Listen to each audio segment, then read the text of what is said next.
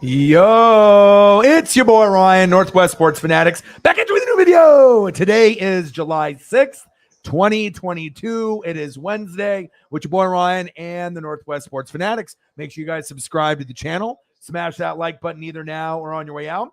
Donate to your boy if you can. Cash App, $ ORION or the YouTube Super Chat right here. So we've had quite a bit of sports news within the last couple days. I hope everyone had a great 4th of July. Obviously, we went camping and the weather wasn't really that great when we went. I didn't get a chance to do a boat ride. The girlfriend and the girlfriend's daughter got out there and got to fish and go out in the water a little bit.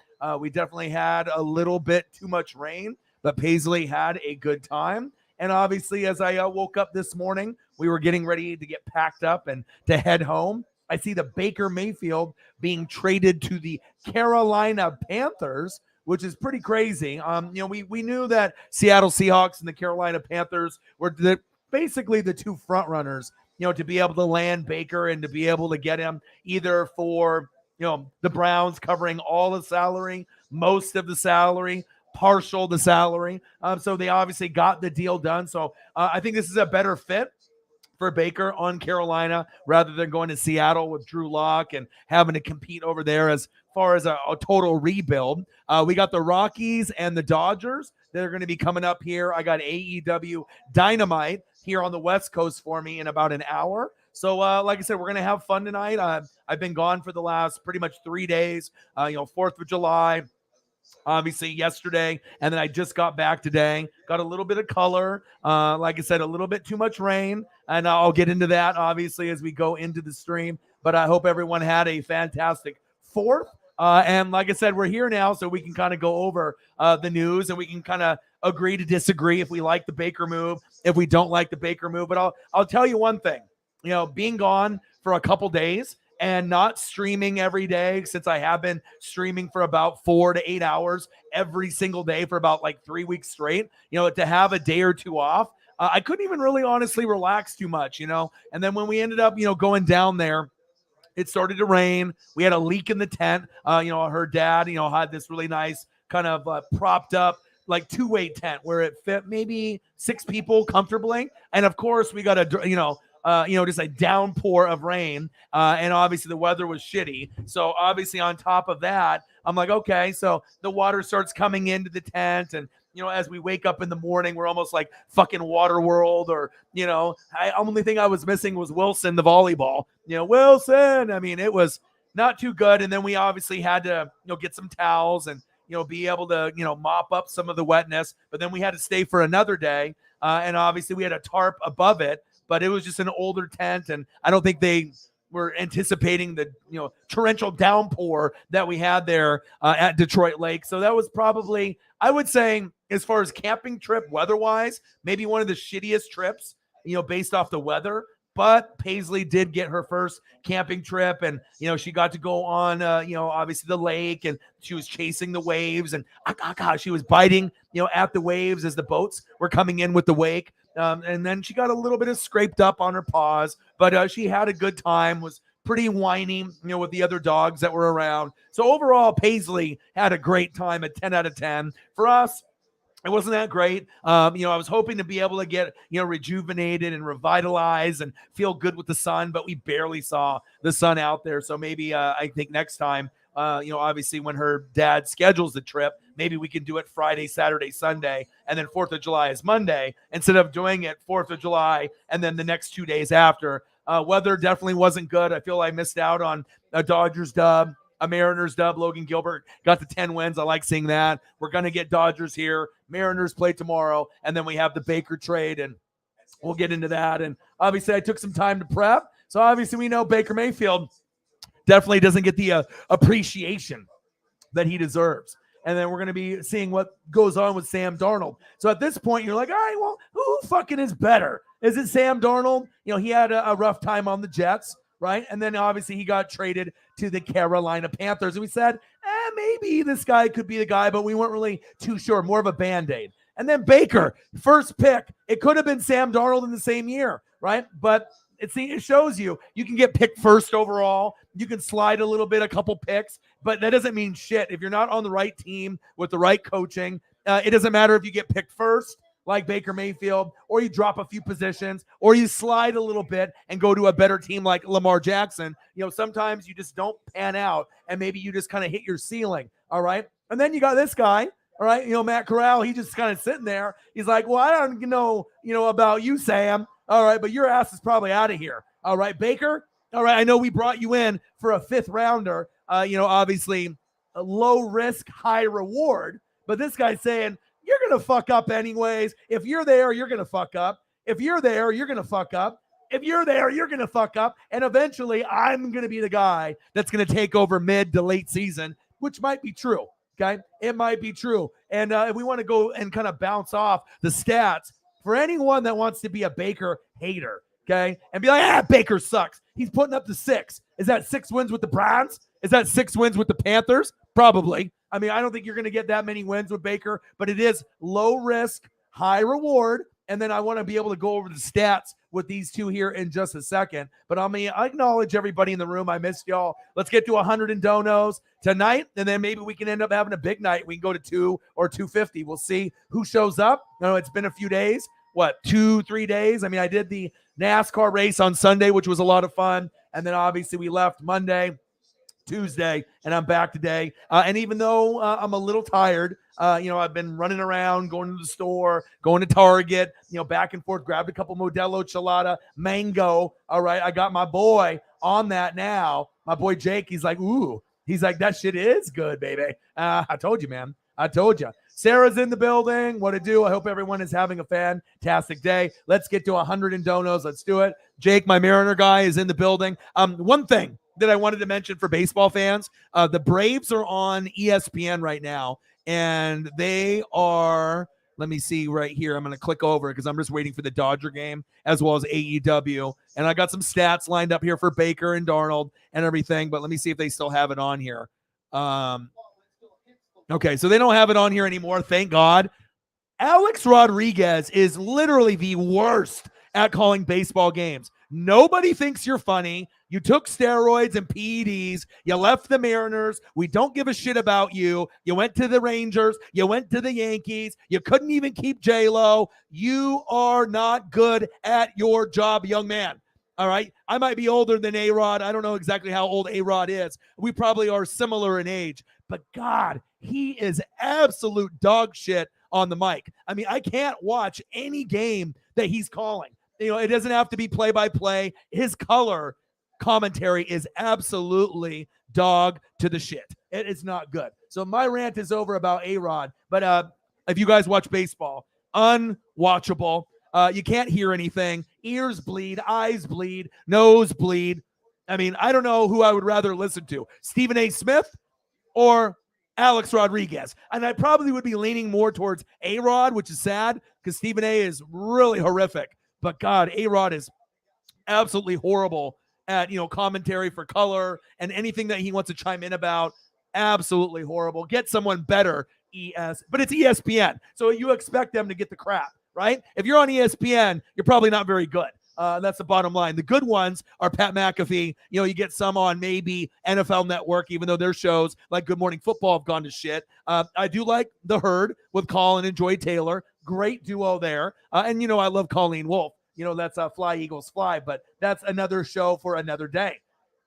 Cole in the building. Chiefs in the building. My boy Michael in the building. You guys miss me or what? I miss you guys tremendously. Matthew Sanchez in the building. I haven't talked to you in ages. Come and hop in the room and support your boy, man. I'm grinding it out, doing 4, 5, 6, 7, 8 hour streams every day. You want to talk Panthers? Hop in the room and hang out, man. It doesn't have to be a Panther headline for you to come and say hello. My boy Matthew Sanchez, what to do? Panthers in the building. What to do? And I'm going to go over the stats here real quick because obviously I do a lot of preparation on my shows, and I got this Modelo thing I'm going to open up. I got a gummy. The camping trip, like I said, could have been a little bit better, but I do feel good, and maybe we will be able to go to the beach and get a little bit better weather. Oregon, we've had 3 days of summer. 3 days of summer is all we've had, which is really, really unfortunate. And like I said, it's one of those things. It's like, I want that 90-degree weather. I want that 100-degree weather, but for whatever reason, I don't know, global warming or whatever's going on in Oregon, but April showers. Duh, right? April showers. May flowers is supposed to be what it is. My birthday's in May, right? Same thing with The Rock and Pat McAfee, May 2nd, okay? May, showers. June, showers. We didn't even really have any good weather in June, like 2 or 3 days of like 90, and that was it. Now we're into July. July is some shit. So I don't know if we're going to have any good weather here in Oregon. I'm hoping we get some, 85 to 100 degree weather. And I know some of you guys are sick of the hot weather, so I can't complain. I would rather have it be a little bit cooler, but it's just kind of ridiculous when we go to when we go camping and we literally get rained out every day that we're there. I think I saw the sun for a total of like 10 minutes, and I'm not even lying. It was not the greatest trip, but I know Paisley had a good time, and we were right by the lake, which was a shame. I've never been by the lake where we were like 10 steps from it. And normally we're over by the highway and in the big campground. And then lo and behold, we finally have a great location, and then it just fucking rain. So a story of my life, you know what I mean? But it is what it is.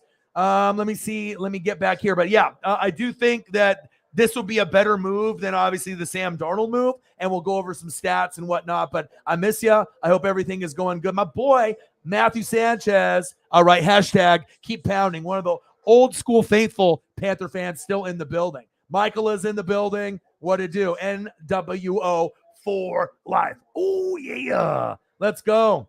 Dizzy in the building. What to do? How are you?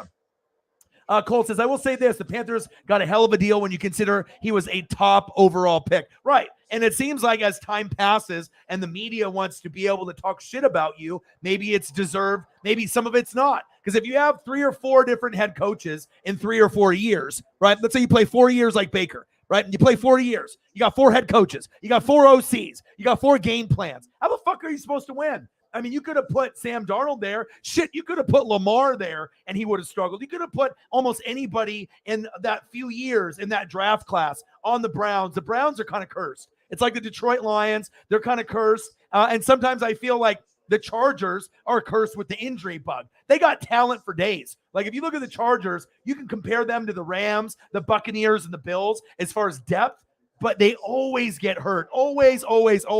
So I'm hoping the Jets, the Browns, the Lions, and some of these cursed teams can be good again. But I do like this move. Low risk, high reward, especially if it's only going to be for a 5th rounder. And like I said, we got, the threads with the little artwork there. Baker, they don't appreciate you. Baker, you got a bad rap. And you were the number 1 pick, and we liked you in college at Oklahoma with your swag. But for whatever reason, right, you have the swag, but everyone wants to talk shit about you. Including myself over the years. Because like I said, sometimes it's what have you done for me lately kind of league. But also sometimes we forget. We forget how good you really are, maybe compared to this guy, right? Or maybe compared to even this guy in the near future. I don't know if we really believe in this guy. Really? He's a project QB. This guy has to be in the right system. And even if you're in the right system, let's say with like Belichick on the Patriots, you still might not pan out. All right. Maybe you're just not that good. Okay, maybe you're just not, you are good at USC. Maybe you'll end up on the Seahawks. Pete Carroll, right? USC, right? Maybe they give something cheap. Maybe they give him for a 5th or 6th rounder, just get him off the books. Maybe Seattle will get Sam Darnold and Drew Lock, which isn't great. It's kind of crap, actually. But we'll see what happens. But that would be a destination, maybe, for Sam Darnold, is maybe someone to compete with Drew Lock, and both of them aren't good. But we'll see what happens. So we want to go over Baker, okay? And we want 6 wins for the Browns, maybe. 6 wins for the Panthers, maybe. 6 wins for the Seahawks, maybe. I mean, we don't know, right? But let's go over the stats between these two in just a second while I actually acknowledge the rest of the comments. But Cole, I will agree. Baker's a lot better than people want to give him credit for. I would take him on the Buccaneers or Jimmy G temporarily. 1 year, tryout year. Let me see what you got. But now Baker's there, so let's see what he can do. And really the problem with the Panthers, is injuries. If you got Run CMC injured and you got your O-line and your defense and you're in the division with the Saints and the Bucks, what the fuck do you think is going to happen? You're not finishing in 1st. You're not finishing in fucking 2nd. The best you can hope for is 3rd place, 9 wins at the most. And that's if everything goes right, 9 and 8. But you're probably not going to get there. You're probably going to get somewhere between 5 and 9 wins, depending on the health of the QB, All right, the health of the receivers, the O-line, primarily run CMC. If he's healthy for the whole year, you're closer to 9 or 10 wins, right? But if you don't have run CMC, you're probably closer to 5 wins. Maybe better than the Falcons, maybe at 4 wins, something like that. But not, the Falcons, the Panthers, there's a little bit of a gap, and I think the Panthers are a little bit better. But if they can't get the health down, maybe the Falcons leapfrog them. I wouldn't really be that surprised. Mariota isn't the guy long term. Obviously Desmond Ridder, I like him. You know what I mean? So they still got a lot of holes, just like the Panthers. But I think that this would help solidify some of the bleeding. But bottom line, the Panthers and the Falcons, they're nowhere near the Saints or the Buccaneers, at least for the next couple years. We'll see what happens. Let's see. Jake is in the building. Michael's in the building. Let's see. Oh, yeah. The Panthers did get a good deal. Anything would be better than Sam Darnold. I was afraid they were going to start him again this year, right? Or wait for him to fuck up, after 4 or 5 games, go 2-3, then put in, your draft pick. But this guy obviously is a project guy. He can't start day one. And if you start him day one, it would be good for experience. You know what I mean? But gosh, he's not ready. You know what I mean? He's not ready. But he might be ready one day, but he ain't ready just quite yet. Okay? I'm going to go through the rest of the comments here, and we'll go over this. God, I miss you guys. It's crazy when I miss, I go camping for 2 days, 3 days, and I come back and I see news like this. I didn't think on my phone was going to have signal, but I was messaging Sarah and Holly and a lot of the goats. I'm like, all right, I'm going to come back and we'll do the show today. And I got Dodgers on tonight, and we got AEW, this particular story. So things are good, but I hope everyone had a fantastic 4th. Finley, another Panther fan, I'm happy we got Mayfield, and the fact we didn't give up anybody paying $4.85 million and having Corral sit and not being rushed so early. Exactly. You didn't even have to pay that much of his salary. You didn't have to pay all of it. You didn't even have to pay half of it. I like that. Pizzle. Hey. What's good? My boy, Pizzle, in the building. Hope you had a great 4th. Brute Saint, my boy, Saints in the building. Hope you had a fantastic 4th. I've missed you in the streams. I have had to make some adjustments on some of the mod status in the room. So I wanted to be able to reward some of the people that are actually in here every single stream, in here with me for an hour to 8 hours. So for you, as well as obviously Message from a Golden Eagle, I am going to have some more openings for mod status as we go into football season. But just to give you kind of a heads up, it was no disrespect. It's just that I have guys and girls, that are in here. They're donating heavy. They're here every stream. So, I already have too many mods at this point. I have 9. I know not every single one is going to be in the building at the same time, but sometimes I like to be able to rotate positions based on when people are. But I do appreciate you and everything that you bring to the channel. And for you and Message for a Golden Eagle, you too will end up getting that status back as we get into football season. But I want to reward some people at this point, that are in here all the freaking time. Brute Saint, how are you, my brother? I love you. I appreciate you. Saints in the building. Let's go. Let's see here. Jake in the building said rain for an hour, then stopped here in Yakima. 12 beers on July 4th, and then Modelo Tallboy. Hey, I told you, you know what I mean? You and the wifey were probably skeptical, but like I said, if you know anybody on the channel, right? If I give a recommendation for anything, if I'm going to a baseball game, if I'm going to a restaurant, if I'm going with beer, I am not going to steer you in the wrong way to spend $3 to $5 for a can of beer that tastes like shit. All right, I'm going to get you something that tastes good. And obviously there's going to be a balance. Like, is it going to get me fucked up? Does it taste good? This is more of a sipping beer, not like I'm going to go get trash and throw this in a beer bong, right? And get all crazy, okay? It's a sipping beer, but it is quite delicious. Modelo Chelada, Mango Chile, and they have a pineapple one. Modelo, hit my line. I've already promoted your product. I drink your product every day. They should sponsor your boy. All right? Mayfield would give the Panthers more hope for sure. I agree, but I don't know how long they're going to be able to stick with them. At some point, I could definitely see Baker. Darnold might be gone sooner than later, right? Baker will be gone, I feel, sooner than later also, but at least it'll give the guy, a chance to start to try to get them to 10 wins. And then when he fucks up or they're not in playoff contention, your ass goes to the bench, and then we're going to see the new guy for Matt Corral. I truly believe that. Because I truly believe Baker has potential to lead this team back to the playoffs. We haven't been there since 2017. I know that's kind of crazy for Panther fans because there's been a lot of hope, but it shows you injuries, coaching, depth, and obviously the, If you look at like some of the players like Baker Mayfield and Robbie Anderson, when there was a rumor, saying, hey, Baker Mayfield may go. He said no with like 8 O's. N-O-O-O-O-O-O-O. So we'll see that because Baker already saw it. All right. Robbie knows he said it. So now that's going to be one of the guys. I wonder if that will cause a little bit of a rift where you see Robbie wide open and he'll be like, fuck you, bro. You didn't want me. I'm going to go somewhere else. Something to keep your eye on. Obviously, when someone is so negative towards you, maybe for no reason.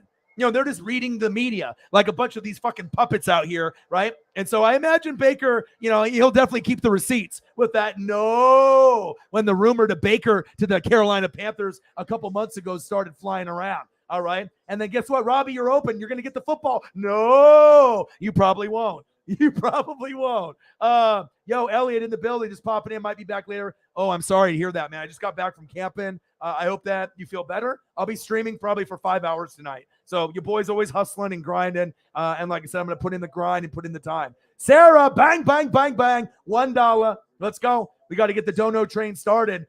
Lots of money spent on snacks and food and all kinds of shit. So obviously I'm back on the grind to be able to keep things moving.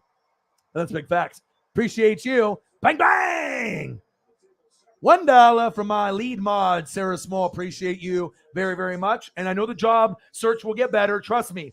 Job from home is going to be better for you. Job 30 minutes away. Not a lot of experience in that dental field. Wasn't the right fit. You will find something better. And I think instead of finding something 10 to 20 minutes and having to spend gas, just try to find something from home if you can. I think that would suit you, your parents, and everything, moving forward. And then at that point, you'd be able to stay later on here. And, obviously with the NWSF, as well as just feeling comfortable at home. Because there's going to be times where your back hurts, you feel like shit, but you can be in bed and you can still work. You know what I mean? Or you can climb to the computer desk and you can be on the computer, right? And you can still be in jammies and still like kind of relax and still get paid. Right. But if you go to an office, there is no jammies. There's no climbing into bed. So I think that would work a little bit better for you. I believe in you. I think things will end up working out. And like I said, if you got a piece of shit job that is going to let you go, even when you got a doctor note, that's how companies get sued. You know what I mean? They get sued that way, but they know most people nowadays don't have a lawyer, don't have a money to do that. So a lot of these companies are willing to take the risk that you're not going to sue or you're not going to be able to make an issue of it. But definitely, you don't want to work for a place that's like that. And obviously they want people there. And the problem is with America nowadays, when you're really sick or when you really do have an issue with your back or flu or COVID, a lot of these companies don't even fucking believe you. All they care about is if you're there. They don't give a shit if your arm's falling off or you're hurt. They're like, fuck it, show up. You know what I mean? And that's the sad thing about America nowadays. Pizzle, still can't believe it's only a 5th round pick. Hey, it happens. You could be the first pick in the draft. You could be that face of the franchise, right? And you could be, what have you done for me lately kind of guy. But, sometimes as years go on, narratives change. And obviously it shows the Browns don't know what the fuck they're doing. Because obviously if you're willing to give someone 200, 300 million guaranteed and they have all this sexual shit, looming, you know what I mean? Obviously they didn't do the homework. And it's sad. The Browns franchise is fucking cursed. They need some better people at the top to be able to show that leadership. And like I said, whether you pick Baker, whether you pick Sam Darnold, it shows you NFL talent at quarterbacks. There's a lot of guys that are just average. There's a lot of guys that are above average, below average, or average. You're not going to hit an Aaron Rodgers, a Russell Wilson, a Patrick Mahomes. It just doesn't fall out of trees. The Tom Brady's and the Matthew Staffords don't fall out of trees. Okay, it takes time, and sometimes you got to develop guys. And like I said, you could go and draft for 10 years straight and never get anybody good. I mean, look at the Browns and their quarterback class, not very good. All right, not very good. And then the Browns and the Panthers play week 1, which will be a little bit of a revenge game. It'll be interesting to see on how that goes. But was it Jacoby Brissett? Is he the Browns' 3rd stringer? I believe. Good luck. And then if you're shitty and you get the 1st, 2nd, 3rd, 4th pick in the draft and you're competing with the Jets and the Jags and some of the other shitty teams like the Lions, you have no picks. You gave them away, to the Texans. So you're fucked. You are fucked. Okay. Everybody likes to hate on Baker Mayfield, but let's remember he had a stellar rookie season. His sophomore year was okay, but not great. He took the Browns to the playoffs after a long, long time. Correct. But what happens? What have you done for me lately? And then you get the media trolls that don't do any reading or film study, and they just like to talk shit about the Patriots for no reason, Cowboys for no reason, Baker, just because he's got, maybe a swaggy attitude. We liked it when he was at Oklahoma, but then he goes to the NFL and you don't win, or you do win, and then they turn on you. And they don't say, oh, Baker had 4 coaches in 4 years. Oh, Baker had 4 OCs in 4 years. Oh, Baker had 4 playbooks. No one brings it up, but I'll bring it up. You know what I mean? So I actually do like Baker more than most people. Let's take a quick, brief look at stats, comparing Darnold and comparing Baker, and you can let me know, because there's guys like Kirk Cousins, all right, Derek Carr, Ryan Tannehill, Baker, that are all sitting like 11, 12, 13, 14, 15, including Jameis Winston. So there's guys that have been number 1 picks, but sometimes, guess what? You're not going to be a top 10 quarterback in this league. Maybe you'll be 11 through 20, and that's okay. There's 32 quarterbacks. If you're number 15, it could be a lot worse. You could be number 25. You know what I mean? So let's go over stats here in just a second while I go through the rest of the comments in here. But you know what? I totally agree. Dizzy, he said, I think the Panthers will get a quarterback out of the draft. Number 1, you don't read. Number 2, you don't watch film. Number 3, they just drafted a quarterback. If you're going to come in here and you're going to make statements, at least know what you're talking about. If you're under 20 years old and you're going to try to look like you know something about football, at least do the research and at least know what you're talking about. Because if you did, you would have already known that they already drafted one in Matt Corral. Come on, guy. This is the second time in like a week. You got to step your game up. Otherwise, people are just going to roast you left and right. Come on, Dizzy, you're killing me right now. Come on. Baker really just needs to stay healthy and fix his turnover problems. The turnovers were, glaringly, there's a lot of people. Jameis Winston, Baker. I actually have a stat of like the most interceptions in the last 4 or 5 years. Baker's at the top. But again, a different scenario, a different, change of culture. Obviously different, coaches, playbooks, pieces around. You can definitely change. Look at Jameis Winston. Motherfucker couldn't see, right? He was like this. Right, throwing passes to everyone but my team. Mike Evans once in a while got a pass or a touchdown. Now, eyes wide open for the Saints, and they're going to make the playoffs, and I think they might be the 3rd best team. They're going to be right there in the NFC. You got Rams, you got Buccaneers, then you got Saints, Packers, Niners, you Eagles, all clamoring for 3rd best. You best believe that. And then Vikings will be my sleeper. But I do agree, but it also depends on O-line, weapons. If Run CMC gets hurt, you can already tell it's like this team is, I don't want to say it's destined to fail, but you got to be able to stay healthy. And if you can't keep Run CMC healthy, you're fucked. You got to be able to get those other pieces up there, O-line, defense, play calling. And it's not like I don't like the head coach and I don't like the team. I do like the team, but I'll go over these stats here in just 1 second. Ghost is in the building. Go Baker to a place where you can start. But for how long? You know what I mean? It's like pretty much you're going to start just like Sam Darnold until you fuck up. And then Corral is going to be in there more than likely. Said, I wouldn't draft a quarterback this coming draft because we already got Matt Corral because old boy doesn't read. He said, I feel like we should use the other draft picks to build around Baker. Well, if you actually know football and you've followed the draft, right, you would have already known Matt Corral was already picked. Come on, man. You got to do your research before you make statements like that because you're going to look dumb on the stream if you say some shit like that, for real. Yes. Brute Saint. And he said, it's cool. At least I have less responsibility. Hey, you know what I mean? And like I said, I just need to be able to have people that are going to be here since I've obviously, rebranded myself instead of just doing football, NFL and college football, and maybe wrestling. Now I'm doing NASCAR, MLB, pretty much everything, NHL, NBA. There's really not anything I'm not going to do. And I'll even do World Cup when World Cup starts at some point. Let me see here. Laura, Deshaun Watson is suspended. Well, they're fucked. Deshaun probably won't play for a year or 2 or never again. Now you obviously got rid of Baker because he was disgruntled. You can't mend that relationship, okay? You can't mend it, okay? You can't mend the relationship. You got Jacoby Brissett. He's average. He's a good backup quarterback, but not good enough for them to get to the playoffs, and that's big facts. Let's see here, because when you're in rebuild, you want to build around the offense, like DJ Moore, another receiver. I like DJ Moore a lot. I think DJ Moore is one of the most underrated receivers. He was always in my top 5. It was Cooper Kupp, Robert Woods, DJ Moore, and Tyler get to the door and lock it. But now Cooper Kupp obviously exploded right? With Matthew Stafford, they won the Super Bowl. So he's not underrated anymore. He's one of the best in the NFL. So it's nice when you get the right quarterback in the right situation. And that is big facts.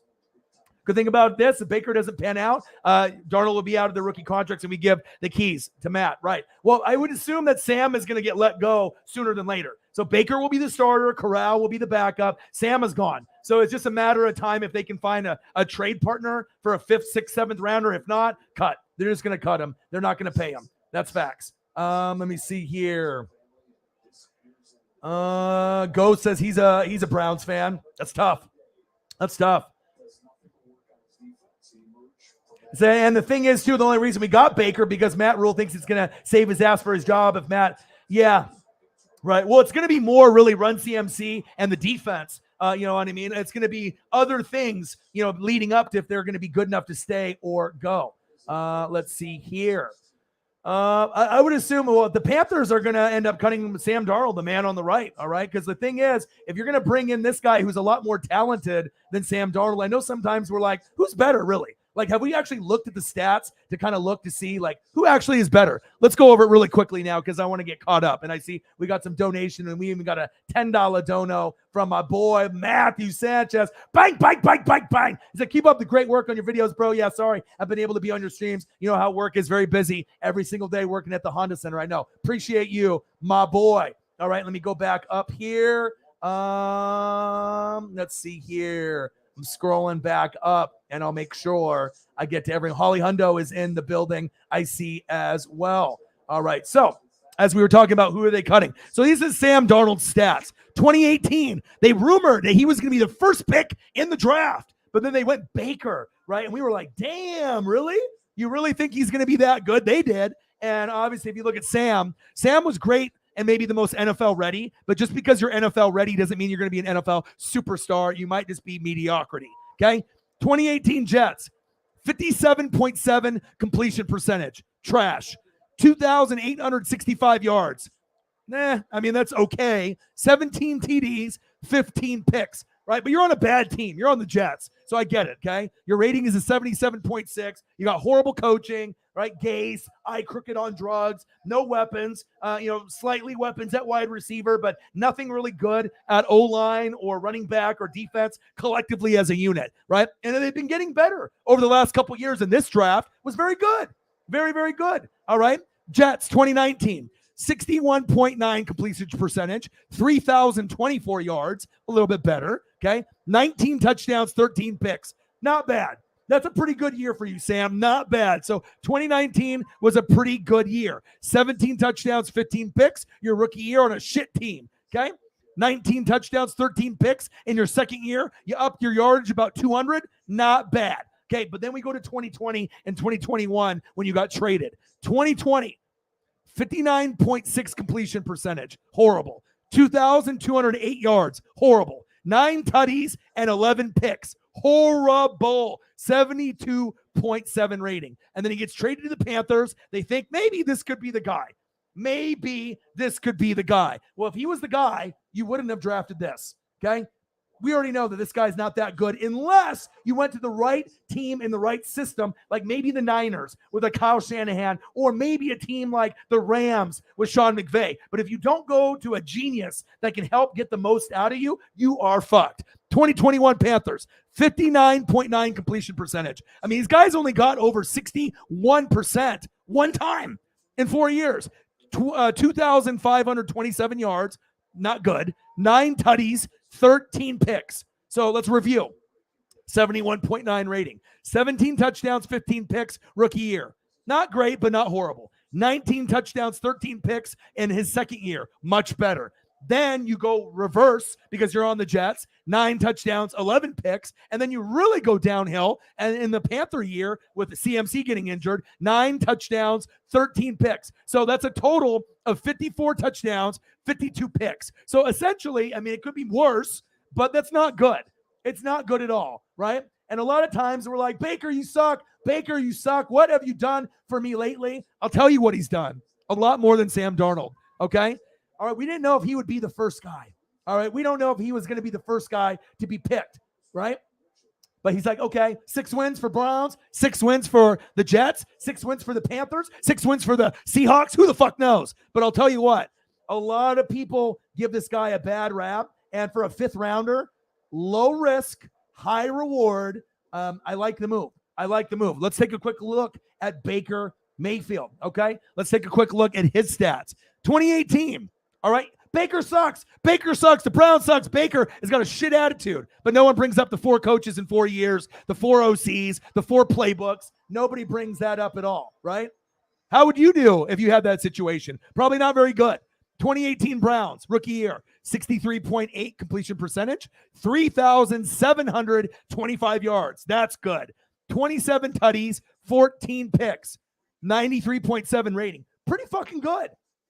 That's pretty fucking good. And if you remember, if you end up leading a team to the playoffs, we always forget that, hey, he did something that the Cleveland Browns hadn't seen in a long time.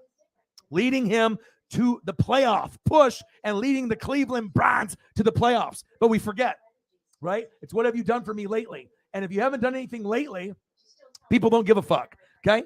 63.8 completion percentage, 3,725 yards, 27 TDs, 14 picks, 93.7 rating. Good year for his rookie year. Okay, much better than Sam Darnold. Second year, 59.4 completion percentage. He goes down about 4 points. That's not great, but he did up his yards 102, 3,827 yards, but his year wasn't very good. 22 TDs, 21 picks. So he definitely has a problem with interceptions, right? But we know he can clean it up. It's his lowest rating, 78.8. So he had a great rookie year, sophomore slump, just a little bit, okay? But then you actually take a look at the 2020 Browns, right? And everyone's like, okay, Baker, you're not very good. You have a shit attitude. Get the fuck out of Cleveland. All right, 62.8 completion percentage. All right, second highest to his rookie year. 3,563 yards, a little lower than his freshman and sophomore year. But check this stat line out, all right? And I'm going to go live right here, okay? His third year in 2020, 26 touchdowns, 8 picks. That's a lot better than Sam Darnold, a 95.9 rating. To go from 21 picks your sophomore year to 8. All right, but we don't give him the credit when the credit needs to be due. So if you really look at it, freshman year, 27 touchdowns, 14 picks. Great year. Sophomore year, not very good, but you still had 1 touchdown higher than picks. 22 TDs, 21 picks.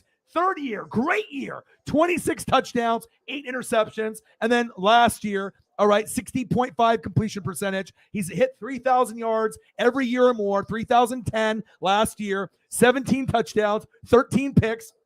We would like that number to be higher, 83.1 rating. But the Browns, they don't really know how to coach. They only really have Nick Chubb, Kareem Hunt. They know how to hand the ball off. But I don't think they really had the right guy in place to be able to run the offense properly, all right? So if you really look at that, you can definitely tell. Darnold, 17 touchdowns. Let's go back to this again. 17 touchdowns, 15 picks. 19 touchdowns, 13 picks. 9 touchdowns, 11 picks. 9 touchdowns, 13 picks. That's not good. Sam Darnold's not good, but also it depends on the team you're on. The Jets and the Panthers really didn't do him any favors. He needed to go to a Niners, a Rams, a Patriots kind of team, and he ended up on the Jets and the Panthers. That's what happens, okay? Baker, okay?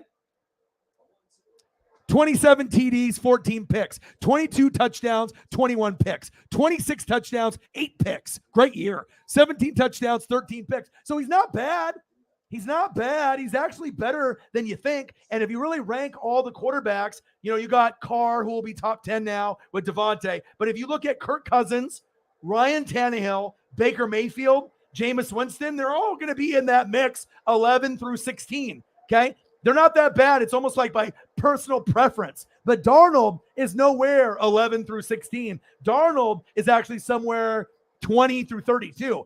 He's not that good. You know what I mean? He needs a lot of supporting cast, and he needs coaching. But at USC, he was great. So for all the people that love to talk shit about Baker, as you look at those stats that I read off, wow, okay. You know, once you actually get the stats and the analytics, he's like 6 wins. Is that how many that you're going for? But I don't know what the Browns are going to get, or the Seahawks, or the Panthers, or the Jets. But hopefully they all get more than 6 wins. But we'll have to wait and see. So I wanted to go over that. And obviously, whether it was Sam or whether it was Baker, this is the future. So this is a Band-Aid. You're gone. You're cut in the near future. They're not going to get a trade partner for this, because if you had to fucking get a 5th-rounder conditional in 2024, what is this worth? Nothing.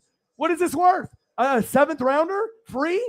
Cut? I mean, for a guy that could have been the first pick in the draft and a guy that was first pick, sometimes after 4 or 5 years, you think the guy's going to be top 10 quarterback in the league or close to, and then you find out, well, maybe they're more 15 through 32, and that's where a lot of guys fall. They just don't fall in the top 10.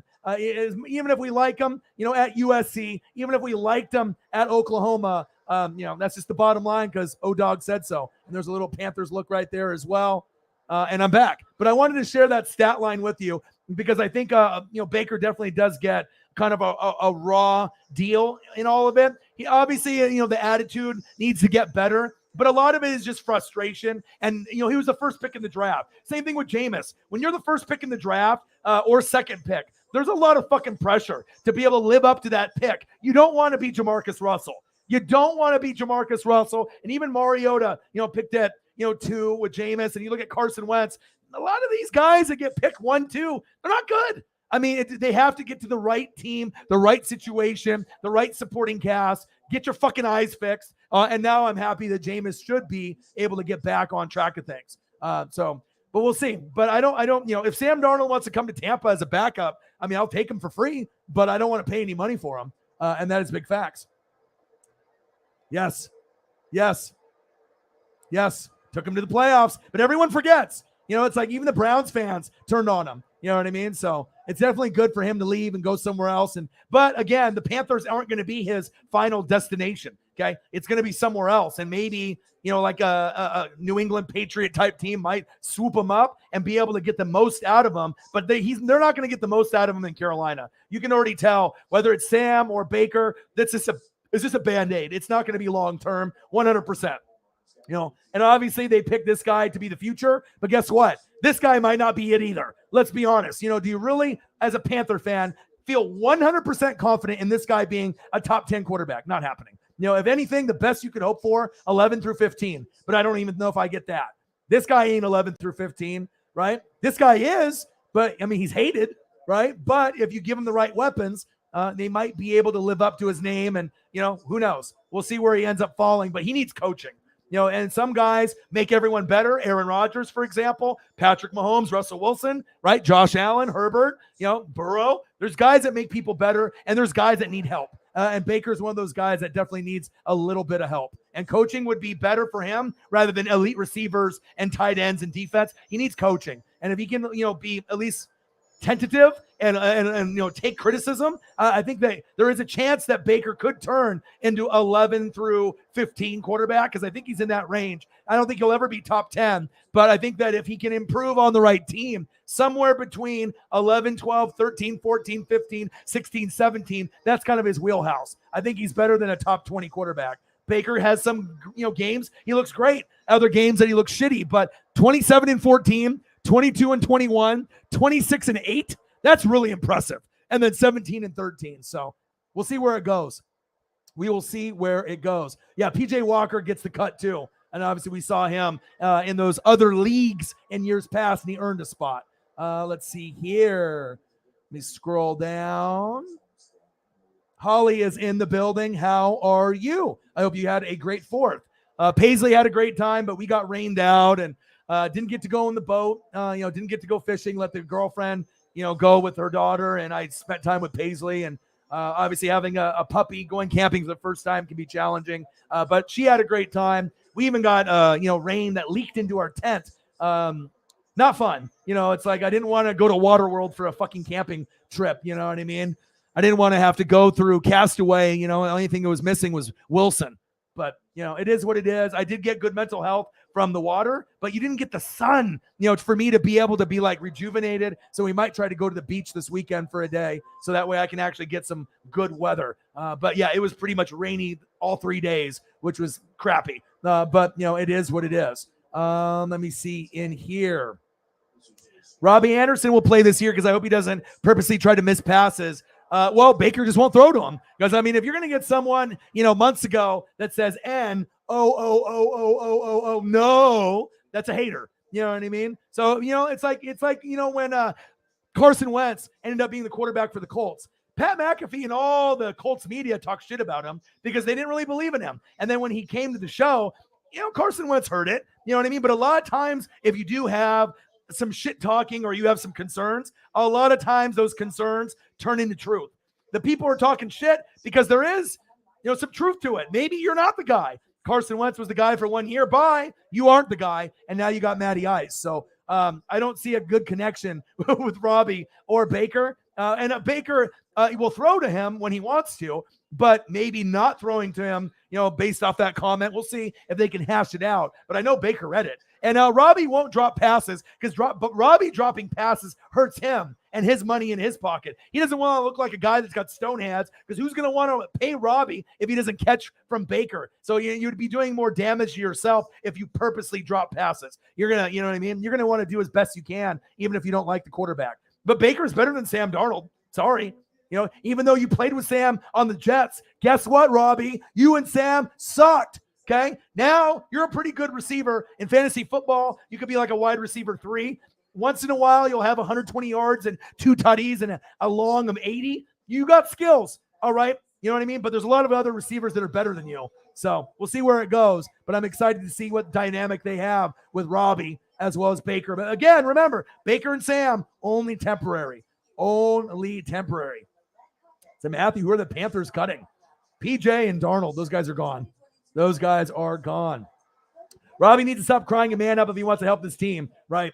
And I think a lot of immaturity on the team too, and maybe you noticed it as well. When you're going against the Saints and the Bucks, you can talk shit all you want, but there's been a few years since you guys have made the playoffs, and if CMC gets hurt, it's over, right? That's the only thing that can get you close to 10 wins if CMC has an MVP year and average quarterback play, average O-line, average D. But if CMC's having an MVP year, you can get to 9 or 10 wins based off his beast mode, all right? But we haven't seen it. And he's injury prone. So I'm hoping that you guys can pull it together. I like your guys' colors. I like the team. Hashtag keep pounding. I like it when all teams are good in the NFC South, even though I'm a Bucs fan. But as you know, as a Panther fan, it might be a few years before you guys are good again. Same thing goes with the Atlanta Falcons, the Saints and the Bucs. We run the division right now. And that's facts. We know this. Okay.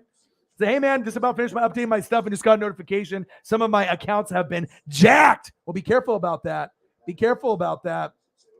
Glad that you're in the building, though. We got some NASCAR, obviously, this weekend. Send me some information on that, too, if you could. Let's see here. I'm scrolling down. I promise I'll get to all the donations and everything else. Let's see here. I know I did see the Aaron Rodgers tattoo. I saw that it came up in my notifications. It has a lot of meaning to it.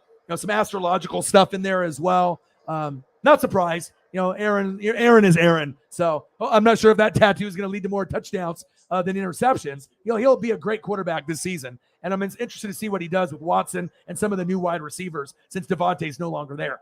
Saints and Falcons dodge a massive bullet where the Browns took a shotgun shell to the shoulder. Yes, they did.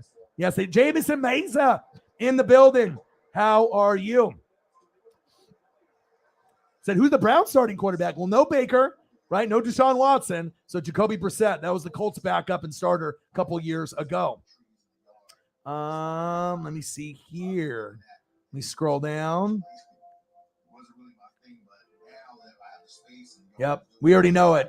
And I don't know what you guys think, either 2 years or forever, but if they did suspend Deshaun Watson forever, it wouldn't hurt my feelings. As more information comes out, you know what I mean? It's going to be a little bit more disturbing. Some people don't care. They're like, fuck it. Who cares? If someone dies or if he does something illegal, if we get wins, that's all that matters. And sometimes people think like that. They don't give a crap about anything that the player does, misconduct, stealing, injuring people, doing things that are illegal. They're like, fuck it. Whatever. If he gets butts in the seats and we go to the Super Bowl or the playoffs, AFC championship game, some fans are like that. And I know for me, I wouldn't want the face of the franchise to have that kind of baggage. That's not a good look for the NFL. So NFL is a business. We'll see what happens, but I think it's going to be longer than a year. I would say it has to be 2 years minimum with maybe some counseling and some other shit. You know what I mean? But if it was forever, a lot of times people are saying, oh, I don't think he's guilty, or I hope it's only a couple games. Well, those are people that want him to play for your team. You want the wins. You want the 10, 11, 12, 13 wins that you could get with the Deshaun Watson.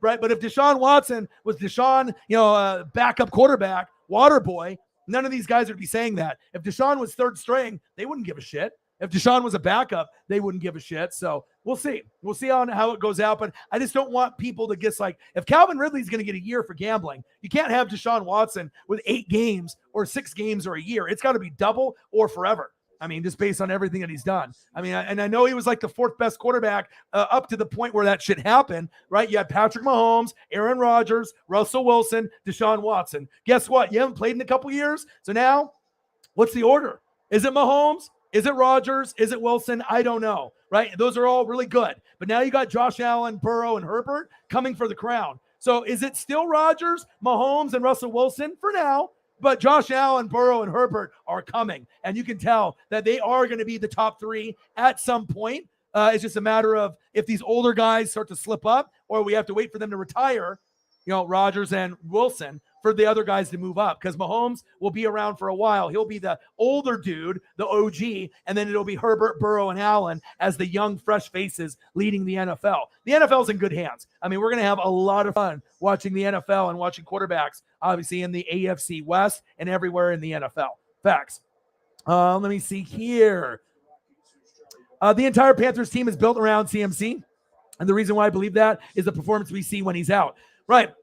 And also, too, I mean, they had Tolbert, before he got shipped around. Tolbert was a good backup for him for a little bit, but they need to focus more, on offensive line and defense. And if they can focus there first, then the other places and pieces will fall into place. But I don't know. And coaching might not be the right guy. They got to get the right quarterback in place at some point. And even with all the guys they have now, PJ Walker, now you got Baker, now you had Sam Darnold and Corral. Realistically, none of these guys are going to be it. You know what I mean? PJ's cut. This guy probably won't be it, really. Let's be honest. You know what I mean? Because if you're having a hard time with this, right, and then you're going to have a hard time with this, what makes you think that this is going to be better than this? Because talent-wise, he is not Baker talent. Even though Baker makes mistakes, he does have the swag and that energy and that confidence that you would want out of a top 5 pick, let alone number 1 overall. And I think once he gets to a good team with a good coach, he can kind of re-energize his career. But I'll tell you what, Sam Darnold hasn't done 27-14. Sam Darnold hasn't done 26-8. So until Sam Darnold does 26 touchdowns, 8 picks, the haters need to shut up. All right, this guy actually is pretty good. You know what I mean? And like I said, sometimes, we forget about the stats. We forget about the film. We forget about the analytics. And that's why I'm here to bring it up. Okay? So keep up the great work on your videos, bruh.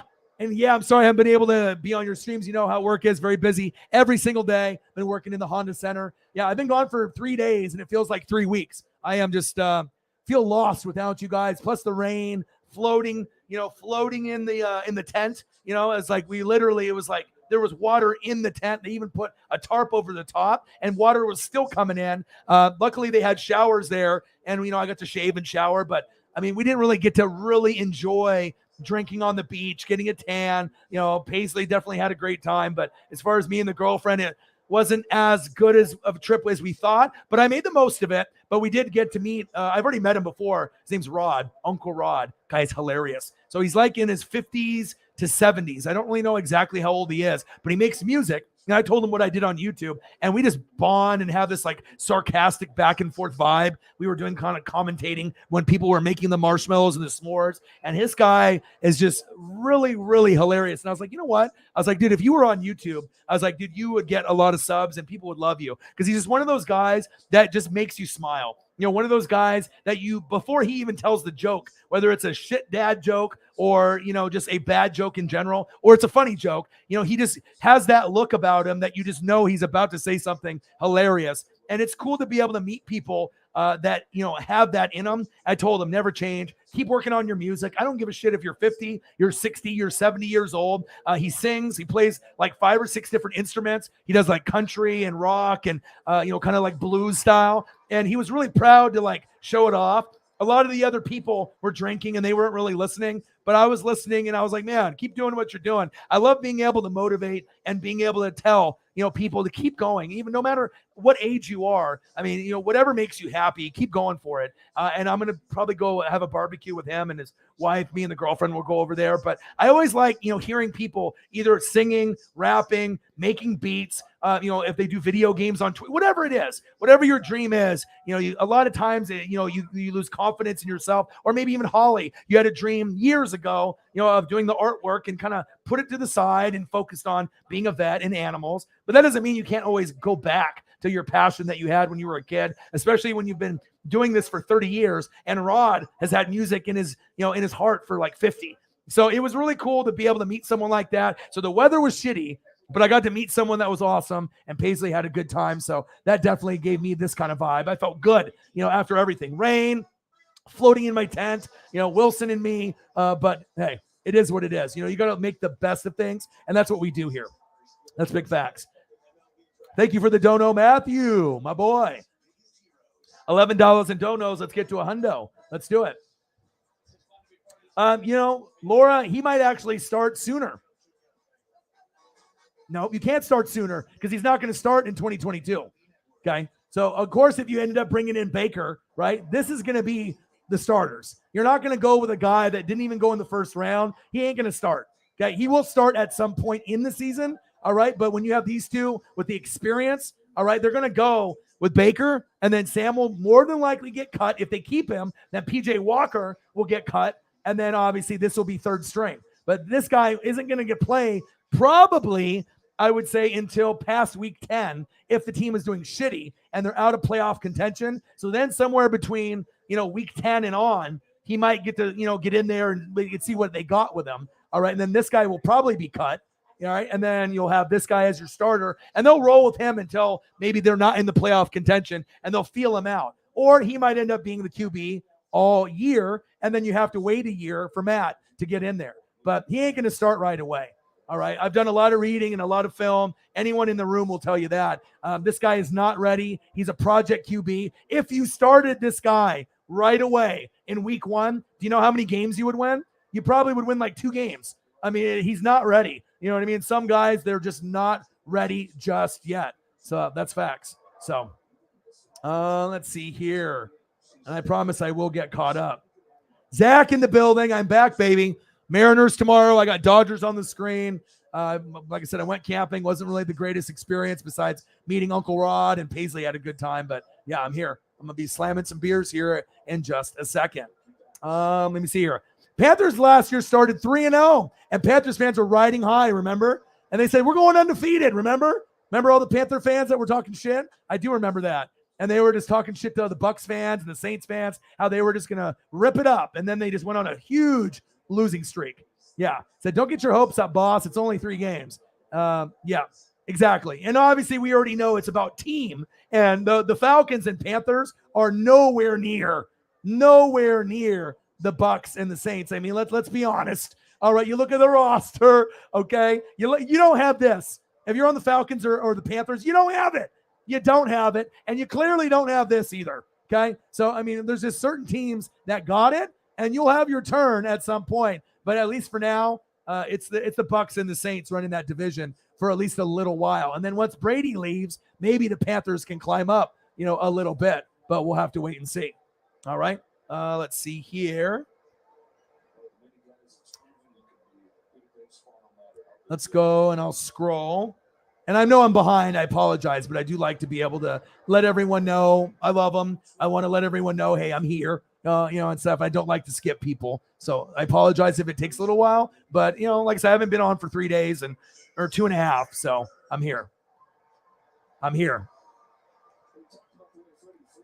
Gosh, there's a lot of comments. Shit. I'm scrolling up here for quite some time. My goodness.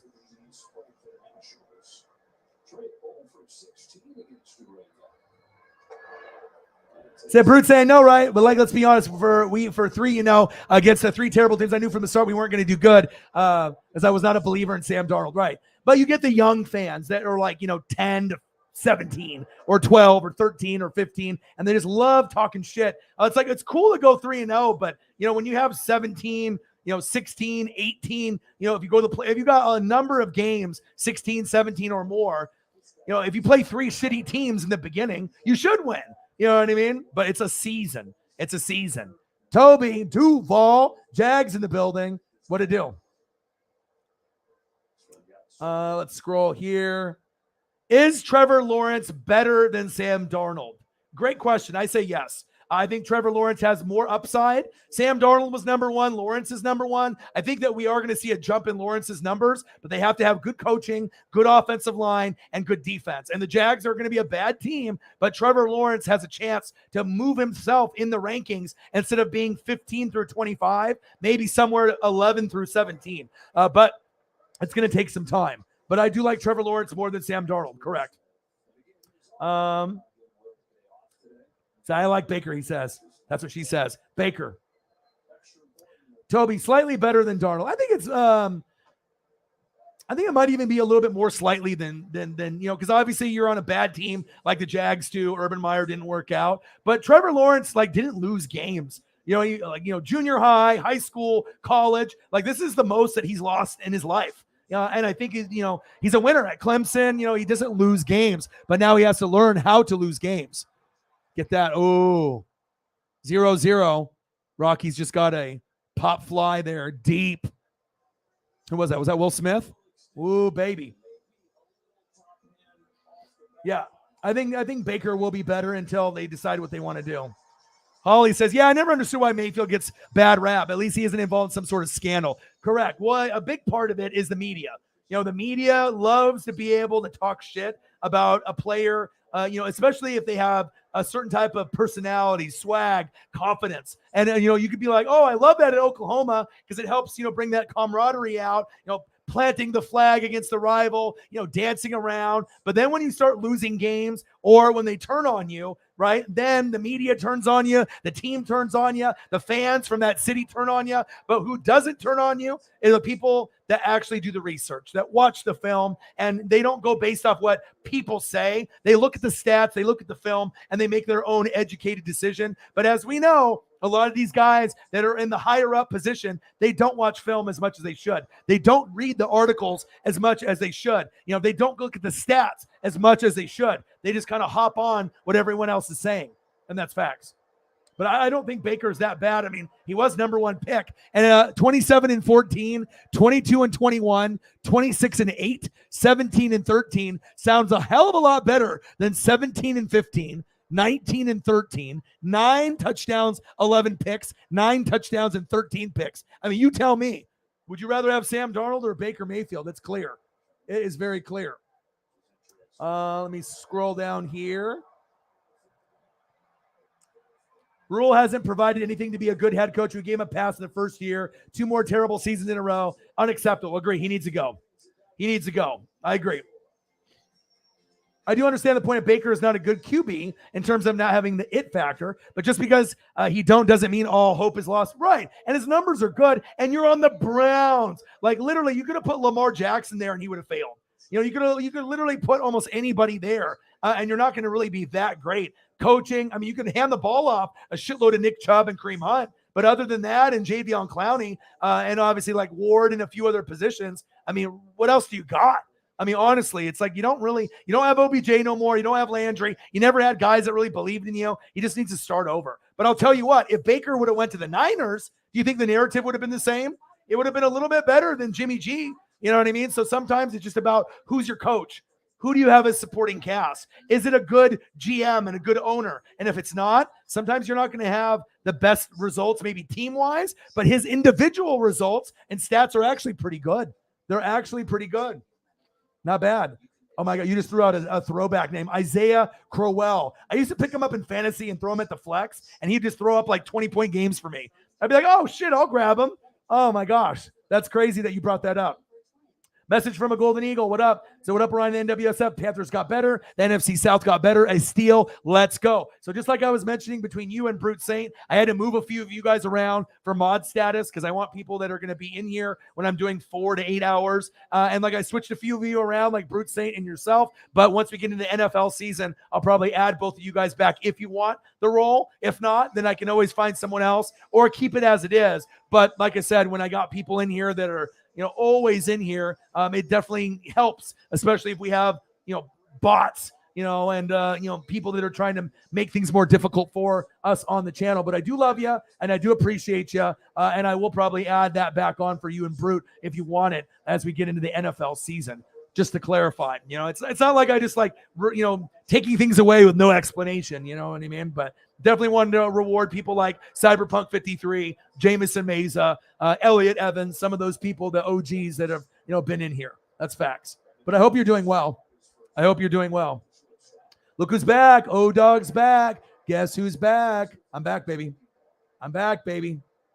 Hello, quality people. I'm here.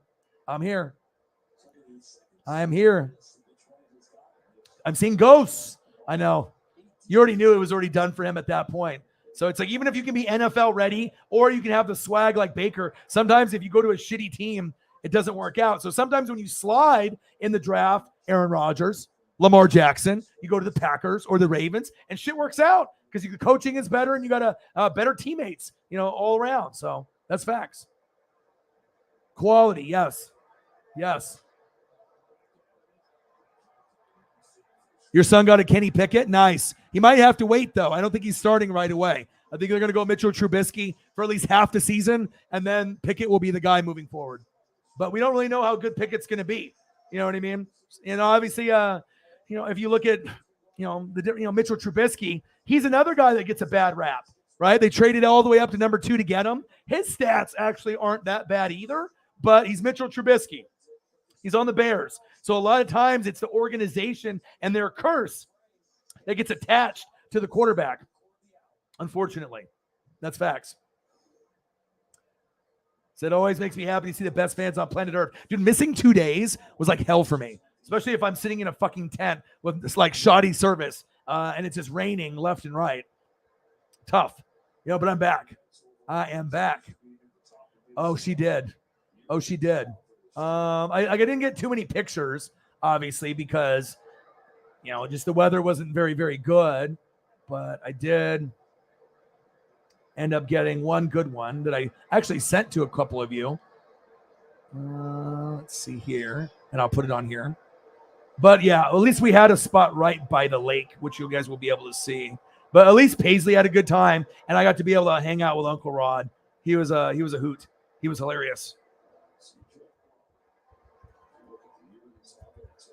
Same kind of personality too, kind of just sarcastic and just, funny and just a guy that just makes you smile, just a guy that, loves music and just always wants to make people laugh. So sometimes those, those bad dad jokes or those bad jokes, but I mean, if you're still making people laugh, maybe it's not really that bad of a joke. Maybe it's just like who you are. And I really like that about him. And I told him, never change, man. The world needs more people like you. I mean, I vibed with the guy instantly. I was like, oh my God, this guy's like, kind of felt like an older uncle or, grandpa or something, but definitely very full of life still, for sure. And then we also met another, relative of theirs has a stage 4 cancer. So I don't know if I'll be able to see him ever again. And that might've been the only time I am going to see him because I think he is going to pass away soon. But I did have a couple good conversations, and we all hung out as a group under the lantern and, shared some stories and whatnot. So, life is precious. Life is short. You know what I mean? So you just want to make sure that you enjoy every bit. And he got a little bit of walking in. I think it's lung cancer from smoking cigarettes because obviously his voice was kind of, a little haggard and everything and whatnot. I think both of them smoked a lot. Just sad to be able to see, but I mean, obviously if you smoke cigarettes, you're definitely running the risk of, getting that. But there's my girl Paisley. So you can see this is the table. And if you look out in the back, just right past the tree line, that blue, that's all lake. So like that, we're right there. You know what I mean? But she got a little wet and she was trying to chase all the birds and the squirrels and barking at all the other dogs. And you know what I mean? But I know she had a great time, and even when they went fishing today, I just sat in the back seat with her. You know what I mean? So instead of me getting rained on, I was like, I got a little comforter, got a nice little furry pillow, and I just sat back there with her. You know what I mean? So sometimes you got to sacrifice fun and spend time with your pup. And I know she had a good time, and now she's just curled up in her dog bed, just living her best life. So there'll be another time for me to be able to, hit the water and go on the boat and whatnot. So I didn't even get to jump in. I wanted to jump in. I wanted to get in the boat, but it is what it is. And I promise I'm going to get caught up here. But yes, she did. She had a great time. Yes, almost the whole time. And at nighttime, the whole time through night, just pouring down. I mean, it's relaxing to sleep to, but it's like, if you want to actually go in the boat or like drink on the beach, it's like, you can't. And then you got like 8 people crammed under a camping table that's not big enough. And everyone had an RV except us. So we had a tent that was like a hunting tent. And maybe it wasn't, for, obviously bad weather. And there was a little bit of holes in it, but we didn't think it would be that bad. But like we were literally had standing water in the tent. That might've been like the most like horrific, like, to go to sleep and have water in the tent. That's not fun. Luckily we had air mattresses in there. So we were above the water, but an inch water in there, that's not fun. You know what I mean? And luckily we moved everything to the vehicle. So none of our shit really got soaked, but who the hell wants to go camping and it's wet? And then you have wet when you're sleeping. I mean, that's not fun. You know what I mean? At least they had showers there, but yeah, after 2 nights, we're like, we're getting the hell out of here. We're not staying. Even people that had RVs were like, we're going. We're like, this isn't the right time. So, but I'm here. And like I said, I still was able to keep in touch with you guys. And some of y'all, I tried to send you guys some photos and, what's been going on. So you haven't been able to be outside for more than a few minutes. Wow. But I noticed that you're still trying to work out, though, either inside the house or trying to get some workout in. So good for you. You got to be able to be disciplined and keep it moving. Jeremiah in the building. Just made myself some chicken quesadilla. Ready to talk some football. My boy Jeremiah in the building. How are you? I hope you had a great 4th.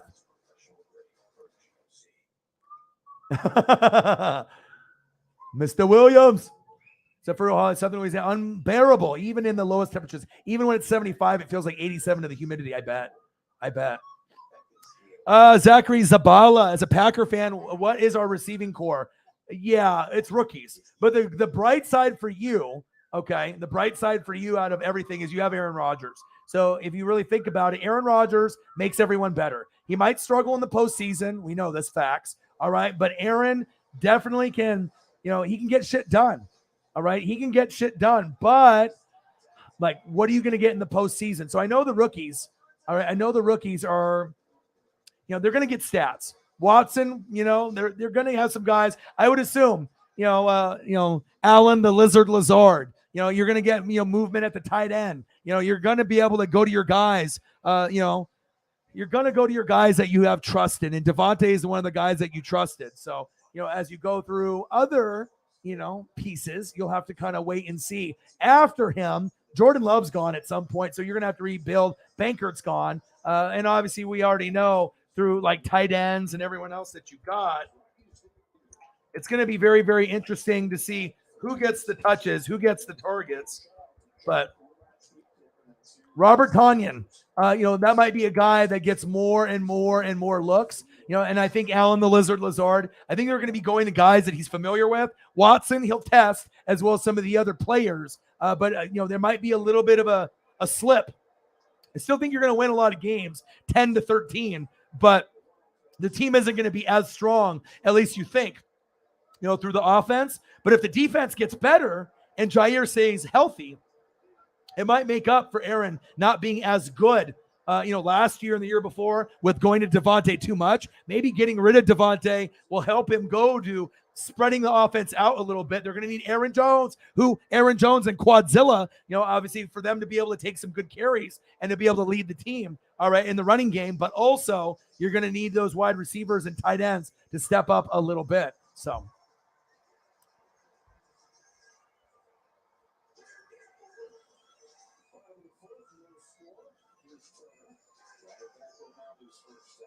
All right, I'm scrolling. I got a lot of comments here. I haven't even cracked open my beer yet. So that should tell you something.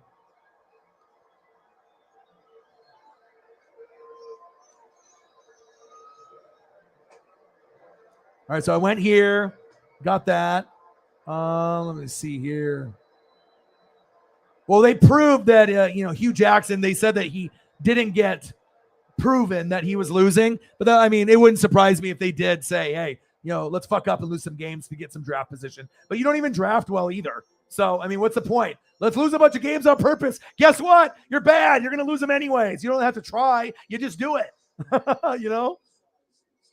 Yeah, humidity, huh? I bet. JT in the building. What to do?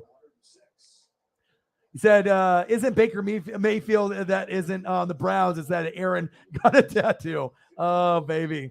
Yeah, I saw a picture of it. It actually looks like a cool tattoo, honestly. Mr. Williams, bang, bang, bang, $10. Thank you so much.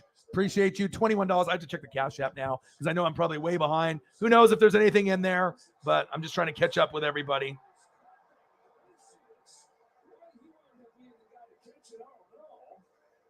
All right, Holly with a tenner to get us started. Thank you so much. And I promise I'll get caught up. I promise.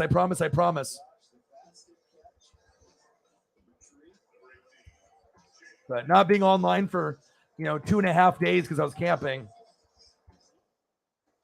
Nice to be able to see people in the room hanging out.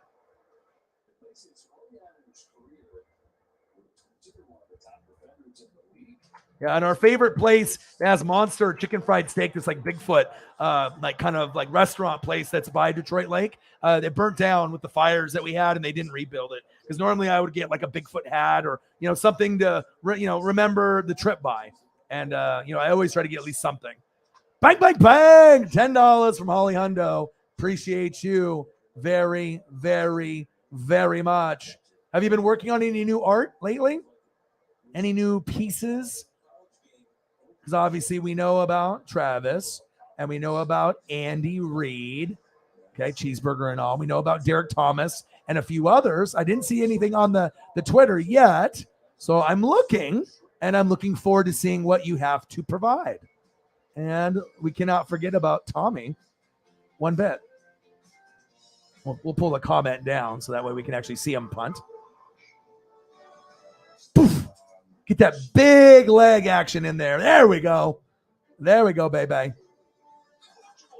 It's been a day since I've even seen Tommy. I miss him. Okay. Even young Tommy there. I'll even go through my library here, too. God, he's so young there. Tommy Winch. I got to go through all the files. The person that has the most Tommy Townsend photos on his computer on planet Earth, NWSF. And I'm not even lying. They'll probably contact me. They're like, are you okay? Yeah, I'm all right. We're just fans. We just like to show off.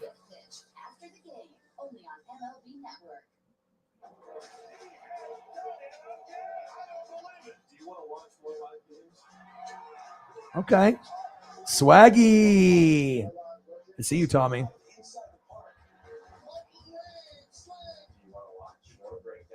Yeah, and if you find any other pictures through his Instagram, you can send them to me and I can put them on the stream, Holly. More Tommy, the better. Whoever your guys' favorites are, I'm always going to make sure that I try to be able to cater to you guys. And I like looking at it too. It's just something new, something different.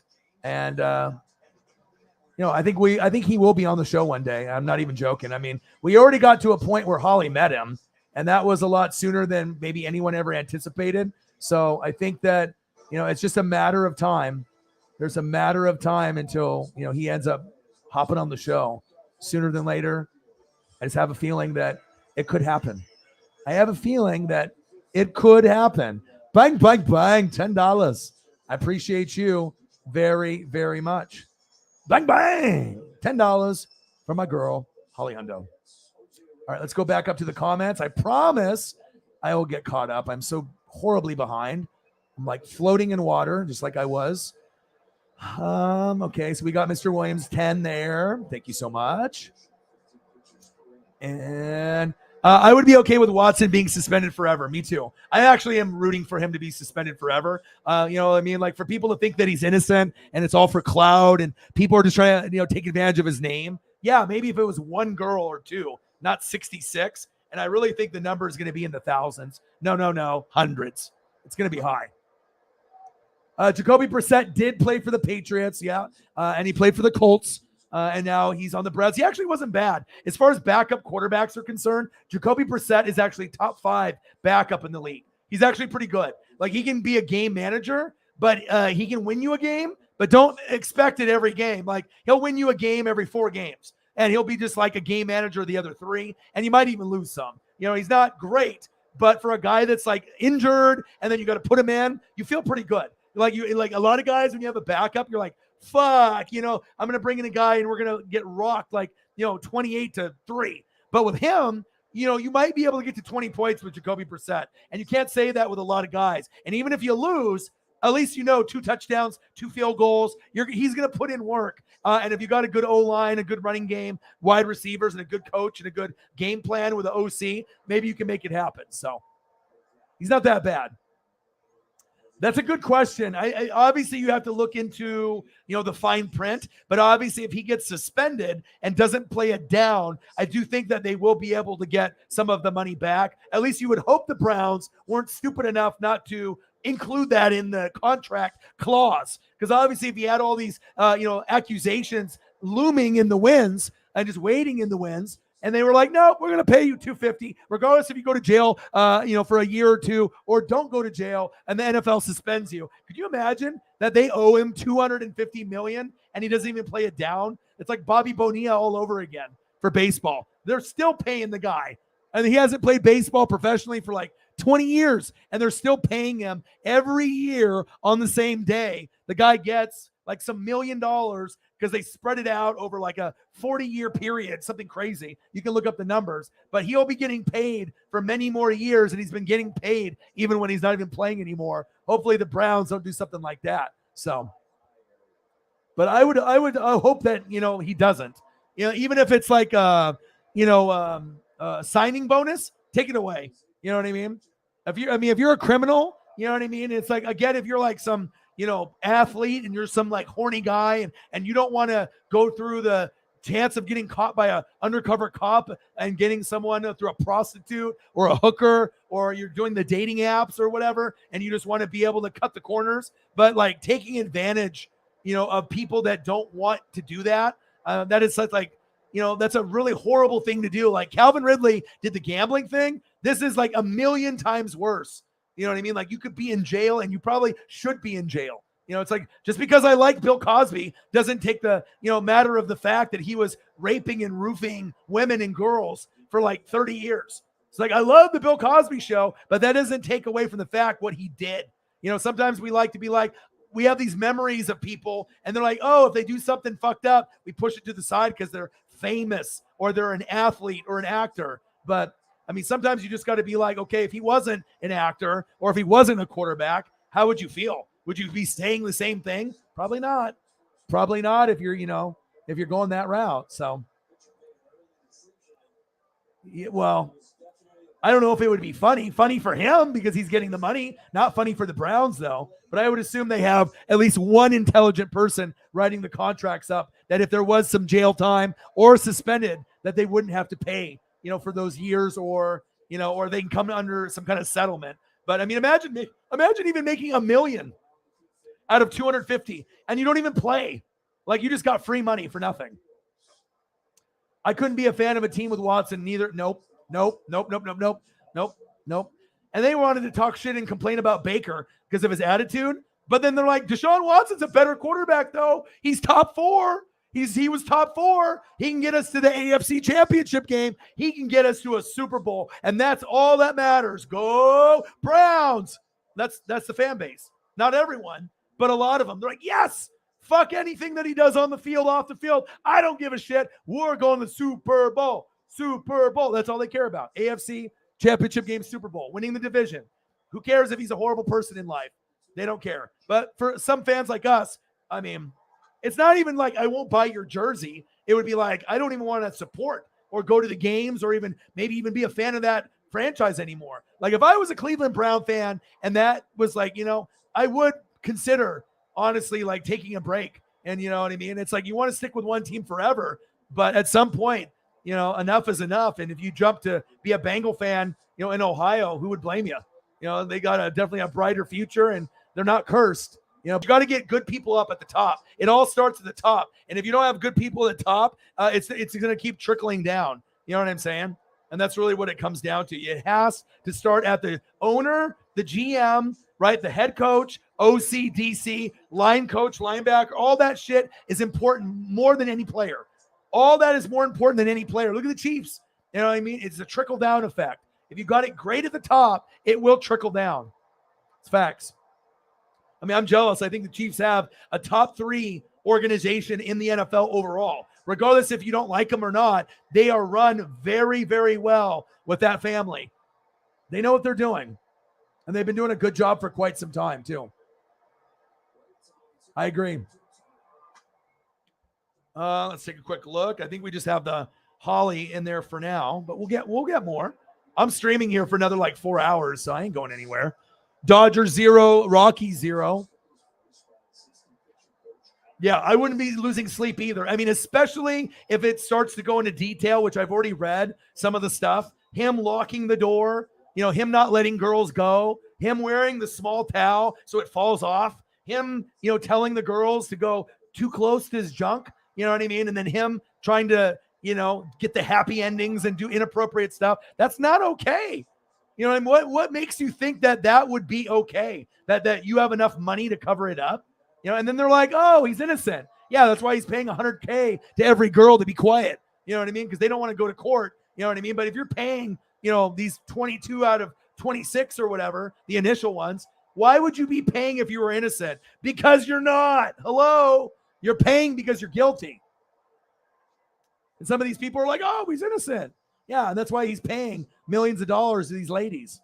Sickening. And I really feel for the females that have gotten therapy and they're fucked up now, because now they're not even doing the profession anymore. And some of them wanted to have sex with him. Some of them probably wanted to fool around, but not all of them. Not all of them. And that's the problem. You know what I mean? It's like when you turn into Vince McMahon or you turn into Deshaun Watson, you think that this can buy you out of any inappropriate action you have towards a female, male or female, depending on if you're a woman or a man. But this does not buy you freedom. It might temporarily, but at some point, it won't save you. It won't save you, and that's facts. Yeah, I wouldn't lose any sleep either. Russell Wilson on the Broncos. I actually like the Broncos a lot. They're my second favorite team in the AFC this year behind the Bills. I really like Russ. He's very good. And don't be surprised if they get to an AFC championship game within the first 3 years, just like when I said Vegas, that they would make the playoffs within the first 3 years and move in there. I know what I'm talking about. And like I said, it wouldn't surprise me if the Broncos made the Super Bowl this year. I know the Bills will be the heavy favorite with the easiest schedule, favorite in every game, all 17. But if anyone slips up to the Bills, like if they're playing and they fuck up, I could see the Broncos taking advantage. Even though they're going to be in year one with Russ, having an offensive-minded coach in Nathaniel Hackett is going to be huge. And you also will see the Vikings take a big leap in their game with Kevin O'Connell from the Rams OC winning the Super Bowl, and then no more Mike Zimmer. Look for the Vikings to be a little bit better. They might not make the playoffs year one as a wild card, but within the first 3 years, I think Kevin O'Connell will get them to the playoffs. I really do. I like Kevin O'Connell a lot. He kind of reminds me of Sean McVay and Kyle Shanahan. He's not as good as them, but we'll see what he can do with the Vikings. And if you start beating Green Bay in the division with Aaron still there, then you're going to be like, oh my God, this guy's really good. But you're going to have to probably get 11 to 14 wins to be able to compete with them or be somewhat close. That's facts. Yes, sir.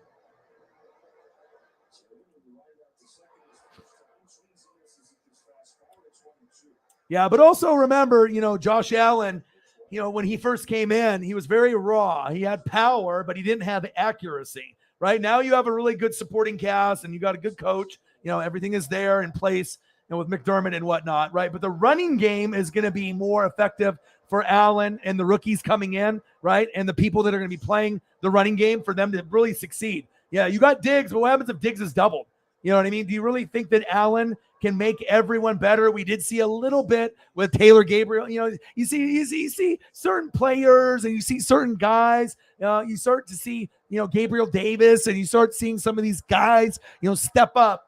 But, I think Mahomes, Burrow, and Herbert, to me, I think those guys are better. I think Herbert's, better in the pocket. I think Burrow's better in the pocket. Allen can run, but I don't think Allen is as accurate as Herbert or Burrow or Mahomes, honestly. I think Allen, he's kind of one of those guys that was a project guy with a high ceiling. He needed to be able to have the weapons around him. Until Diggs came, he really wasn't that good. But on the defense, right, Burrow, obviously when you have Jamar Chase, numbers go up. Obviously, if you have Herbert, you have Keenan Allen already there, Mike Williams, numbers will go up. But there's also certain guys that might not have those talented guys that could still put up big numbers. But Allen, it could be. It could be. I mean, you got to think Allen, Herbert, Burrow, Mahomes at some point will be the best four. But in my eyes, I mean, Allen can get a Super Bowl at some point. But I don't know if Allen is – I don't think I would take Allen over Herbert. I don't know if I would take Allen over Burrow. And I don't know if I would take Allen over Mahomes. And I know the media wants to shove it down your throat. Oh, the Bills, Josh Allen. Josh Allen's cool, like Joe Burrow. And they just shove it down your throat, right? And no, Bills got an easy schedule. Bills are going to the Super Bowl. Yeah, they might. But guess what? They're not going to win. If the Bills go to the Super Bowl against the Rams, they're not winning. If the Bills go to the Super Bowl against the Bucks, they're not winning. Plain and simple. You know what I mean? I think that they're good, right? And they can get to a Super Bowl, right? They might go to 2. He might win 1, lose 1. But I think for me, I like the other 3 more. I like Mahomes more. I like Herbert. And I like Burrow more. No disrespect to Josh Allen. You know what I mean? And he could be. But for me, he's not accurate as much as the other guys. You know what I mean? If they start doubling up, on, Diggs and he has to force it and the running game isn't good, yeah, you can run like Lamar, right? But I think if it's like 3rd down and 9, right? And playoffs were on the line, 3rd and 9, would I trust Allen over Herbert? Would I trust Allen over Burrow? Would I trust Allen over Mahomes? And I think the answer is no, no, and no. You know what I mean? Yeah, you could be like that dual threat, and I know you can run, and that gives you that dynamic of maybe being a better version of Lamar, because you maybe stay in the pocket a little bit more, but you can run like Lamar and get those big yards. But I need to see the accuracy get a little bit better, and that might help, obviously, if you have a good, consistent running game, because that's really their big weakness, is having a consistent running back, game in and game out. And if you have great running game, less forced throws, and then Allen Stock will truly be maybe the number 1 quarterback. But until they get that running game solved, I think for me, I like Herbert, Burrow, and Mahomes more. I like their upside because I think they're more accurate, with their footballs. But Allen has a rocket, and he might be the strongest arm in the NFL with Mahomes, right? But just because you got a strong arm doesn't mean you're going to win a Super Bowl. That's facts. Packers are done after Rodgers leaves. That hurts to say. Depends on who the next quarterback is, but they probably won't be as good for sure. Yep, I agree. Yeah, but I think a lot of people do feel this way. I mean, he's a trending kind of guy. I mean, everyone was hopping up on Burrow. Oh, he dresses so nice. Stunner shades. He's got swag. LSU. But O-line, D-line, defense coaching. Rams. So sometimes the media likes to trick you to make you, think that this is the narrative that's going to happen. Then you bet money, right, on Burrow, and then you lose it all. You listen to NWSF, you get past the noise, you get past the bullshit, you get the right answer, boom, you win money. You know what I mean? That's what they love to do. They love to make you lose money and confuse the shit out of you. Last time I checked, if you're the best dressed, you're not winning Super Bowls. It's about team. O-line, D-line, defense coaching. That's really what it comes down to. Not quarterback, running back, wide receiver, or tight end. Super Bowls always come down to O-line, D-line, defense coaching. Every time. Period. That's facts. Yes. Yes, it did. And I'm not even joking. We had standing water like in the front part of the tent where, her daughter was sleeping and had a little single air mattress, and we had a double. And I'm so fat that obviously at some point my back was touching the ground because obviously I deflated it. You know what I mean? It's like when you get people and, you try to get up and you get like kind of stuck. So instead of like actually getting up, you have to roll to the side. That's me. You could have made a comedy movie off my fatness. Literally I tried to get up and I was rocking back and forth with my feet. And at one point my back was touching the bottom of the tent where I could feel water, or I could feel, obviously, the inflatable mattress that wasn't inflated anymore. So yes, not fun.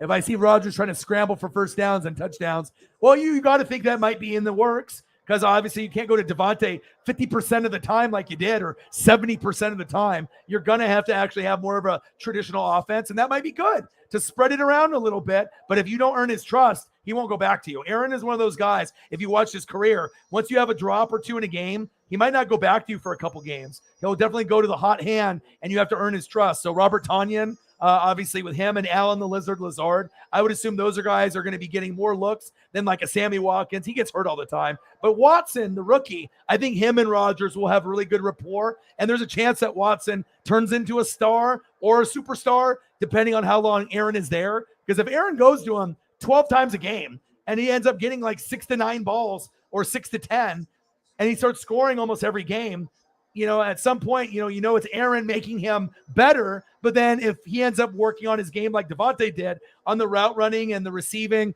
then maybe Watson will be a household name in a couple years. But, we got to wait and see. Oh, I have to give that energy. And I know his wife was like, don't encourage him with the bad dad jokes and the music. And because he's older, he's like 50 to 70. But I was like, okay, if this guy is naturally someone that makes people laugh and smile, why wouldn't you want to support someone like that? I don't give a shit. I had a joke with him. I said, we should do a show together called Rod and Me. You know what I mean? Like we could do it on, YouTube. It could get picked up by ABC, but the guy, I just vibe off him really well. And it would just be funny jokes and funny conversation. Just like chemistry is like instant, there's just certain personalities where you are sarcastic and, you can just have fun with it. And he's that guy, but yeah, like I said, I just told him, don't change, keep making music. Don't listen to what anyone else says. You know what I mean? If it makes you smile and it makes you feel good, keep doing it. And he's so proud of it too. He sings, he'll do country or like, jazzy stuff, kind of like rock and roll stuff. And he's an older guy and he plays like 5 or 6 instruments. And, he just works on his music. I don't think he plans on getting signed, obviously now, because he's like retired and he's like an older guy, but you can tell he still loves what he does, and he'll be in there for 4, 5, 6, 7, 8 hours at a time. And I told him it's like me. You know what I mean? I was like, I'm kind of like that too. And I was like, dude, keep being you. Don't ever change. And I was like, more people need more of you. And I don't know if he was surprised that for me to say that, but I showed him my channel, and he was like, oh wow, and stuff. Because a lot of times when you tell people what you do, especially if you tell them like on YouTube, they think it like you suck. Like if I didn't tell them like how many subs I have, you get these people, they just roll their eyes, or, if I don't, you tell them how many views you have, or if you don't tell them how many views or subs you have, if you normally tell someone, oh, I got a Twitch channel or a YouTube channel, most people would just be like, you suck, or, or you're not going to be that good, or, oh, whatever, you know what I mean? But yeah, I showed him, he was like, oh, wow. Yeah, I was like, yeah, man. I was like, I'm nowhere near where I want to be. I'm probably about 5% into my journey, but it's been 10 years, 6 years on YouTube, over 1,300 videos or live streams since 2017, 4 to 8 hour live streams almost every day, and reading, everything and anything. And then telling, about conversations that we do, about mental health. They always used to be about football, primarily NFL and college football, but now it's kind of, we've rebranded the channel to literally anything. Primarily it'll be sports first, but then we might, go into mental health. And I told them how important it is, to be able to support each other with everything that's going on. And, I definitely bonded with him over the weekend. So even though it rained, it felt good to bond, and hopefully Baker Mayfield can bond with his new team, the Carolina Panthers. Sam Darnold, who knows where you're going to go, but you'll probably go for nothing. All right. And then we'll see Matt Corral. We'll see what ends up happening with him moving forward. But I'm not sure if I have really any confidence in any of those guys at this point. Let's see here. I'm scrolling down. I promise I'm getting caught up. I appreciate that.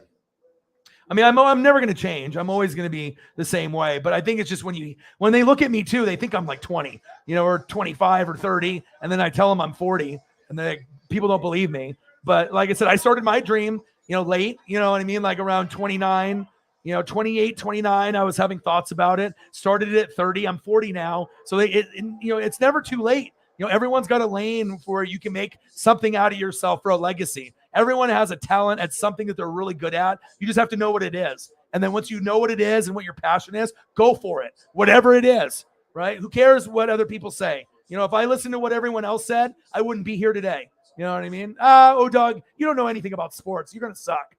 I can do better. Okay. I'll be me. So, yeah. But I do appreciate this. I have to, and I think a lot of the people in the room, we have good energy here. And like I said, I don't put up with a lot of the haters or the trolls. Even if I lose subs, which it seems like it happens a lot, like I'll get subs and I'll lose them. Sometimes we got to boot people out of the room. I mean, I was already over 20,000 subs twice already.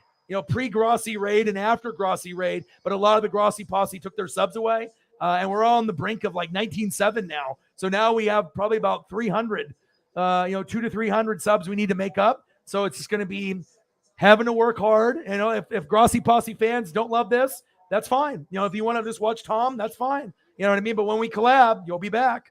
And you'll be back once we collab, and then you're like, I'll sub back. Yeah. So we'll wait for those people to come back. It's all right. And we'll get some newbies too.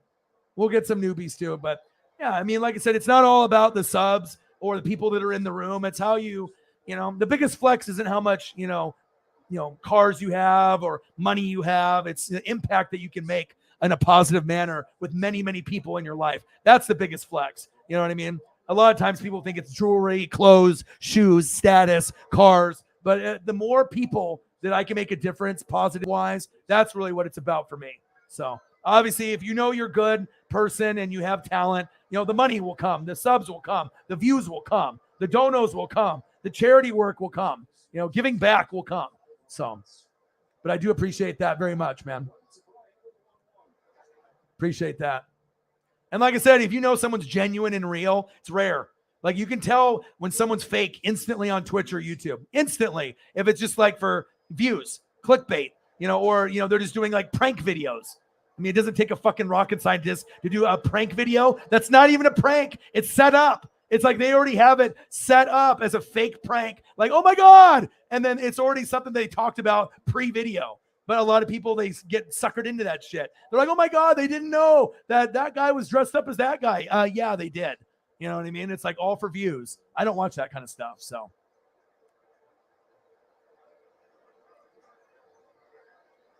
Yes. Yeah, I mean, you got to be able to look at the bright spot because I think for me, I'm getting the short end of the stick out of anyone that's got, a small channel, being at 10 to 20,000 subscriber range, normally 19.7 to like 20,000 in like 100 or 200 and fluctuating back and forth for people that are trolls, people that are bots, people that are haters, people that I got to boot out, people that decide that they just don't like the channel. That's fine. But when we end up getting people that are, here, they're here forever. It's not like, they're going to sub and take it away. And sometimes people are fickle with their subs. It's the hardest to gain ground in on social media. Instagram, Twitter, Facebook, easy. And obviously Twitch has its difficulties, but YouTube is the hardest to gain ground in. And everyone I feel that's on my talent level has got a push.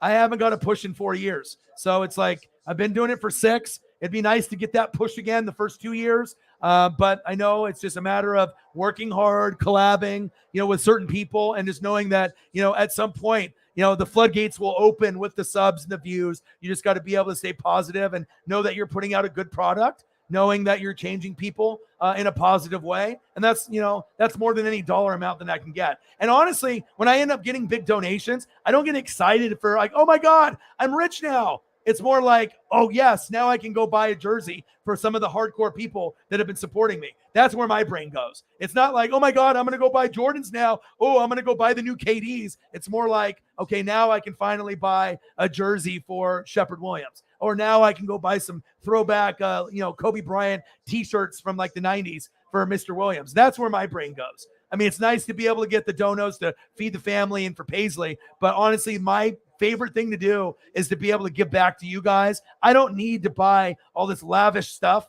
You know what I mean? Like every once in a while, a new shirt, I'll cut the sleeves off of it. Maybe a Julio Rodriguez jersey or a Devin White. But it's like, I don't splurge like a lot of other Twitch streamers or YouTube people. You know what I mean? I like to be able to give back. And that's a real big, important part of my life. You got to show gratitude. Instead of just being like, oh, this is the way it's supposed to be. I work hard.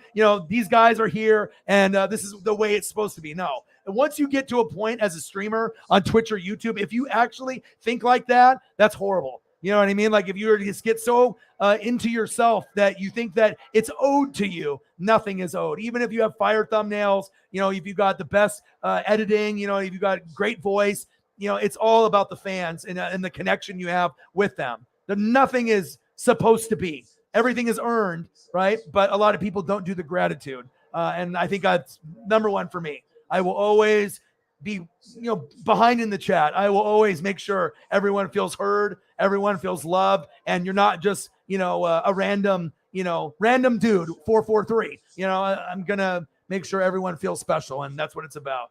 Because that's how I would want to be treated. I don't want to just, have to donate to get my message on the screen. And if you guys notice, I put more of your guys' messages on the screen than any other channel because you guys are just as important to the channel as myself. And that's facts. You guys are, it's just the connection to be able to bond with like-minded people, especially for someone like me that likes to read a lot. Reading supposedly is not cool, to sit here and watch film study and, read a lot and pop culture. And, a lot of people like playing games. There's nothing wrong with that. Or they have other hobbies. But it's nice to be able to learn things and being able to pass that knowledge on and hang out with people that, that have it up here. I think intelligence is sexy. Like they see a lot of people out there that have the looks, right? You know what, this up here, if you got this is sexy right here. If if you can read and you read books and, you're very knowledgeable on a number of different things, that's the sexiest thing to me. You know what I mean? Anyone can have a boob job or a fake nose or, have the looks. Guess what? Looks fade, even for guys or girls, But if you got this up here and you got a good heart, that's forever. You know what I mean? Because there's a lot of people that have this, right? Not me specifically, but they got the pretty face, but they got a fucking black heart. And people get sucked into those people. So, just be a better person than you were the day before. And, do nice things. Like, you know what I mean? I remember I had a guy right before camping. There was a guy singing in the Safeway parking lot. Not a bum, not someone begging, you know what I mean? But has amp out there and was like singing and like, playing music. Obviously trying to hustle, trying to make some money. Wasn't really getting a whole lot of people. I gave him money. I had him come up to my car, talk to him for a little bit. It was an older Latino guy. I was like, keep doing you, man. Keep grinding. And I know that, a lot of these people, they just give them the finger. They just, drive by. And a lot of people buy drugs or drinking stuff that fake bums get in their Mercedes after, but if you're going to end up really hustling for it, why not, do something nice for someone? Why not tip? Why not? I mean, is it going to really kill you to tip $1 to $5 if you got it? Yeah, you could have bought a McDonald's, but what if the guy's really struggling? And that $5 can really help. Yeah, the $5 could go to some Modelo or Corona or, go get some weed. Yeah. But, maybe they really need it. And maybe he's just hustling for, maybe his kids. So, sometimes doing something nice like that will go karma tenfold. 0-0 Dodgers and Rockies. Get him. Uh-oh.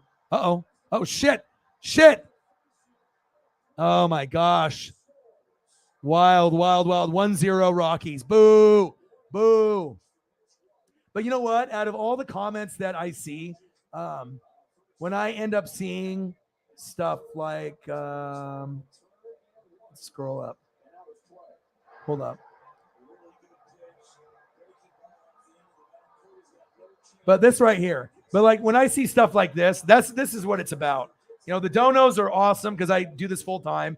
I've been working for 10 years. This is my 6th year. You know what I mean? And like, you got to be able to feed the family, take care of the, Paisley pup and do all these things. But comments like this mean the most to me. You know what I mean? Because this is really what it's about. And, a lot of times people are in it for the wrong reasons. If you're only on YouTube and Twitch to make money, you're not going to succeed. You have to really have a dream and a passion. And, you have to have that it. And if you don't have it and it's only simply for views, subs and money, and you don't give a shit about the fans or you don't really care about anything about, that clout and that 5 seconds of fame, you're not going to make it. You're not. You might make it temporarily, depending on how good you are.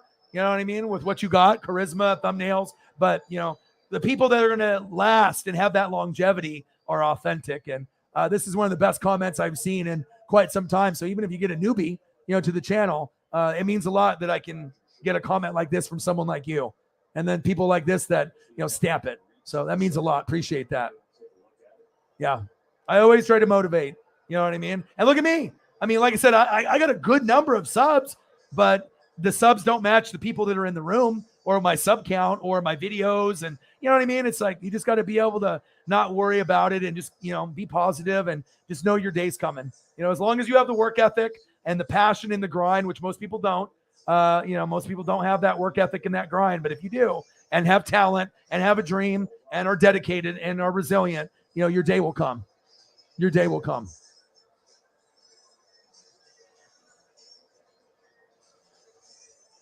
Yeah. Oh, more than half. If you look at talent, I mean, we got Rams, Bucks, Saints. You could argue those are the three best teams in the NFC. Like, I think there's a little legitimate shot that the Saints could be better than the Packers, right? The Packers could slide a little bit. Niners could slide a little bit, right? Eagles will be pretty good. They should get better, right? Vikings will get better. The Eagles, Packers, Saints, they're all going to be fighting, for position there, right? They're all going to be fighting for a little bit. Cardinals will be on that back end. But who's to say that the Saints can't win 10, 11, 12, 13 games? They might win more games than the Bucks. I mean, if everything goes right and Jameis can stay healthy, they got a very well-rounded team. You know what I mean? And that's what it's about, being well-rounded. So I could be a Bucks fan and be a hater, but I mean, that's not me. That's why people respect me. I call it right down the middle, even if it's my rival. They're good. I'm actually hoping the Saints are third best over the Packers. I would like it to be like Rams, Bucks, Saints, and then I would like to see like Eagles, and then Packers, Niners, maybe the Packers slide back a little. Maybe the Chiefs slide back. But if the Packers and Chiefs slide back based off Tyreek and Honey Badger, as well as Devontae Adams not being there, you got Mahomes and you got Rodgers. So you're still probably going to get 10 to 13 wins. The only difference is you're probably not going to go to the AFC, NFC championship game. And if you do, maybe you don't win it. I mean, you might get there. Maybe you fall a little short, but there's going to be other teams that, are at least trying to catch up to your level or might have surpassed you. You know what I mean? Like Denver, and maybe, the Bills pass the Chiefs now, but maybe the Chiefs can catch up again, right? And maybe the Packers were better than a lot of these other teams, but maybe the Eagles, the Niners, and maybe the Saints are better. You know what I mean? Maybe by a game, or, we'll have to wait and see. Especially the Saints, you have to look at them, and the Eagles. They could win around the same amount as the Packers. We just have to see the Eagles' chemistry. And obviously you have Aaron Rodgers. That's a totally different ball game. And obviously the Saints, I really like their overall roster. It's very, very good. And I totally agree. But you don't hear Saints fans and Buck fans really compliment each other that much. Me and Brute Saint might be the only ones on planet Earth that, we don't really like the other team. We get it. We're fans of our team, but we can still admit, hey, you got some good players. If Mike Evans was on the Saints, do you really think that they wouldn't love him? They would love him. You know what I mean? If it was, I had Michael Thomas and they had Mike Evans, they would be going left and right on how great Mike Evans is. You better believe that. Okay. Yeah. But you know what? I got to meet Uncle Rod, right? Paisley had a great time. She got to go up and down on the water, but she did get her paws a little red and cut up because some of the rocks were sharp, and she was trying to chomp the wake. So as the wake was coming in, she thought it was an animal. So every time a wave came in, chomp, chomp, chomp, as she was running back and forth. And we normally had her leashed up, but I let her loose to see if she wouldn't run away. We took a chance because the beach goes on for miles. And luckily she only went so far and came back. But yeah, but overall the rain sucked. The water in the tent sucked. But, you got to look on the bright side of things. My mental health is still good. I got to see some water, didn't get to jump in, didn't go fishing, didn't go in the boat. But I got to spend time with Paisley. And when you're a dog daddy, sometimes you got to sacrifice a boat run, to hang out with your dog that's not doing very good. Now, I don't want to tie the dog up to the picnic bench while it's raining. I'm going to put it in the car and I'm going to sit with it for a couple hours. Luckily the phone was working, so I could at least scroll on the phone and snug with her, so you got to make decisions. Life is about decisions. Sometimes you got to do less partying, and you got to be able to step up and be a doggo dad. You got to think of what's important to me. You know what I mean? And once you got to think of what is important to me, obviously this YouTube channel is one of the most important things to my life. Obviously you guys know that, right? And then obviously this is up there. It's all about the Paisley pup. I've never, think I've loved anything as much as this animal. Like, I'm not even joking. Like, there's been girls, there's been, different situations and stuff, but I mean, even my own dog, because the dog was outside. It was a purebred Samoyed, and I hate that my mom wouldn't let it in the house, or it was too big, it was dirty. You know what I mean? But my dad ran with it, and I'm kind of following in my dad's footsteps of, really spending my time with, the dog and, walking. I can't run yet because I'm too fat. But I hope to be able to jog with her one day. And I'm not, trying to be like sarcastic about it, but I mean, you got to be able to understand your body and who you are. I'm just not in shape enough to run. I can't do it. I can't run yet. You know what I mean? I'm not like incredibly overweight, but I'm overweight. I need to lose about 20 to 30 pounds. Just in the midsection, like 20 pounds would be good. So I don't really think I look, like necessarily chubby in my face or my arms or my legs, but just the midsection needs to be worked on. And I'm trying to eat vegetables and fruits, but I'm like a lot of y'all. Burgers are fucking good. Tacos are good. Pastas are good. Seafood's good. I mean, what do I do? I just have to eat less of that stuff. And it's really hard to hold yourself accountable. Probably the hardest thing in life, but I'm trying. And my mental health has been much better since Paisley. And obviously my mental health has been good because of you guys. And I just love the direction of the channel on how it's been able to go and grow. And I wouldn't want to change it for any other way. Just nice to be able to, because I really feel pictures do tell a story. And I feel the channel's vibe has changed like in a positive manner times like a million, just even based off the photos alone. So that's big facts. What are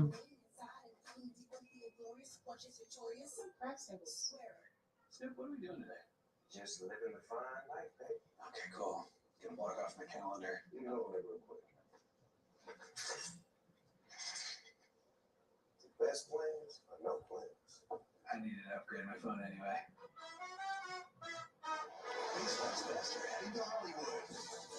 All right, I'm scrolling. I'll get caught up here in a second.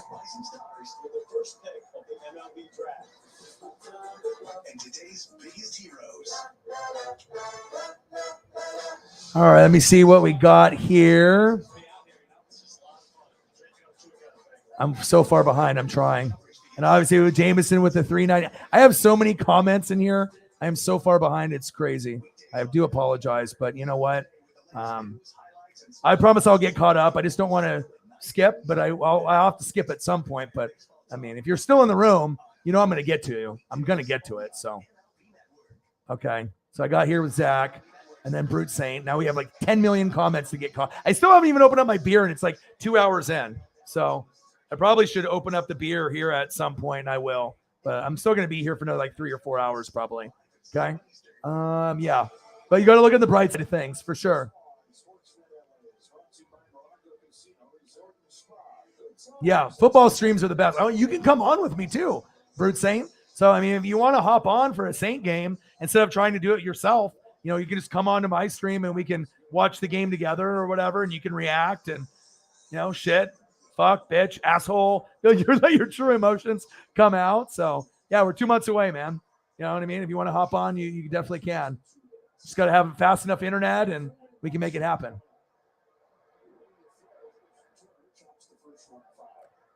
Yeah, and like I said, I mean, we tried to get more, but I mean, I was in the tent. Everyone else was like in their own camper, and then there was like this guy that had like $120,000 like camper. It was like glamping. I think the guy had like satellite and couches in there. Like it wasn't a part of our group, but I was like, geez, to be that rich, to be able to, just have some. I mean, it was long. It was like 20 or 30 feet long. I'm like, my goodness, like it stretched from the back all the way to the front, almost to the road. I was like, whoa, you know what I mean? And all the other people in like my girlfriend's side of the family, they had like normal sized ones, either like, an attachment on the back of a truck or one of those like mini ones that looked like a van that was like converted or a little bit bigger than a van. But yeah, some people I guess are rich. Yeah, crazy. I was like, wow, what it would be to, I mean, you can live in that thing. It was like a fucking apartment. I mean, I didn't go inside of it, but I mean, I could see when I was like walking by with Paisley and I was like, oh my gosh, it was wild. Yes, we missed the football streams tremendously. I will assume it's going to be Marcus Mariota based off leadership. being the veteran. And then when he fucks up, then Ritter will be the guy moving forward. But they might give Mariota, 6 games, 8 games, 12 games. We just got to be able to see what the Falcons' record is. But if they're completely out of the playoff hunt, maybe around week 12, the last 4 or 5 games, then you put Ritter in, and then Ritter's the guy for like probably the next 5 or 10 years. Yeah. Yeah, Uncle Rod, R-O-D. Rod Hill, same name as a weatherman that's famous here in Oregon. Really, really funny. Like I knew as soon as they were doing the marshmallow thing, and me and him were commentating off the marshmallow thing as the people were making them based off like delivery and spin, if they burnt it or not. And when he started at first, I was like, okay, I can hop on this funny thing. And yeah, we just went back and forth. It was good. It was a fun time. And especially when you get someone that just has that bright personality that makes everyone smile in the room. I said, fucking never change, dude. We need more people like you. And if people are going to complain about your jokes are not funny or they're bad jokes, they're not bad. Maybe they just don't understand you. You know what I mean? And I do. It's like you have certain people. He would rather be silly and do like, maybe like not necessarily like me, like a fart joke or, something that could be, kind of a dirty joke or a fart joke or something, but he just likes it talking like joke manner. And rather than maybe normal conversation, he likes to have that sarcastic comment or joke because he likes to see people smile and he wants people to be engaged in the conversation instead of just having a straightforward, hey, this is what I read in the news. And then he'll make it more of a joke or, have a different kind of vibe about it because he just wants to be able to connect and make people smile. And that's a true gift. And like I said, that's why I feel that if he was a little younger, he could hop on here with me. I mean, but he's obviously married and he's got responsibilities. But if he wasn't married and he was a little bit younger, I'd be like, shit, come over to my house, bro. Let's record. You want to make music or you want to hop on and, hang out with the Fanatic family? You guys would love him. Love him. Hilario. So funny. Bang, bang, bang, bang, bang. Jameson Meza. I'm so far behind. I do apologize. $4. Bang, bang, bang. I appreciate you very, very much. And let's throw up a nice photo for my boy. I don't try to skip anybody. We'll get a nice Derrick Henry photo for my boy so we can give some Titan representation on the channel. If you are a fan of a channel and you are a fan of a team and a fan of a player, we want to make sure that nobody gets left behind. Okay? Nobody gets left behind.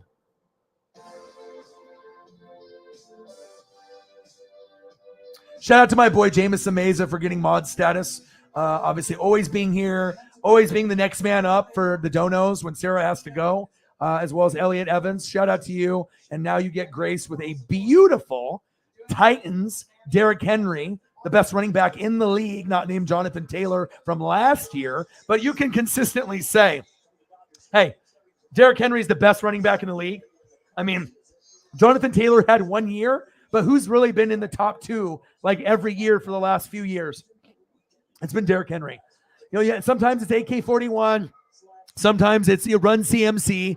Sometimes it's a different guy, Nick Chubb, or but who's the guy that's normally always there, 1, 2, or 3, but preferably 1 or 2? It's only one guy, and it's Derrick Henry. This is exactly what you would dream about having a running back. It's this guy right here.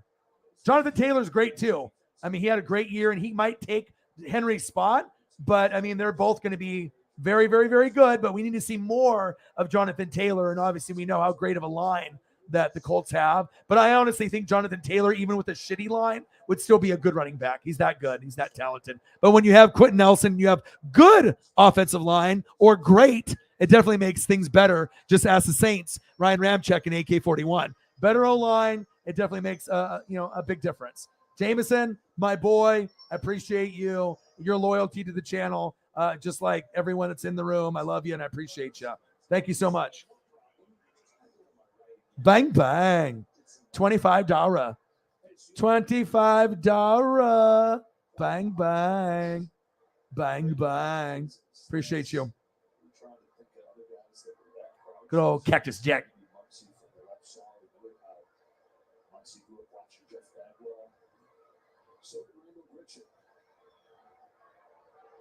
Yeah, because I really think it's about, how you make other people feel. You know, of course, I would like fucking more subs and more fucking views, and I'd rather go positive views than lose subs. You know what I mean? But and at the end of the day, when I know that we're doing something good and we switched up the platform to be, you know, a little bit more empathy, a little bit more sympathy, and just, you know, being able to make a difference in a positive manner here, and to have people have confidence in themselves, and to be able to open up and you know, share things. It's a good thing. You know, it's a good thing to be able to, especially for guys, because guys don't open up. You know what I mean? Guys don't even open up to even their guy best friends or even their girlfriends or brothers and sisters. Guys just fucking, they push that down, you know what I mean? And then they sometimes explode. That's just the reality of things. I mean, unfortunately, you know what I mean?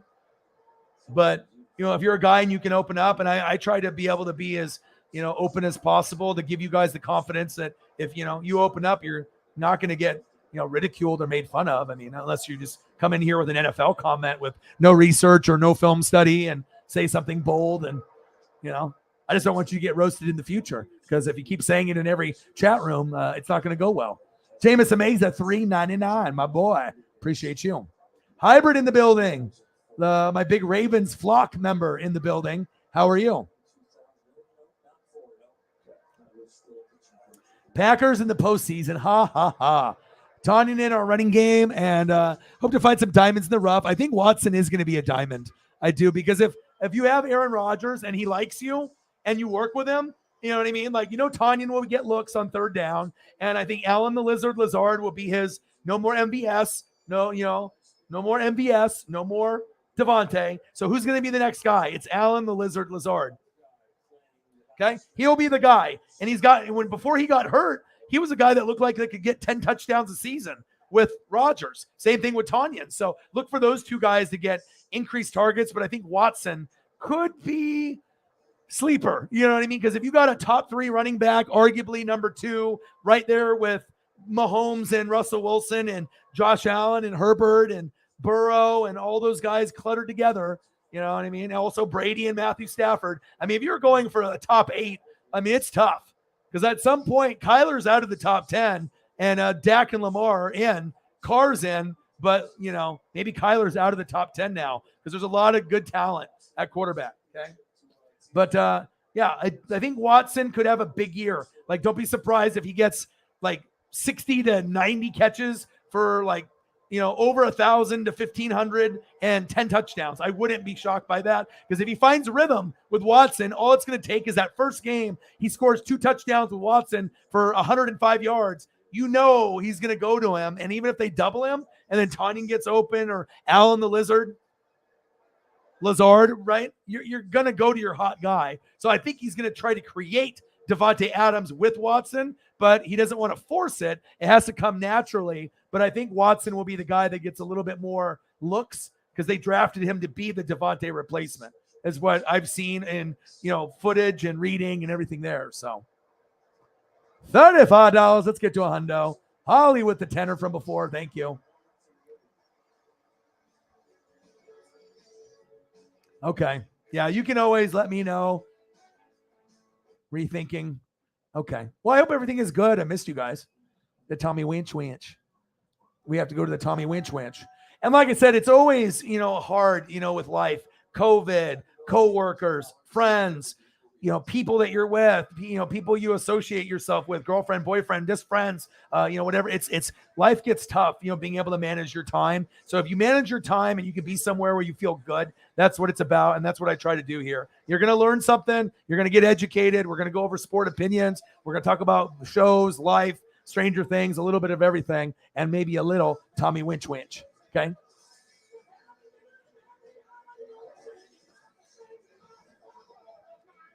So the NFL really offered, quote unquote, Deshaun a 12-game suspension. Not enough. You know, well, for someone that's delusional, thinking that they're not guilty, you know.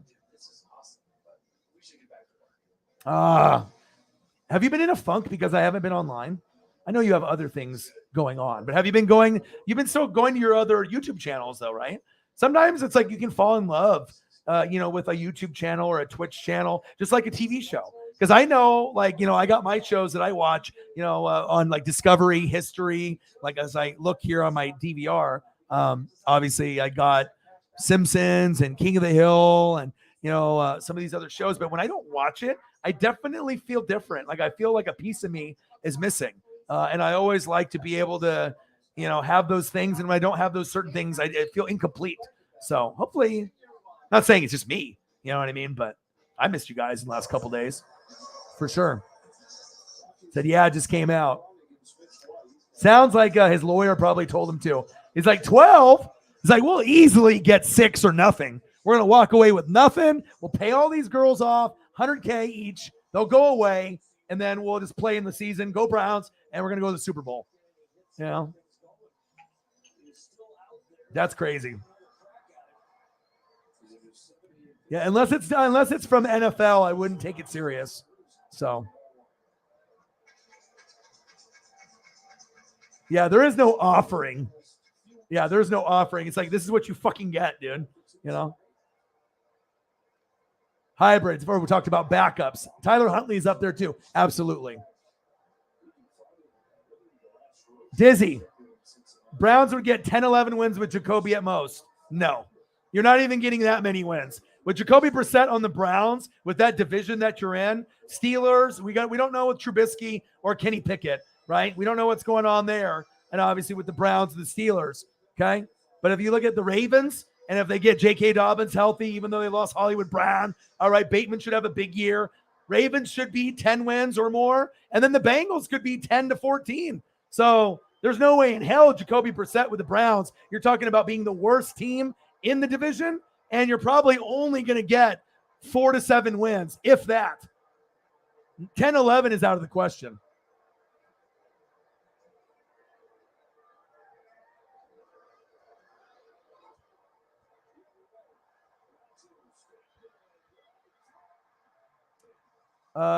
In the lake by SoFi. Oh, really? I usually read a lot, but I mean, like I said, my signal wasn't very good. And then I was prepping for this show, trying to give you guys some good pictures and some good info.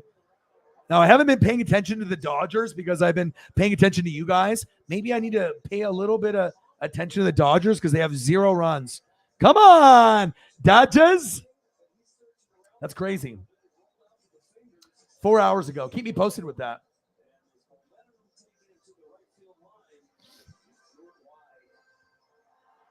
Yeah, but this is from me. You know what I mean? Like if I'm just like not biased and I'm looking at all the owners and the GMs and the head coach, OC, DC, line coaches, the draft process.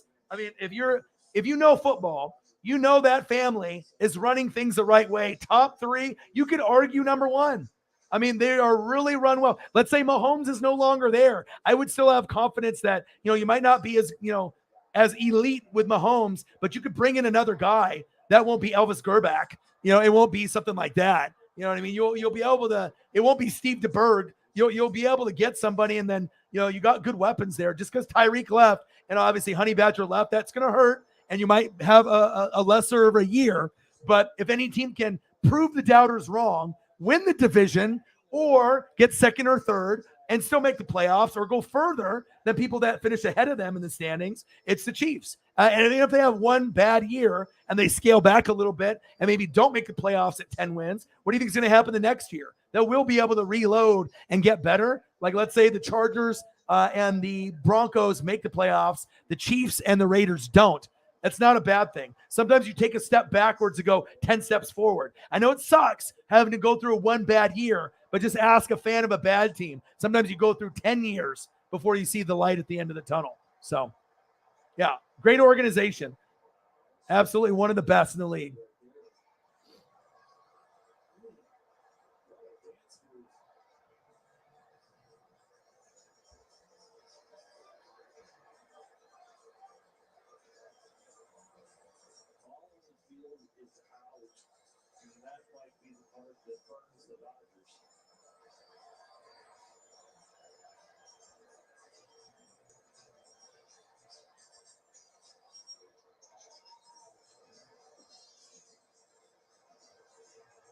Yeah, and obviously, Dizzy, have you read anything? Because the people in this room, we read, okay? If anything, we have some of the most intelligent people on YouTube in this channel, okay? You got people that read books, right? We got people that actually read for a living. You know what I mean? So, like I said, if you're just doing it based off your love for Deshaun Watson, read the book, read the articles. You just can't blindly defend someone if you don't know what you're talking about. You have to go in and read. And we're not talking read TMZ.com. Actually go and read the stuff that's been released to the public. Okay. Once you have the facts, you can make an educated decision. Otherwise, you're trying to defend something without even reading anything. Or if you have been reading, you may have not been reading the right things. So that's facts.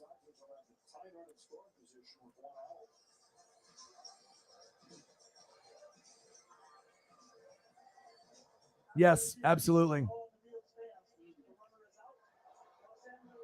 Yeah. But anyone that defends Deshaun Watson tells me one thing: you haven't read shit. Okay. Because if you ended up reading, like for me, I literally read, and I'm not even bullshitting, like 4 to 8 hours a day of my life is spent on reading.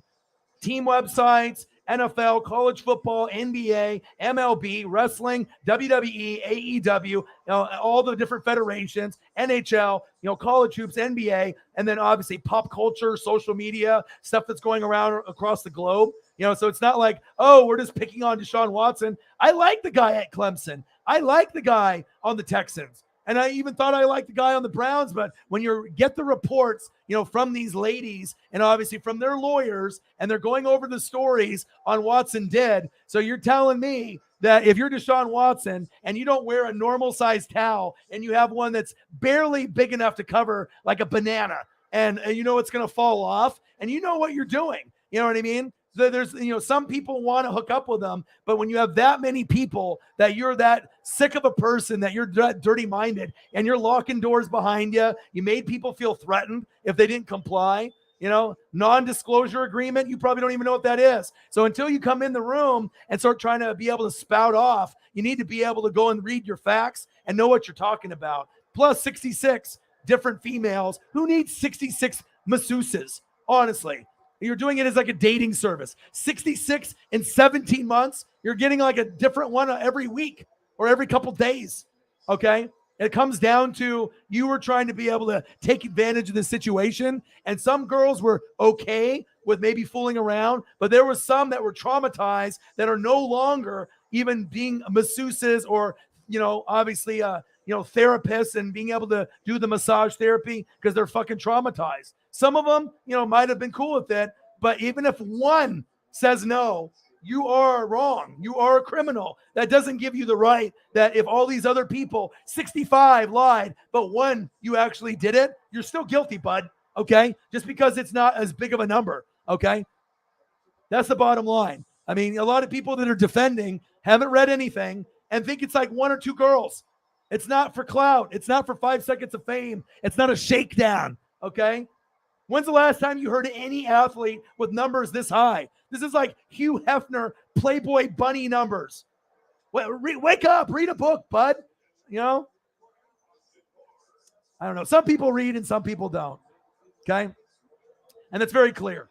And obviously a lot of times, people are under 20 years old. It's like you got people in this room, that are 30, 40, 50, 60, 70. You're going to get people that are older. So when you get like people that are 20 or under, and if you don't read anything and you're just going what you see on TMZ or Facebook, guess what? A lot of things that you might read there aren't going to be true. So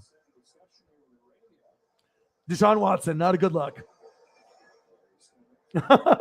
People just love to be able to stir the pot up. Or if you're a Clemson fan or a Deshaun Watson fan, and like I said, if it was less, then we'll see some more. Or if they didn't release certain things, you know what I mean? But I've read enough of the testimony, and it's not good.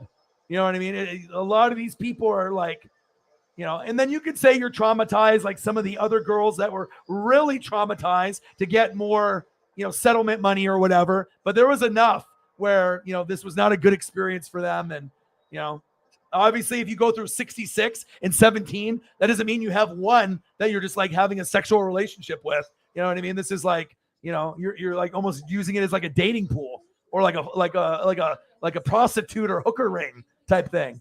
This isn't the fucking, the grotto at the Playboy Mansion. Okay. Sick.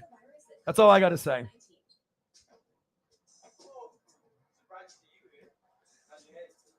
So Ohtani made history tonight. First pitchers since started to become recorded. Since RBI started to become recorded to have 10 Ks as a pitcher, 2 RBIs and a stolen base in one game. Nice. I like when people come up here and they can throw up the facts, and we can throw up a little Ohtani while we get people to read that. I don't know. I think some people like to stir the pot, but I think a lot of times it's like, okay, if you're 20 or under, you know what I mean, and you don't read, and you come in here trying to be able to, like, you know, have a conversation or a debate, I mean, at least be knowing what you're talking about. You know what I mean? Don't just come in here blind, because you'll get absolutely roasted.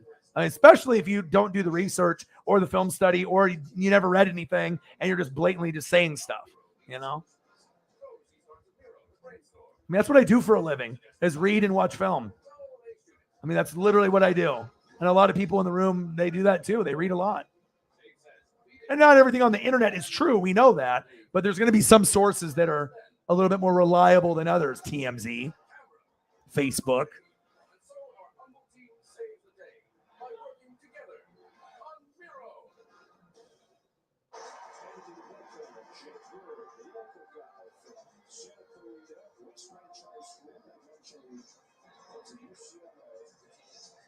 See how I do that?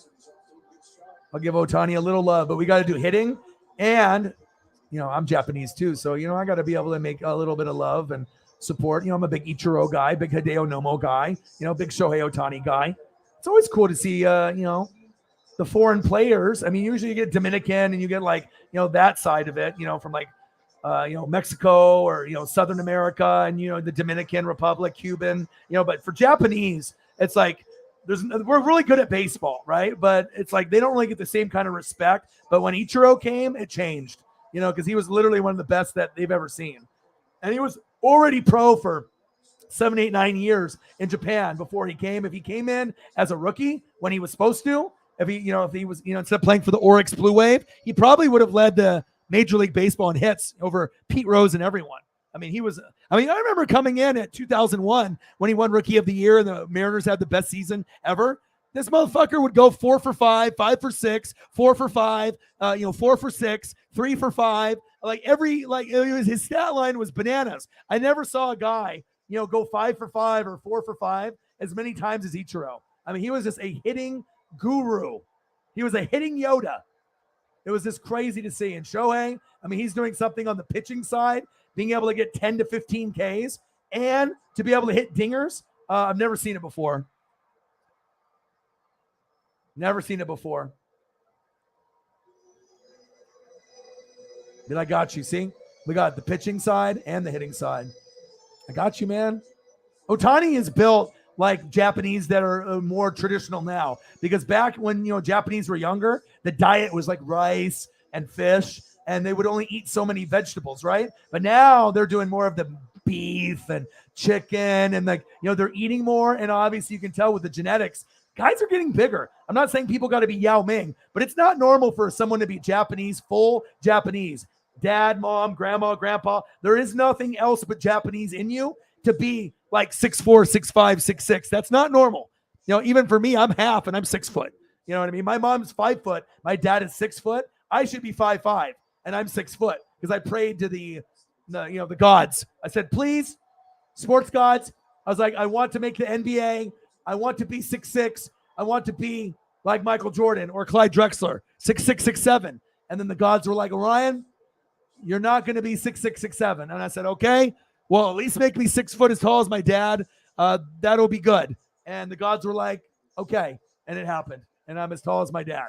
So, yeah, I could have definitely been a lot shorter, but I got the dad genes. So, I mean, I'm small with afro.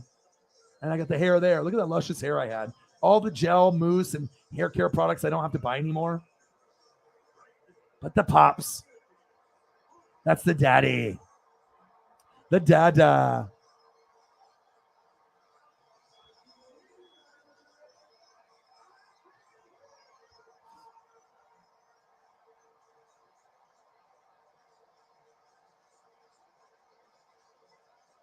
All right, I promise I'll get caught up. Yeah, I mean, I try to. I mean, for the people that are, you know, a part of the team, You know what I mean? I'm going to look after you guys as, you know, as if you guys lived here in Oregon. You know what I mean? If you guys are going to have my back, I got yours. And, you know, I'm going to try to be able to help out as much as I can. So.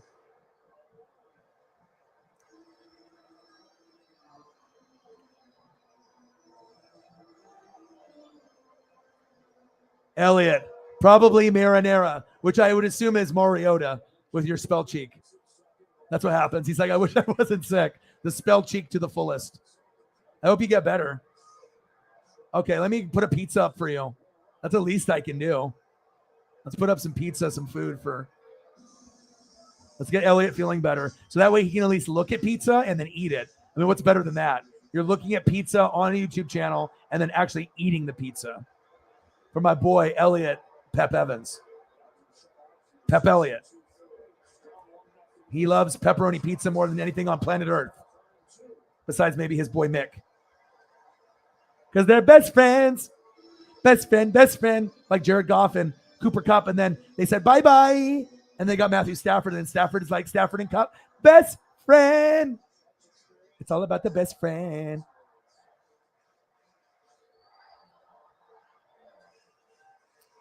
Let's go pepperoni. Let's go pizza. Bases loaded for Mookie Betts. 1-0. Come on, baby. Let's go. That's for you, bud. I know you're not feeling good. Okay, that's for you. Delicious pepperoni pizza for my boy. See, this is what we do for each other. You know, this is what we do for each other, for the goats. Okay, I hope you get better, bro. You look at it, visualize eating those pepperonis and pulling them off the cheese and the crunchiness of eating them. Okay. Go, slide. Yes. 1-1. Yes. Bellinger with a slide. Let's go. Yes, it will be soon. I mean, I can do it at any given time. You know, like I said, I just like to be able to do mental health. And whatever stream I label it, I mean, I literally do like 4, 5, 6 hour streams. So it's like, yeah, I can label it something, but then eventually that's not going to be the only thing that we talk about. You know, there'll be other things, but yeah, I'll be able to do some prediction stuff. Let's see here. Let's go, Dodgers.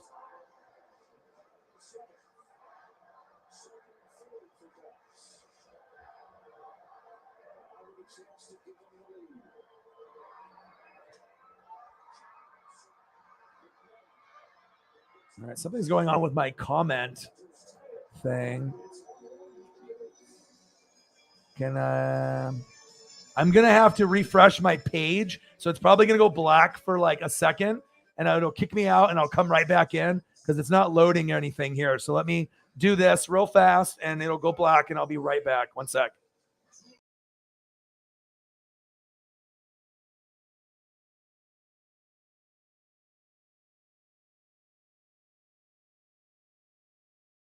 All right, I'm back.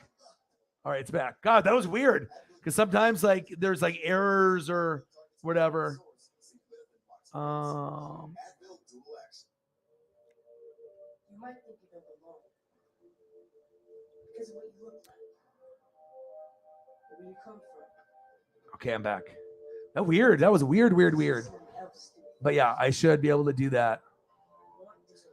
I mean, like I said, I already kind of give you guys my breakdown on almost every show. When you hear me talk about NFL teams, Rams, Buccaneers, Saints, Packers, Eagles, Vikings sleeper team. I mean, I'm pretty much telling you what teams are going to be good, going into next year. I can do a video on it specifically for each division, but I mean, we pretty much talk about that anyways. But yeah, I can always do kind of a breakdown, but I also have to be able to see more training camp and I need to be able to see preseason. I need to be able to fully evaluate until I can really give my prediction. I mean, I can give you just a vague one, but I don't like to just do things for just shits and giggles. Like I want to be as accurate as possible. It's like, you want me to get Warriors Celtics prediction correct? You want me to get Warriors and Celtics in 6? Steph Curry MVP? Check. Don't watch NBA all year. Make the prediction before the playoffs start. Get them all right. And I didn't watch NHL, and I even got that one with the Colorado Avalanche over Tampa Bay in 6. So I like to be able to use my brain. I don't like to be able to just put out shit to put out shit. I like to put out quality, and I like to help mental health. It's very, very big. So when we end up, doing stuff on this channel, I mean, the two things that we're going to focus on are going to be mental health, right? That's going to be helping people out with that. And then obviously something with like humane society and with pets. Those are going to be the two big things that we're going to focus on, obviously, on this channel whenever we do certain, donation things or fundraising things as well. So, and I saw that Grossi has got some stuff lined up for his, giving back to the community and good causes. Salute to him. We need to have more people that think about others than themselves. I do it, Grossi does it, and it's not like just to do it because then more people are going to like you. It's just you're going to do it because that's who you are. You know what I mean? And some people do it for the wrong reasons. They're like, oh, if I do this, then I'm going to be able to get more subs, more views, more donos. And you should never, do it for that reason. You know what I mean? You should do it because you want to be kind, right? That's the bottom line, because O-Dog said so. Okay?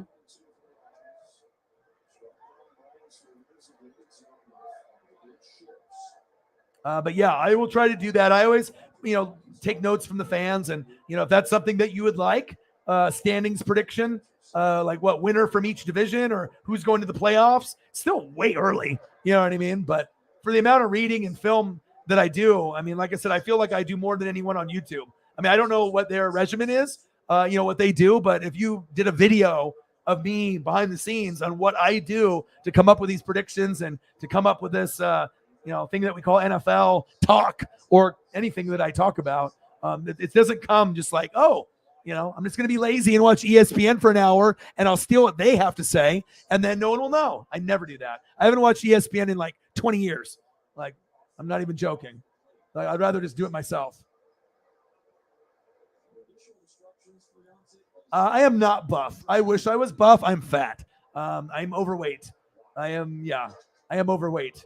I look at my stomach and I'm honestly, sometimes I'm disgusted. And I know sometimes we get that way, all of us. You hit 20, 30, 40, 50. If you don't exercise or you love food like a lot of us in the room, what the fuck do you want from me? Food is delicious, okay? If they said this was supposed to be a sample size, why is it this big? All right, it's not this big, but the burger is this big. I mean, I can't help it. I love flavors. I love food. I like to, drink soda sometimes or beer. I got diabetes in the family, so I got to be careful. But honestly, for me, and this isn't for everyone, I want to be healthy. But I would rather eat what, delicious options I have, cut back on the portions, than have a six-pack and then never eat anything. And just, drink water, and I have to eat kale and salads and fruits, and I can never eat, the stuff that I want, but I have a six-pack, but I'm miserable, right? That's not good for my mental health. I got to find a balance. But I don't give a shit about a six-pack. But if I can get like a three-pack, maybe like 2 on one side and 1 in the other, or maybe like a 4, a 2 and a 2, I'd be cool with that. Lose a little weight, try to get something that looks like a 4-pack, not like 4 kegs right now, okay? And then, things will be better. But I love food, you can't, as long as you're comfortable with who you are, you know what I mean? And you can really move on a lot of things. Like, if you have self-conscious issues with, your hair, I don't got any. Your stomach, mine's huge. Everyone's got, good and bad, things that they like about themselves and don't. But once you can accept yourself for who you are, and if you're willing to make a change for the better, that's really what it's about, is just holding yourself accountable and trying to be a little bit better. Knowing that if you eat until you can't eat anymore, that you are going to get fat or fatter, right? But if you eat until you're content and lay off the snacking and make a choice, which is really shitty because healthy food costs more than the bad food. You can go to McDonald's and get a meal, but if I want to go get a salad and fruit, it costs more. It shouldn't be that way. The salad and fruit should be cheaper, and the fast food stuff should be more expensive, right? But obviously it's the other way around. Fast food is cheap. You can get a burger for $1. You get a thing of vegetables or fruits, you're paying $8, $10, $12. So it's you have to be disciplined, and being disciplined is the hardest thing in life. You know what I mean? If you can hold yourself accountable, you can go this way, you can go that way. You go this way, I go that way. I go that way, you go this way. All right, like Jackie Chan and Chris Rock, right, in Rush Hour. You got to be able to hold yourself accountable. I do appreciate that. And I wish I was buff, but I'm nowhere near. Yes. And I hope you have a great birthday, every great holiday. My boy, Elliot Pep Evans. Yes. I mean, like I said, if KD goes to the Blazers, then I'll watch every game. But I don't think that they would be able to beat the Warriors. Just because you got KD and Dame, that doesn't mean you have a team. And honestly, I don't like Chauncey Billups at head coach. People are like, oh, Chauncey Billups. I mean, I like the team that they played against the Lakers when it was Chauncey, Rip Hamilton, Tayshaun Prince, Ben Wallace, Rasheed Wallace. How do I remember that? I don't fucking know, but I do, right? So, but if KD goes back to the Warriors and they trade Poole away and Wiggins and Wiseman and some other guy on the bench and draft picks, God, that's going to be rough because they're going to win. You know, I mean, the best case scenario you could have is if Boston gets there again or Milwaukee and they can maybe, keep it to 6 games again. But if KD goes with Draymond, Steph, and Clay, it's over. You're not winning that unless they get injured. You have to pray that 2 out of the 4 get hurt. Charlie Blackman going back, out. Good. Come on, Dodgers, 1-1. Come on, baby. Yeah. When Lakers and Knicks are good, it's good for basketball. Same thing with Boston. It's good. Yeah. Yeah. And like I said, you know what? I had kind of one of those moments when I was there at the campsite, right? And I'm very sorry that happened. I put mine down a couple years back. I had a Samoyed for almost 20 years, and it got tumors, and it was white fur, red blood on the side. And my mom called. We took it to the vet. They put it down. It died in like 10 seconds. Like as soon as the needle goes in, I thought there would be like a minute or two of like wiggling and then eyes closed eventually. A couple kisses, a couple hugs, bye. But it was like needle went in, gone. Like I didn't even get to say bye. It's like my dog's eyes looked at me, and I looked at my dog's eyes, and then the dog was gone, and I like cried, and I was like that quick. Like I was not ready for that. They didn't warn me that it was going to happen that quick. So I get it, man. It's not easy, but when you end up having something new, I've never been this way before with anything or anybody, and yeah, it's just a crazy feeling to put so many things ahead of yourself, but just being able to give everything for that dog and just making sure it's loved, and you're just but I had a cherished moment too, because I was like, okay, it's raining, all right, but I'm there with Uncle Rod, right? It's raining, but I'm there with Paisley. You know what I mean? So yeah, maybe like me and the girlfriend and the girlfriend's daughter, maybe it wasn't very fun, and maybe they hated it more than I did. Of course I wanted sun for my mental health because I wanted to swim. I wanted to get in the water. Paisley got in the water. She doesn't like water, and she got out about 5 feet. And I was surprised that she did that, but she was chasing waves, and she was having a good time, and I snugged her at night, and in between, and she snugged with me, and we keep each other warm, and it's just that it's like you want to make sure that you see the bright side and everything.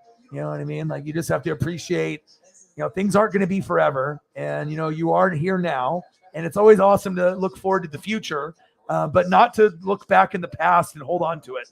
That'll hold you back. It's like Saints fans. You're stuck in the past. You're holding on to the Minneapolis Miracle, the bullshit no call. I get it, but at some point you got to move on, and you got to look forward, and you also got to be able to live in the present. I know it's corny and cliche, but just being able to live in the moment and to be able to recognize what's going on is, you got to be able to recognize those things for sure.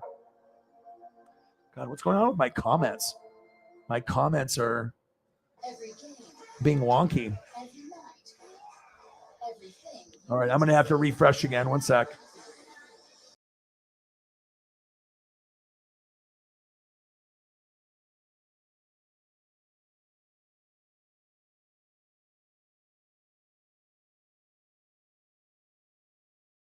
All right, I'm back.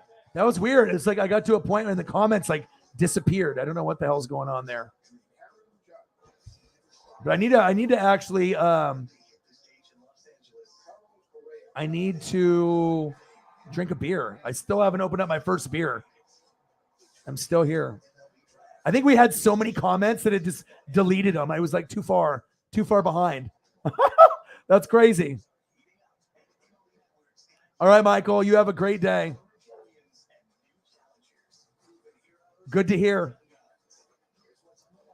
Cobb and Watkins, yes.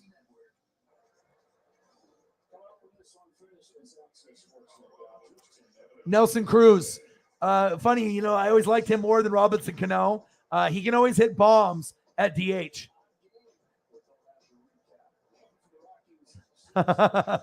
Well, you can still be young and read and be you just get some young people that just don't do anything but play video games. They never read a book. They've never, read articles. You know what I mean? It's like reading doesn't consist the ingredients on your cereal box.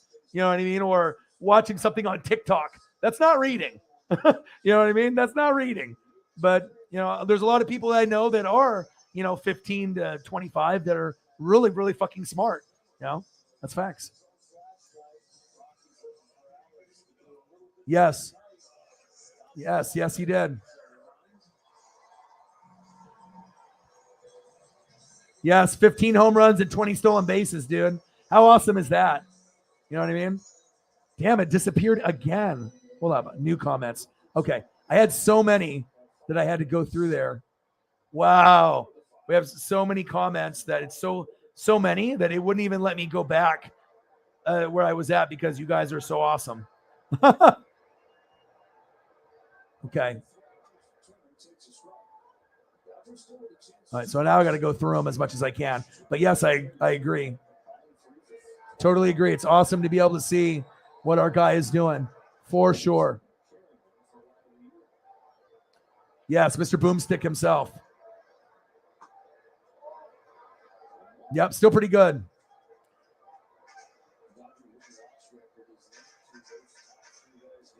Yeah, but you know what though? Ohtani and Mike Trout put butts in the seats. You know what I mean? So I don't know if they're gonna ever get rid. I don't know if they're ever gonna get rid of that. So I got Jake to try the mango. He's got 3. I got 3 too. That's funny. You just sent me the picture. You got 3 sitting there in the refrigerator door. I got 3 also. Cheers. See, and I got another person to try them. So most people, they'll doubt me at first or maybe they're like, okay, let me see if he knows what he's talking about. But I think I've gotten most of the people in the room to try it, and it's a good alternative. Sometimes it'll be your go-to. I mean, I like doing the Corona with lime, but if I can do these are nice. This is watching baseball, sipping on a few. It's nice, man. It's nice. I got to get another beer from the fridge here. Like, seriously? Nope, no other cash apps besides Holly's, but we will get some. Holly's back. See, that was at 9:26, so I'm getting caught up. I don't think I've ever got to the point where I had so many messages that it didn't let me go to them. Like, oh my God, what's going on here?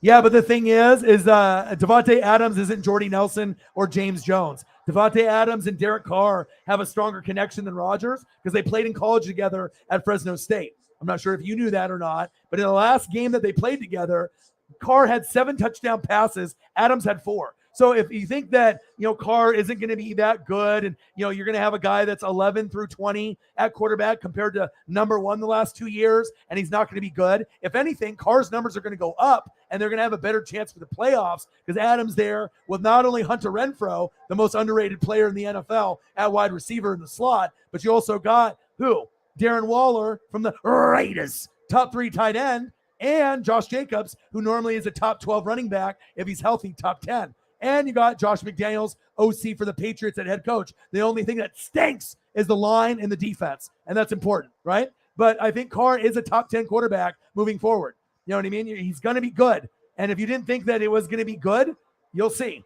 You'll see it when the Raiders play. If they lose, it won't be because of Carr and Adams. It'll be because of the O-line giving up too many sack lunches, yum, yum, yum, yum, yum, and the defense being shitty. That's why they'll lose. It won't be because of the offense or McDaniels calling plays. It'll be O-line not protecting, not run blocking, not pass blocking, and defense not doing their job. You'll see. I've done a lot of research. I've watched a lot of film. The connection that Carr and Adams, and you got to think, Adams got offered more money. All right. Adams got offered more money to stay, but he declined it. Why would you decline leaving a team like that if you knew they were good? Maybe because they're not going to do anything in the playoffs, or you can't, trust what Aaron is going to be able to do. But ultimately, I think is because, if you look at friendship, right? If you look at friendship and what's going on, Aaron didn't really have the friendship with a lot of the guys that we thought he did. You figured that him and Devontae hung out outside of football. You figured they were close to have that kind of chemistry, right? But he took less money to go with his friend. And you already have someone that's going to be there for you for life, not just be there for you on the football field.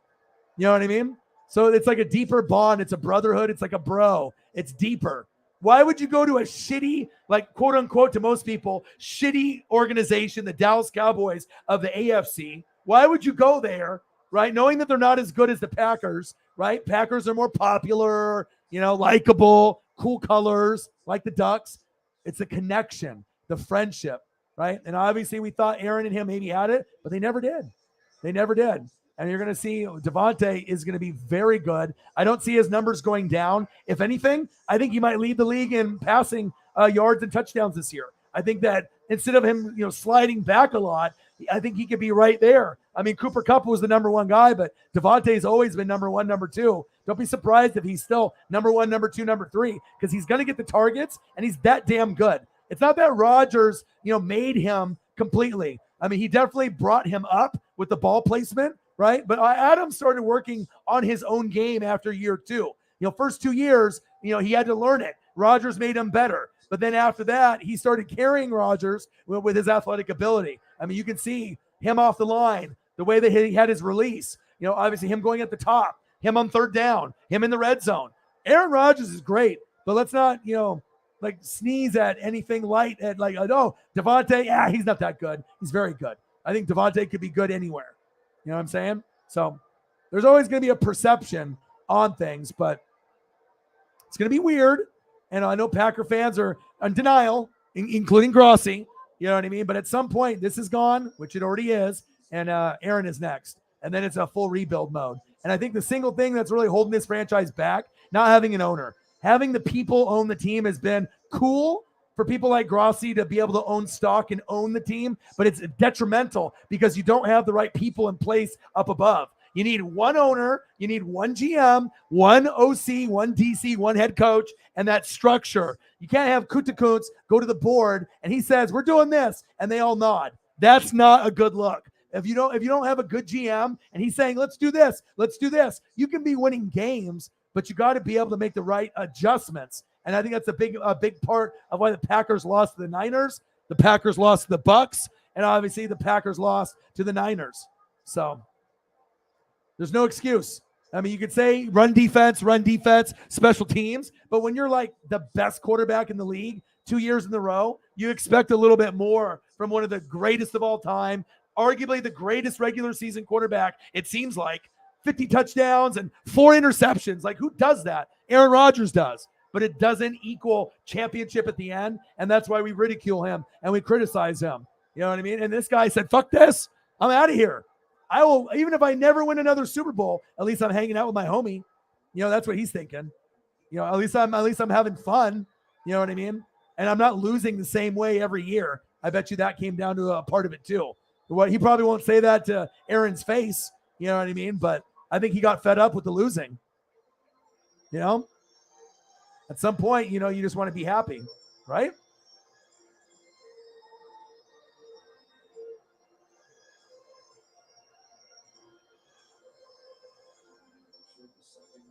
Don't sleep on this guy. He's a lot better than people think. I like him a lot. Him, Cousins, Tannehill, I like those guys. Even Baker. Some of these guys they're not number one. They're never going to be. You know what I mean? But guys, like Carg is going to slide in the top 10. And if he's not 10, he'll be 11. He's very good. We got to see Cousins take a jump in his game with Kevin O'Connell at OC. You'll see his numbers improve. Tannehill hopefully will get cut and join the Buccaneers. And then I can get him back, to what I think he could be after Brady retires. Hopefully on top. If we get one more Super Bowl, the Titans, have Tannehill for 10, 12 games. Maybe they don't get into the playoffs, all right? And then they decide to move on, all right? But I got one more year with Brady trying to go out on top, and then Ryan Tannehill to the Buccaneers. I'm going to talk it to existence, okay? And then all of a sudden down the road, he'd be like, and the Tampa Bay Buccaneers. Man, I need to get caught up on these comments. This is weird. It's doing it again. Oh, there we go. I had to stretch it out. God, so many comments. I promise I'll get caught up. Awesome. I appreciate you. Anyone bringing stuff up. But yeah. But a lot of people don't know that Carr and Adams played together in college, let alone that they went to Fresno State. But, you know, I watch a lot of college football, so just as much as NFL.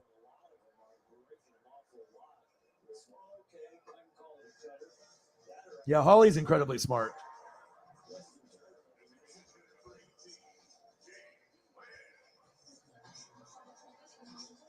Oh, yeah, a lot of people still call them San Diego Chargers. That, you know, I don't think people really do the St. Louis Rams thing anymore. I kind of liked them in St. Louis. I kind of like the Chargers in San Diego, honestly. So, yeah. And, you know, funny thing is, my dad was a teacher for 40 years, high school. You know, did humanities, English, yearbook. You know, his room number was 420. You know, he was kind of a hippie, Grateful Dead.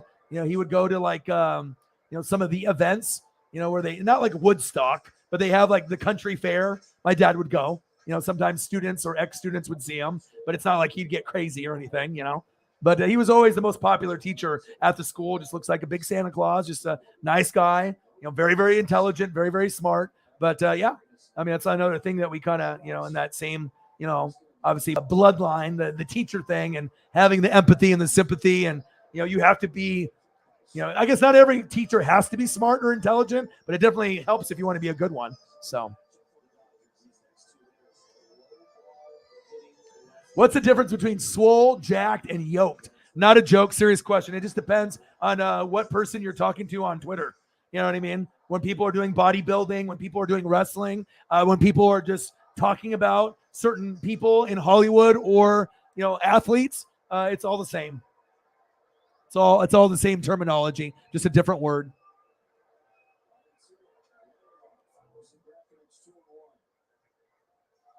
Yeah, and that's why I, you know, taking a real, you know, like a hold to mental health. Because I mean, I've gone through depression and anxiety myself, and you know, when COVID hit, it wasn't good. I mean, I've even gotten fired from jobs prior to me going full time on here, where I was in bed for 3 weeks earlier this year or last year, 3 weeks. I think it was trying to remember when it was, because I've had a couple episodes of like 5 days, you know, 3 days, but I had one that was like 3 weeks. And I wasn't suicidal or anything like that, but I literally just woke up to eat or go to the bathroom, and that was it. And I would go back to bed and, you know, just be in the dream world, because I just thought that would be better. And it was horrible. You know, it's like I'm a routine guy. So you can either go through a good routine or a bad routine. And then eventually I just had to cry and, you know, just like wake up and just be like, I can't live like this anymore. And I have to be strong. And, you know, I got too many good things going, you know what I mean? And YouTube is a savior for me. And obviously I started going full time in January, and it's not like we usually have 20 people or less in the room,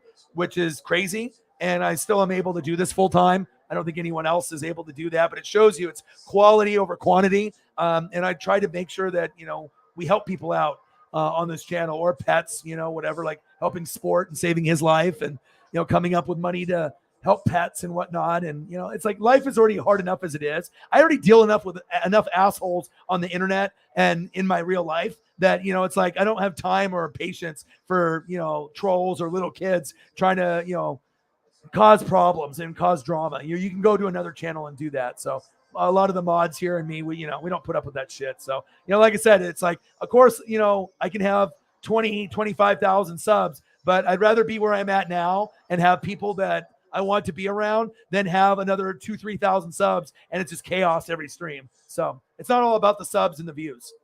It's just not. So, but of course I do want to grow. I won't lie. I have a goal of getting to 10 million views. I'm over 3.5 million now. I do have a goal to hit 20K, 25, 30, 40, 50, 100K. I do have those goals. I'm not just sitting here like content, you know? So, and I do want to be able to give a jersey away at every halftime show at some point, you know, so that way we can do something fun for the fans during football season. Something Mitchell and Ness or something high end, not bullshit, just screen print jerseys, you know, but actually the good stuff, the sewn ones or the good stuff that I would buy. So even though I would buy a screen print if it was awesome, But I mean, Stone is better. Let's be honest. So, let me see here. Try Taco Bell's new $2 cheesy double beef burritos. Budweiser will definitely do that, Corbin. You don't like, yeah. Budweiser will do it. I mean, I like food though, so that's what happens.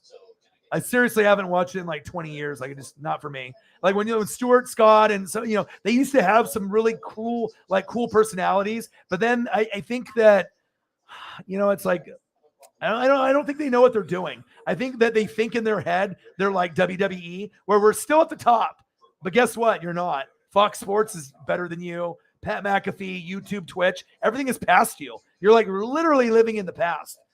So I don't know. Something needs to change though.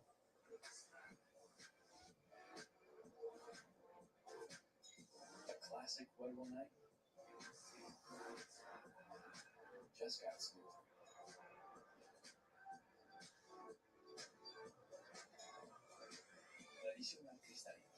Yeah, I'm sorry to hear about that, about your dog, Zach. Yep.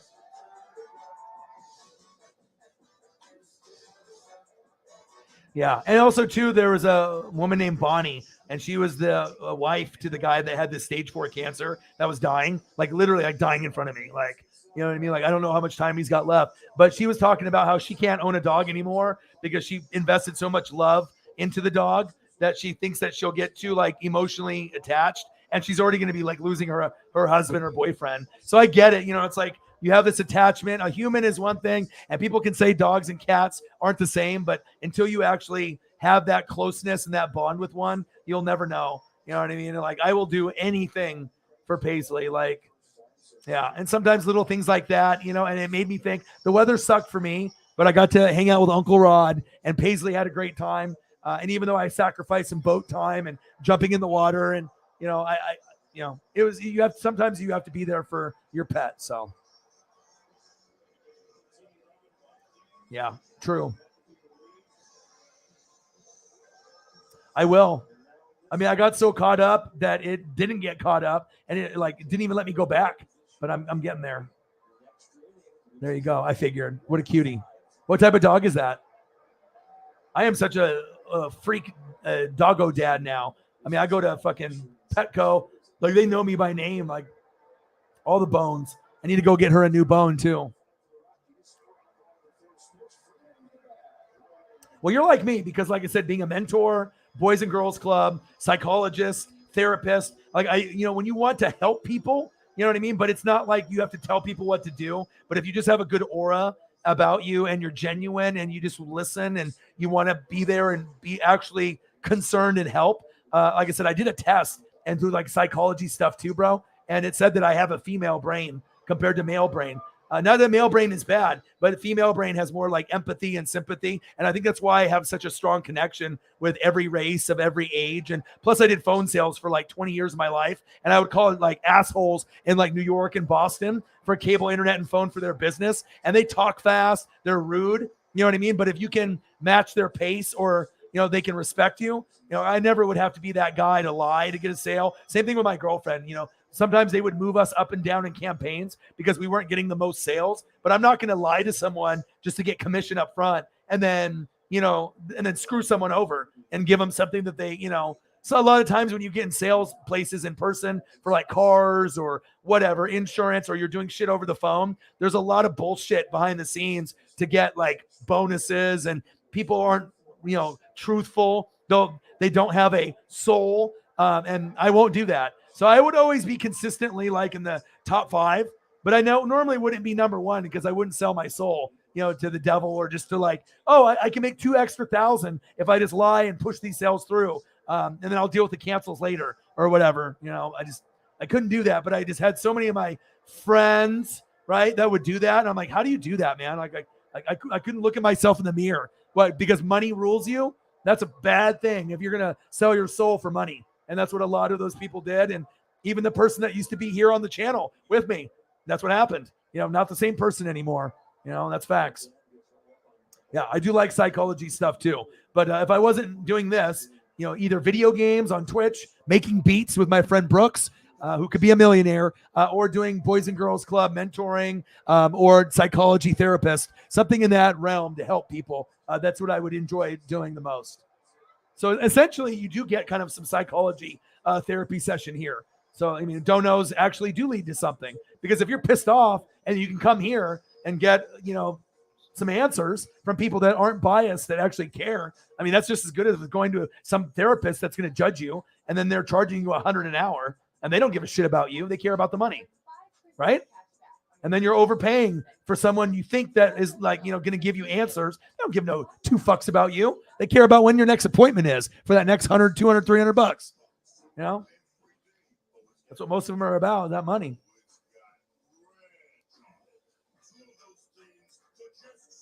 Yeah, Brewers are going to be up and down like the Cardinals. It's not going to be consistent, but you guys got good teams, though. Yes. And I like the personalities in this room. So that, I don't know, sometimes I just don't have patience for people that are trying to, stir up the pot. You know what I mean? It's like, I'll lose subs. I mean, we lose subs all the time, and I don't want to lose them. I want to gain them. You know what I mean? But if we got to let go, of some people that just don't understand, the kind of the rules of how this channel is going to go down. It might be easy to go join other channels and troll there and be mean and be disrespectful and think it's like this younger generation on TikTok, think it's cool to be rude and disrespectful to people. It's not. I mean, if anything, it's going to get you a punch in the mouth or in the eye later. You might think it's funny now, and you see all these prank videos and these people being assholes to each other. But that's the last thing that we need now with COVID and everything going on. We need to be nice to each other. But it's a lot of people drink that haterade and they're so judgmental. And there's just so many people that are just assholes, sometimes for no reason. You know what I mean? Maybe they just, don't have direction in their life, or they don't have a little NWSF in their life. That's facts.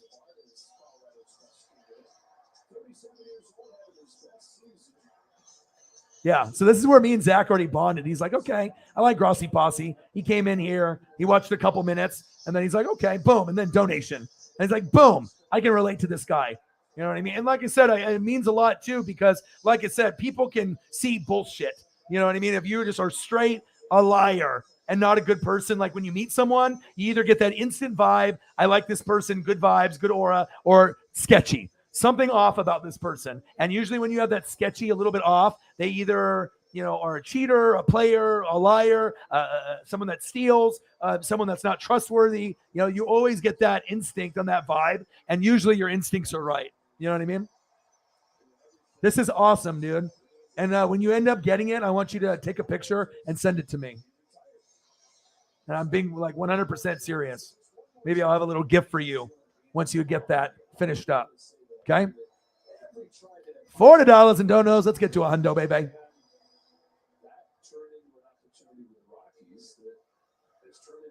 I know, pretty sweet, huh, Holly? So the younger generation actually doing something that'll really give back and help. So.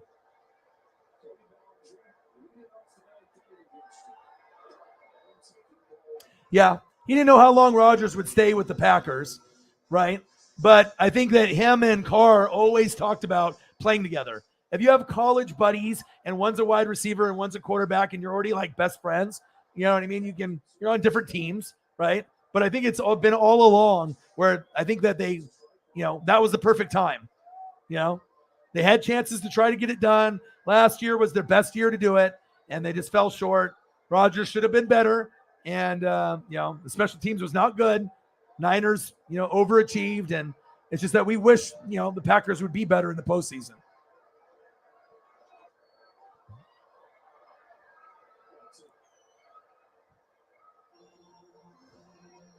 Oh, I think we have the most positivity and love here out of any channel. That's why I have to boot so many people out. I've lost 300 subs,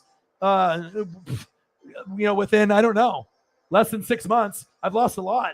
People that have unsubbed and people that I've, that got booted. And I don't want to put up with the shit. I mean, I want to grow, but I want to be able to grow with the right kind of people. And, if I have to filter out some people and, you know what I mean, and lose subs, then I'm willing to do that. You know what I mean? I just want to be able to have it a positive place for people, and the right people will come. Yep. You sensed it.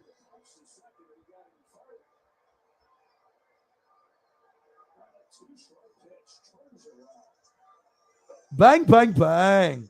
Yeah. And like I said, and I think it's also supporting each other, but we're not we're not doing it blindly, like just supporting each other even when our ideas are bad or we're talking crazy, and we're just such good friends with each other. Even when we're doing like illegal stuff or stuff that's not right, we're still like, yeah, no. I mean, we're really just honest and just genuine and just open. And I feel it really starts with me. And then once it goes from me, it goes to the others. But like I said, you guys are just as important to this channel. And if I can, do anything to encourage, to be there, to be, people talk to me on Twitter and Instagram all the time. And I know some people think that's weird, but if you start off as a fan and then we become friends and then we're Fanatic family, I mean, you ask any of the people that are in the room that are mods or people that I'm close to, it's more than just, being a mod on the channel. It's like a lot of these people I talk to almost every day, and it ends up being a really strong bond with people and, building something special here. It's more than just me.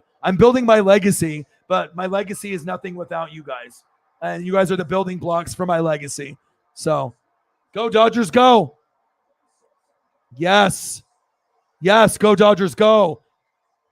Play ball. Bottom of the ninth. 1-1. And we got a guy on first and third. Let's go. And this means a lot too. But it's, that's why you can have 20 people or less and still make a living. So it's not going to be common. We get crazy results here. I mean, I've had people come in here and say that, we've gotten as many donos as like a sports fury that's got thousands of people in the room, and we'll have 20 and we'll be sitting at 200, 500, 800, 1,000. I mean, we hit $1,320 with 15 people in the room on a Cesaro leaves WWE with only a couple hundred people that watched the video, that watched the live stream that went on for 4 hours. So it shows you can, still have a great show. What happened? Okay. Okay. Where is it?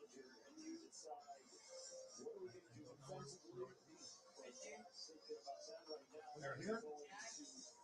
No, that's not the spider.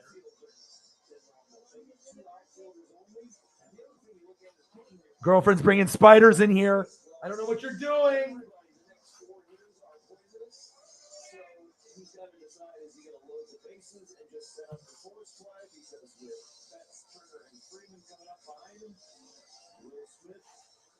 Watch out for the spiders.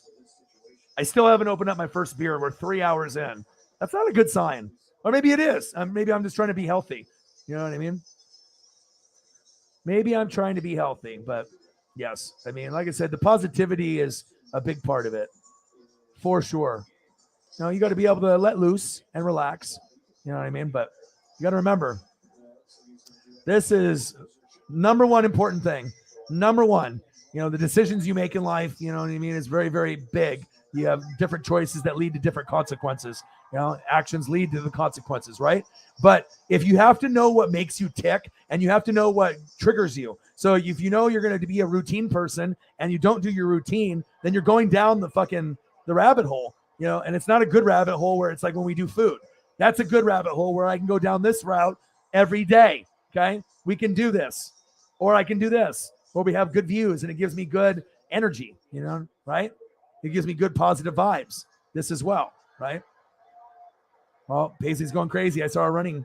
She just sprinted back and forth. I see you. Crazy. Shout out to Holly. Appreciate you. OBJ looking swag. Even Brady likes it. Even MJ, the GOAT. Honey Badger. I know you wish he was still on the Chiefs, but Tommy loves you. I love you.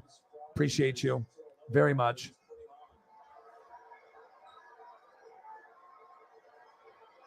Tommy.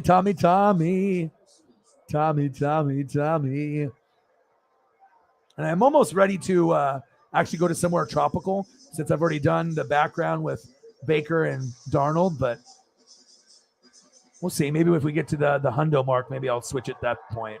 All right, so Holly's stepping up the cause. But yeah, that's my favorite part. You know what I mean? Like it really went to just doing like reaction videos with no communication or friendship, really with the fans. And then me doing live streams and then just doing football and wrestling. And then now it's literally could be anything. Stranger Things. I mean, we really can go down, movies, TV, Obi-Wan, sports, whatever's going on. But it's just nice to be able to go over literally anything and everything. I mean, how many channels do you know that could literally freestyle anything or everything, 4 to 8 hours a day, every day? Not very many. A lot of times people can only, do so much. So, and that's a big, congrats to you guys for making things so much fun.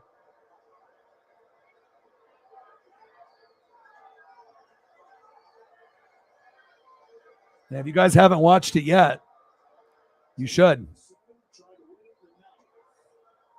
2-2 count, 1-1, bottom of the ninth. The Dodgers. Will Smith is up. Let's go. Let's go, baby. Have you guys watched this yet? You need to. Get on it. Stranger Things. $60. Holly stepping up. Thank you so much. I've been trying to speak Tannehill to the Bucs exist as well. Yeah, I think it's perfect fit too because they don't want him there. Malik, obviously he's the new guy. Treylon Burks is the new guy. Tannehill and A.J. Brown were the old guys. They wanted to replace them, okay? Derrick Henry is constant, but Tannehill to the Bucs makes the most sense. So I think that would be awesome if we can have that. I would be happy, genuinely, and that was the two guys that I wanted, Tannehill and Brady in free agency 3 years ago. I think I think it would be perfect fit. It would rejuvenate his career. And instead of me being a Super Bowl favorite with Brady, I would just be playoff team. I could compete with the Saints. Maybe they beat me, but at least I could get to 10 wins with Tannehill. At least I think I could. 9, 10, 11 games with Tannehill. Cap out at 12 if everything goes right. But 10 wins, 7 losses, Tannehill, that's not asking too much with my roster. You know what I mean? So going from Brady, 11, 12, 13, 14 wins to go to Tannehill, 9, 10, 11 wins, I'll take that. Or Gardner Minshew. But I don't know if I'm going to get, either one. But I love Ryan Tannehill to my Bucs. I mean, I don't want to make you guys freak out with my ESP. But what would be perfect for me is Tannehill to the Bucs and then eventually Dalvin Cook to the Bucs because that Florida State Tampa Bay connection. So whenever his contract is up, if the Vikings don't want to pay, if the Bucs can get Dalvin Cook as well as Tannehill, we're in business. And I kind of have had visions in my head of those guys. I would take Josh Jacobs at Tampa also, even though he's injury prone. But I think my dream running back, obviously it's not going to be Derrick Henry or Jonathan Taylor or AK-41 because obviously that would be awesome. But I think Dalvin Cook seems like plausible. Like I could see him coming to Tampa since he played at Florida State. A bouncer? Safe! Dodgers win! Dodgers win! Dodgers win! Yes! Yes!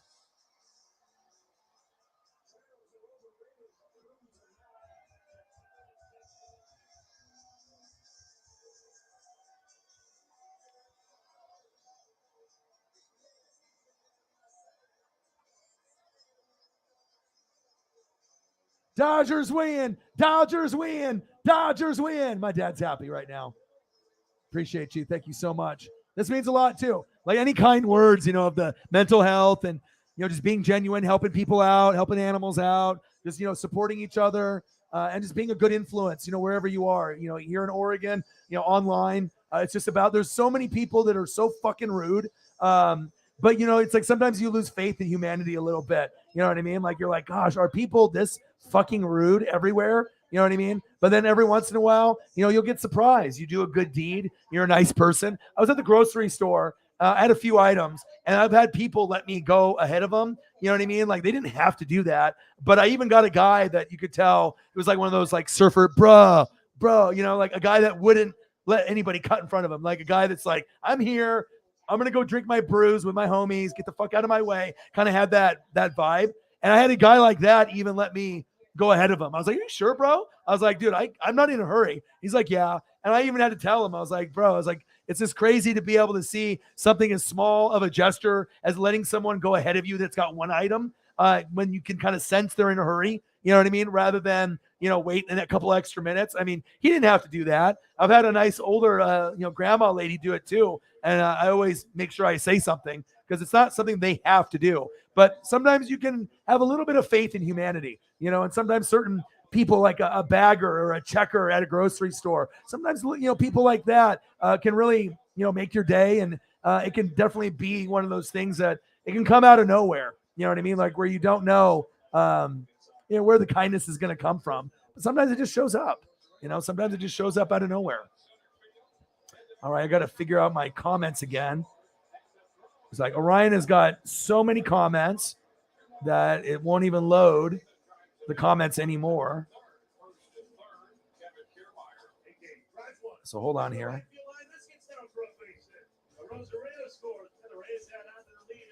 Okay, comments.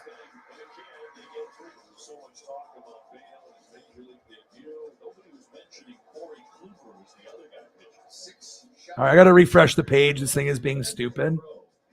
It won't. You guys are commenting like madmen. I click on new comments and it won't even let me do it. So give me a second. I got to refresh. I'll go black for like 5 seconds, 10 seconds. All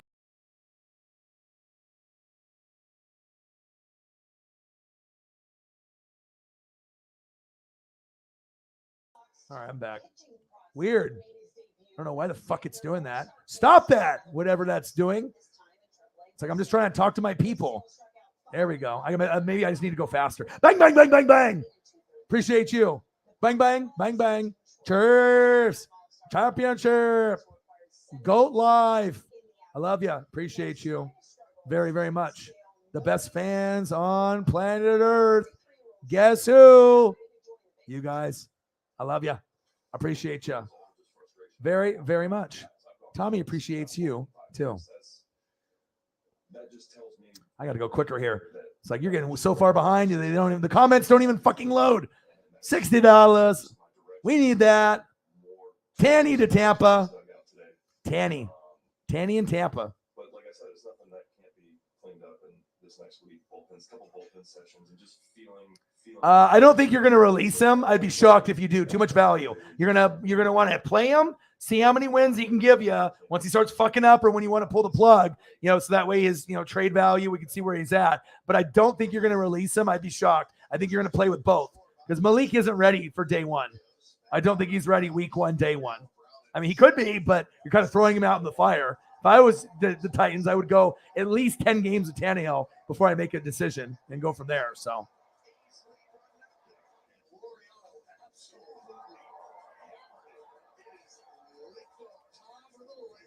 Yeah, well, they don't like the interceptions in that Bengal game, but they also have to realize that the Bengals defense was really good. Is it not just maybe Tannehill sucks? Is that when he had everyone healthy and Jonnu Smith, everything was good, and he got a lot further. They can get to the AFC Championship game, and they're so underrated. No one ever picks them, and sometimes they get first, but we don't believe in them, right? Because, like I said, there's something missing. Defense, O-line, something. They're good, but they aren't number one seed usually. They might get the number one seed, but we don't feel they're number one, right? We don't want to say they're a pretender, but something's missing, from their team. But I like Tannehill very much. Hound mix. Skittish. Communication. He has very, very lovey eyes. I like dog eyes. Yes. Yep. I mean, it all depends if you care about the money and position, right? Or actually the kids or the people that you're helping. It's my birthday, 19, baby. Millie. It's my boy, Elliot Pep Evans. Happy birthday, bro. Let's get you a pepperoni pizza up here.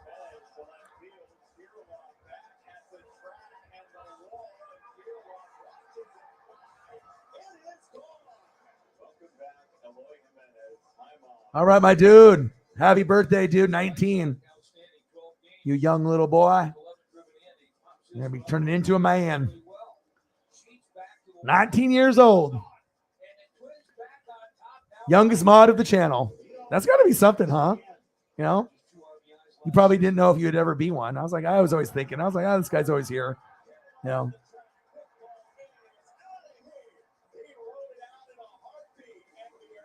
He said early. Everyone says it's my birthday. Elliot has birthdays whenever he wants. That's what happens when you're younger now. You just choose random days, and every few months you have a birthday until someone like calls you out on it. Yes. Yes. And like I said, if you ever have doubts and things get tough, you come in here. I guarantee your studies and your, whatever's going on in your personal life or your studies, we can definitely make things better. Pictures make things better. People make things better. And having a lot of, awesome, caring, loving, give their shirt off their back kind of people. I've never seen so many of those here, and we're just starting out. You know what I mean? This is just like the birth of the channel being kind of reformed. Because like since January, the channel has shifted more from just football and wrestling. It's literally anything. And I'm really proud of that too. And, being able to help people is the thing that I've always wanted to do. I knew my voice was always going to be, what, made me, get paid and have a living. But helping people is my number one thing. And I would love to see the progress. And you got great people here that will love you and support you genuinely. And like I said, you send me a picture of that bachelor's degree, I'll get something really special for you on your 1 year story. I'll get you like a sewn Packer jersey of your choice, something like that. If that doesn't give you any motivation, I'll even get you a Mitchell and Ness one if I need to. Because at that point, hopefully the channel's off at a better, time that I'm at. But, if that gives you a little extra motivation, for a Brett Favre, a Bart Starr, or some kind of, throwback Sterling Sharp or something like that, maybe a nice sewn or Mitchell and Ness jersey or jacket as a way of congratulations on your bachelor's and your future endeavors. I would definitely be willing to do that for you. So we'll talk as we get closer to your day. And I'm 100% serious. I'm not just saying that. I will do something special for you. Keep going, keep grinding, and do what's best, right? Look out for other people first rather than yourself, because that's your personality. Always listen, right? And always put yourself in someone else's shoes, because that's what I do. And I feel that's how I'm able to connect with more people, just being able to have that empathy and that sympathy and that female brain. A lot of guys lack that empathy and sympathy. And I'm not saying most guys don't have it and they're all just like, oh, what's up, bro? You know what I mean? They only think about themselves, because you get selfish men and women. But sometimes guys will have tunnel vision and, not be as sensitive or think about their friends. And a lot of guys need a guy to talk to, but they don't feel comfortable talking with their bro because they don't listen. They're drunk all the time. They're high all the time. I'm not going to have a fucking conversation that's important to me with someone that's just drunk or high all the time. It ain't going to go anywhere. It's going to go in 1 year out the other, and it's hard to talk about. Why am I going to bring that up to someone like that? So that's why people can, be honest and open here. And, there's always going to be someone that you feel comfortable with, but just because you've known someone for 20 years doesn't mean that that's the person that you're going to open up to. It's going to be the person that you trust, that you feel that aura and vibe, and it comes natural, not forced. That's facts. So you learn something new every day.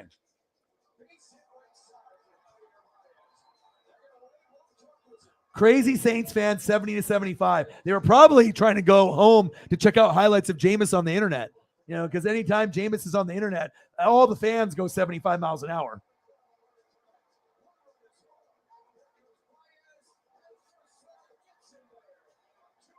A bug YouTube channel or a big YouTube channel? An insect bug YouTube channel about mental health. That's the crossover everyone wants to see. And then he said, oh, shit, big. I would be willing to, I'm going to have fans on the channel, because obviously I decided, that some people, they don't want anyone on their channel, if it's not like they don't have as many subs, or, for me, like I said, I want to be able to have, my friends on the channel. I want to be able to, have you guys a part of the channel, because you guys are. That's really what it comes down to. It's not, just me. I can call football games. I feel better than anyone on the internet or anyone out there on planet Earth. Like, I feel that, if you put me or someone like Grossi on ESPN like 3 and we were calling the games, I think that we would get better ratings than the people that do on the networks. We could have the same footage, except you just see a box in the corner with us in the corner rather than what they're doing. And I think that you would get way better ratings. And I think that's another thing that ESPN and the people that watch the show, Madden, EA Sports, Sack Lunch, I still haven't got paid for that. Obviously, you got Peter Schrager stealing my catchphrases and putting them on, Good Morning Football as his own and stealing them, like, Uncle Mo, Uncle Momentum. All right, But I think for me, I'm an innovator. If I'm ESPN and I'm some of these channels, what you do to be able to connect, right? People like to see reactions and to see the people. What they need to do is actually do it like a YouTube channel. On TV, they need to have the announcers on a box in the corner at all times. So that way, when you see, the wrestlers, like let's say even SmackDown, if they had, McAfee and Michael Cole in the corner, in a box, like a picture-in-picture. So you always could see their reactions, their movements. That would get better ratings because you're going to be able to deliver a visual to the younger crowd that's on TikTok and YouTube, but it also gets you to get engaged in what you see with the announcers as well as what you see on the screen. And it's not going to kill you to have a little box, in the corner, and then you can still see the full football game. I mean, instead of just hearing the people, right, actually seeing them as well. You want ratings, all right, ESPN and all these other networks, you have to be able to work and modify, read, see what the people like, young and old. And if you did that one change, ratings would go up. But what do I know? What do I know, right? $1. Sarah Small. It's good for the mental health, good for the dono train. Cheers. Bang, bang. Cactus Jack says thank you for $1. $1 hara. Oh, so many dollars. And I promise I'll get caught up. I'm already getting behind again. I promise I'll get caught up. Hold on. I promise. Doing, baby.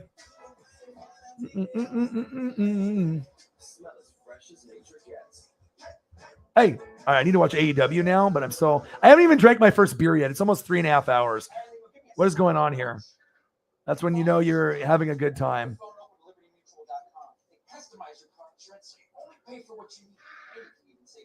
Sarah with $1. And then a lot of times, what the hell does $1 get me? It'll get you Jonathan Taylor, stiff arming a Buffalo Bill. That's what it gets you. I will always take care of the fans.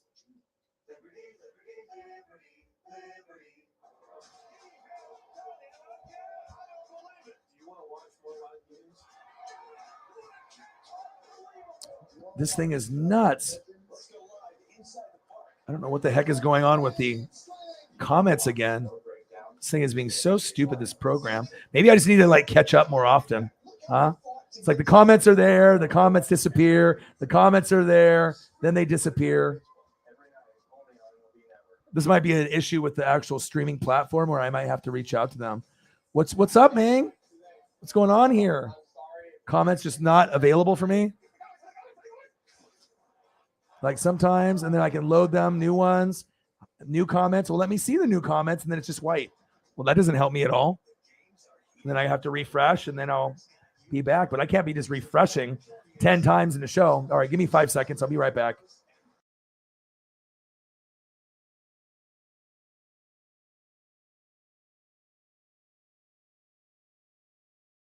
Oh, yo, yo, yo, yo, yo.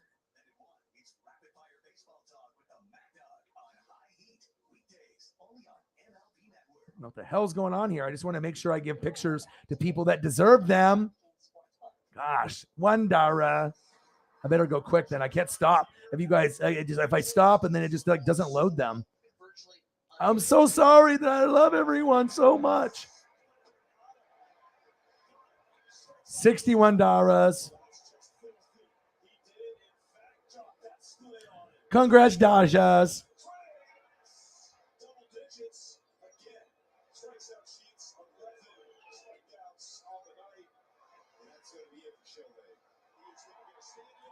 Yes, I can't wait. Let's be real about the All-Star Game. The TV show. Do I have a clip? No. I mean, I've seen it. I mean, obviously, I've seen it on Grossi's channel because I watched it after it happened, and I read all the comments, and literally no one had anything bad to say. And normally you'll get haters that'll be like, oh, whatever, or they don't donate to the person, or they say certain things, they have opinions or whatever. But I even said collab to him because I honestly feel that he's not better than me. Like, I don't really feel anyone's better than me. Like, I feel that everyone is a little bit different at what they do. But, some people might have a lot more subs than me. But I feel that as far as my knowledge and me being able to call a game and to be able to be interactive and entertaining, I don't feel there's anyone on my level. I feel like I am one of the best in the world, and it's just a matter of time till people, wake up and catch up, and and then we have that big push. But Grossi's extremely talented in what he does, and if any, buddy out there, if you try to emulate and be able to be a good person, try to be, a good person that like Grossi and like NWSF, and really care about other people. That's facts. But yeah, I don't have anything on my end. But like I said, there's a video where you can watch the actual raid. It's like Jags Bengals, and you can see the moment where the raid comes in and Holly Hundo comes in and does all generous donations, and we get like 400 subs, in like 45 minutes, and those 400 probably took them all back already, but it's all right. Then we made like 620 in donations, and Grossi said he'd collab. So we were supposed to do it for NFC Championship game, but they lost to the Niners. I lost to the Rams, but we do play Week 3 in Tampa, and we might play in the playoffs. So I think if we end up doing it once, I think it will happen again. And it'll just be cool to be able to get his audience to know that, hey, there is another guy out there that is quality, other than, just the regular clickbait sports and maybe the, only one that you watch in Grossi that there is. It's not like I want to take his fans, but, to let, his fans be aware that, if you want to be able to hang out with me too, you can. I do have a good product here. So I think my preparation is a big reason why I feel, with my knowledge and my predictions come true a lot, just because I put in more work than anyone on planet Earth. No one else has sacrificed a Jordan rookie card that's worth 25 to 30,000. I mean, if that doesn't motivate you enough right there, I don't know what will. So that's facts.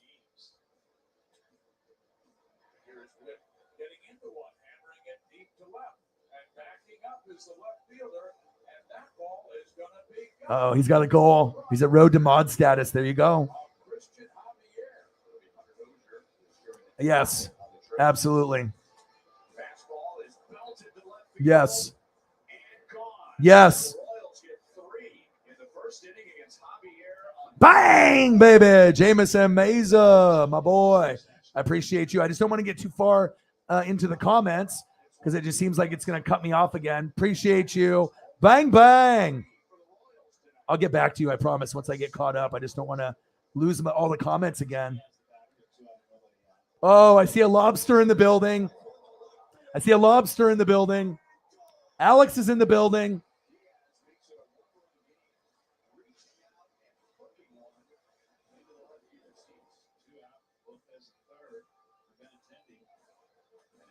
Yeah.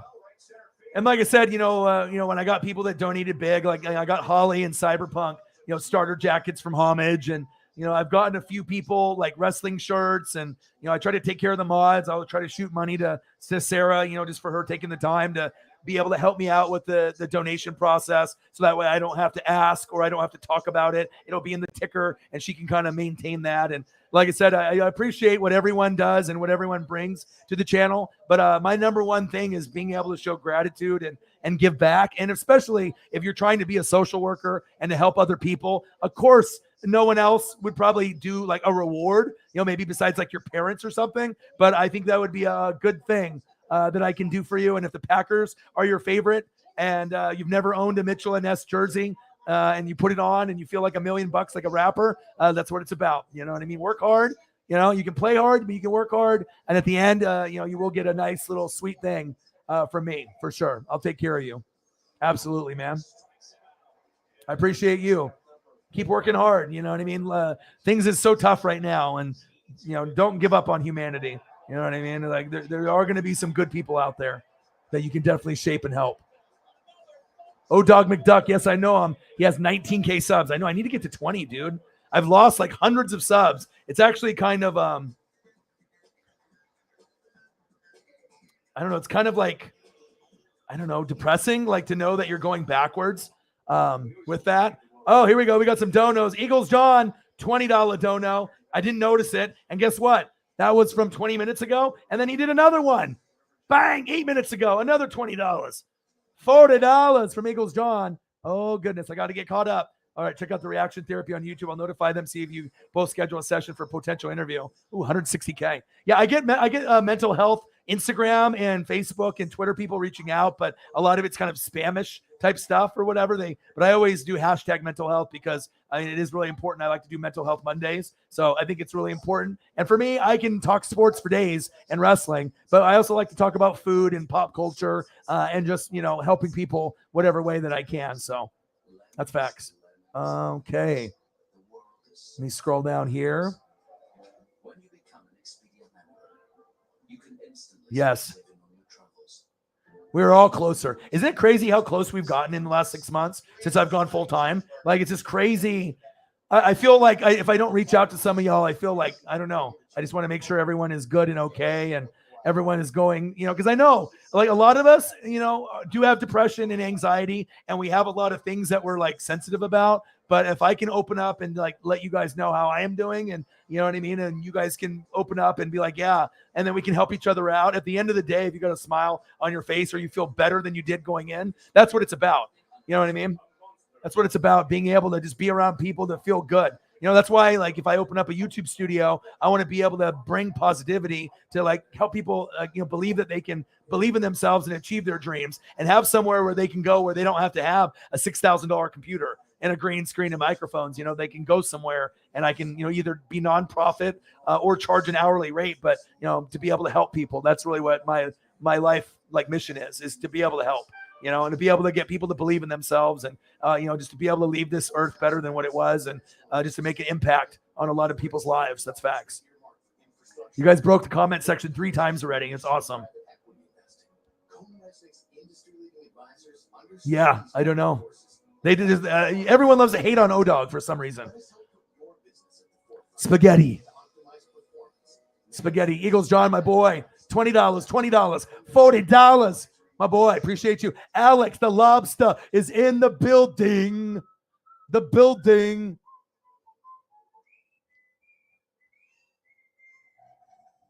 Sketty and meatballs.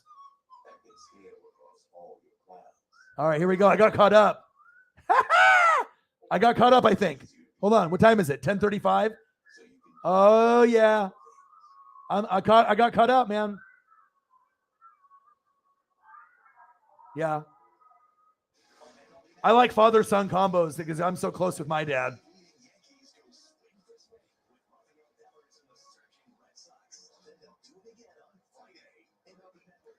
I'm caught up. Yeah, mental health is so important.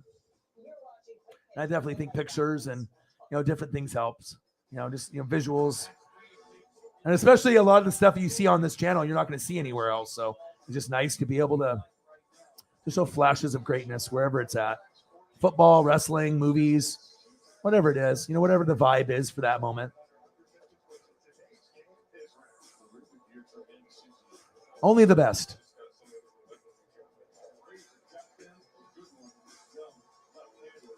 Well, I got caught up. 3 hours and 35 minutes, and I've had no beer. Yeah, but my favorite thing, like I said, is to be able to get to a point where I can give back to all the heavy hitters, because like I said, for having less than 20 people in the room, and sometimes at capping out at like 50, I'm not like everyone else that's got, so many people that they don't have to worry about what the donos are going to be, or they don't have to worry about who's going to be in the room. They're going to have 1,000 or more, you know what I mean? Or 10,000, you know what I mean? I'm not there yet. But it definitely shows its quality over quantity, but I definitely, we're going to get there, you know what I mean? But we'll get there with the right people at our time. And, I obviously want to grow, not go backwards, but, if I have to go backwards, to get better people, then I don't mind. Not one bit.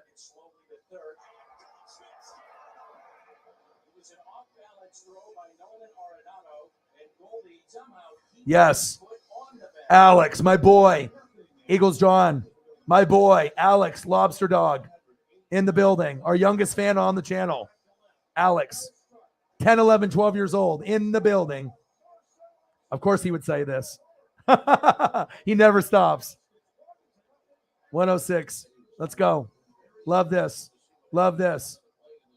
I'm caught up, dude. See? Sometimes it happens like this, where it does take me an hour, 2 hours, 3 hours to catch up. Bang, bang. What up, Mod Gang?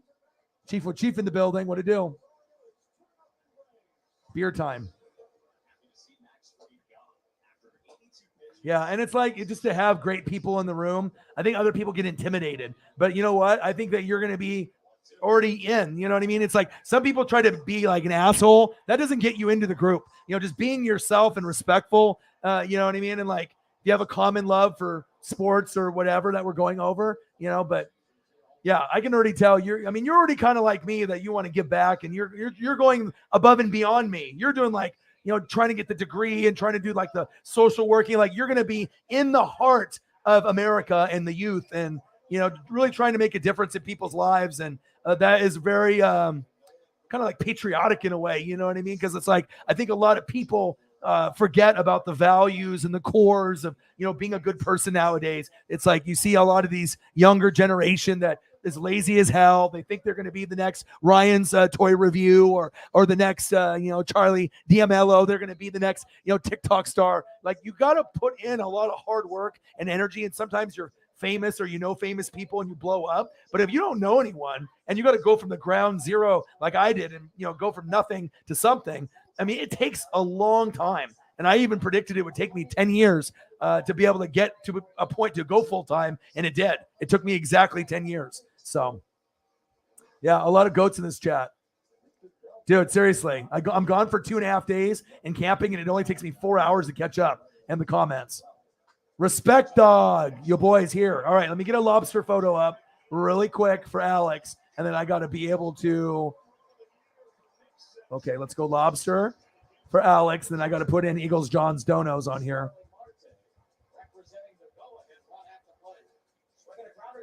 There will be no lobster lost for Alex.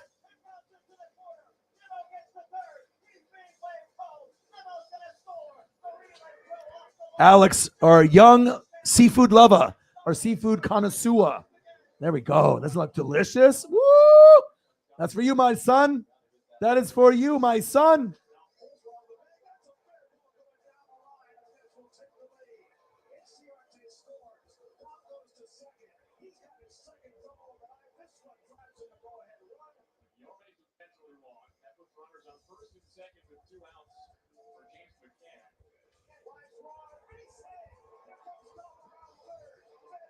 Eagles, John, bang, bang, bang, baby. And then how about another one? Eagles, John. Sometimes that's what happens. I just get so into talking to you guys. Like I didn't even really watch the Dodger game. Normally I'm like Dodger game, Mariners, and I'm talking. But sometimes I have so much fun just like catching up and talking with you guys. It's I lose track of what I'm doing. And I'd rather talk to you guys anyways. It's just on for background stuff, but like I wanted to let you guys understand too that as important as I am to you, for some of y'all, for mental health and making you laugh and just bring in a good community of people. I think that's really what I'm most proud of. I know I'm really fucking good at NFL, and I know I'm really fucking good with my voice and calling games. But the thing I'm most proud of is like raising money to save sports life and bringing in quality people together. Like, I don't know if we're going to end up having another channel that's going to bring more quality people together, other than maybe Grossi Posse that's already humongous in, views and subs. And, of course, he's going to have some people that are maybe, I don't want to say fake fans, but people that just sub to him because he's popular. But then when it comes to like LGBTQ, or some kind of post he makes, and then they are super rude to him, that's not even a fan to begin with. You might have gotten a sub from that person, but I mean, to be able to judge someone based off like sex, religion, or sexual orientation, and then they're just going to talk shit about Tom's divorce or, all the crazy, nasty shit that he got. I mean, those are the type of people that we don't need to have on this channel or his channel. But, there's a lot of those people that are out there. That's facts. Eagles John with a 20. I appreciate you. Appreciate you, bro. And guess what? Thank you, bro. 106. Let's get to 150. It's the puppies that binds us. Eagles John with another 20. A 20 and a 20. So he did 40. He did $20 at 10:13 and $20 at 10:24. He's like, this guy's not even checking. I just did. Thank you, man. I appreciate you. Good for the mental health. Good for the bang bang. Appreciate you. Eagles John, $20. Eagles John, another $20. Let's go. Appreciate you. Let's get some Eagles up here too for my boy. Put up some lobster for. Put some lobster up for Alex still. Frustrating Phillies season is the fact Kyle Schwarber hit 2 bombs on Wednesday, but the Bills still lost the last place Nationals.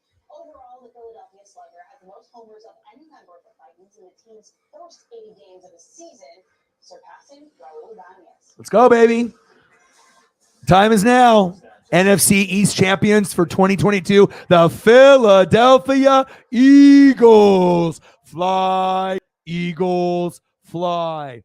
My favorite team to watch in the NFC, not named the 49ers, Philadelphia Eagles. Super excited for you guys. And I will do extensive research and analysis for Eagles, Saints, and Chiefs, because those are the 3, obviously, that support me the most. So obviously, I'm going to deep dive and go even deeper than I do on some of the other teams.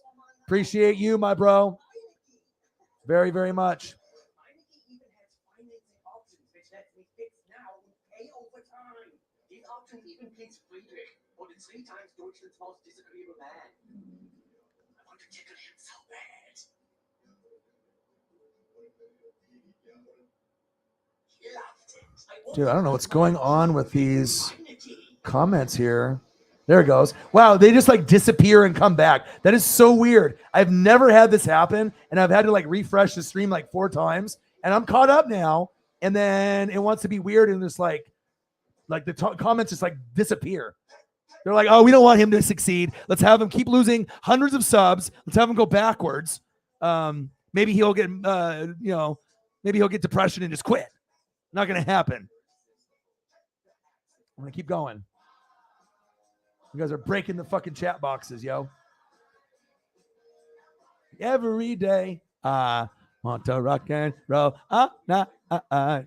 Yeah, best part of it though, even though the weather was horrible, Paisley and Uncle Rod. That was the best part. So that's why you got to just look at the positive in life, you know. I was actually thinking that this was going to be me. I was like, oh my gosh, I'm going to be drinking. And, see that little dot over there by the beach? See, I'm right there with the Coronas and the Modelos, living my best life. I'm like this, right? But I wasn't. I was just getting rained on, just floating away like Castaway. Just floating away. Water world inside my tent. Get a personal loan with no fees, low fixed rates, and borrow up to $100. Go to SoFi.com to view your rate. You have the power now. Money right. You just put the host in timeout. I'm just like in jail. All of a sudden, like some jail bars come down. That actually would be kind of cool.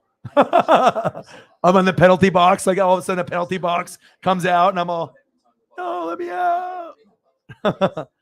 Penalty box or jail would be cool. I mean, I wouldn't really want to be in the penalty box or the jail.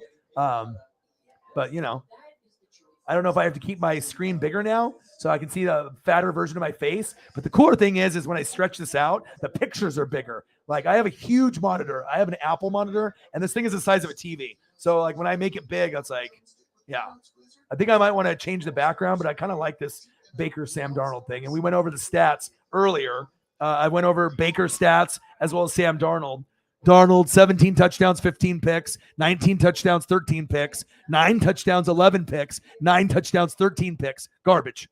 Okay. Baker Mayfield, 27 touchdowns, 14 picks, 22 touchdowns, 21 picks, 26 touchdowns, 8 picks. What? 17 touchdowns, 13 picks. Baker's the better player. That is facts. I think you'll be good. I think you'll be good. I should probably go get a beer, huh? 4 hours in, no beer at all. Just grinding it out, hanging out with you guys, just living my best life. All right, AEW Dynamite is over, so I can start watching it. But let me go get a beer first. But I'm afraid if I leave, the comments will just disintegrate and disappear. Now it's only going down like halfway through the screen. I do not know what's going on here. This is being so weird, but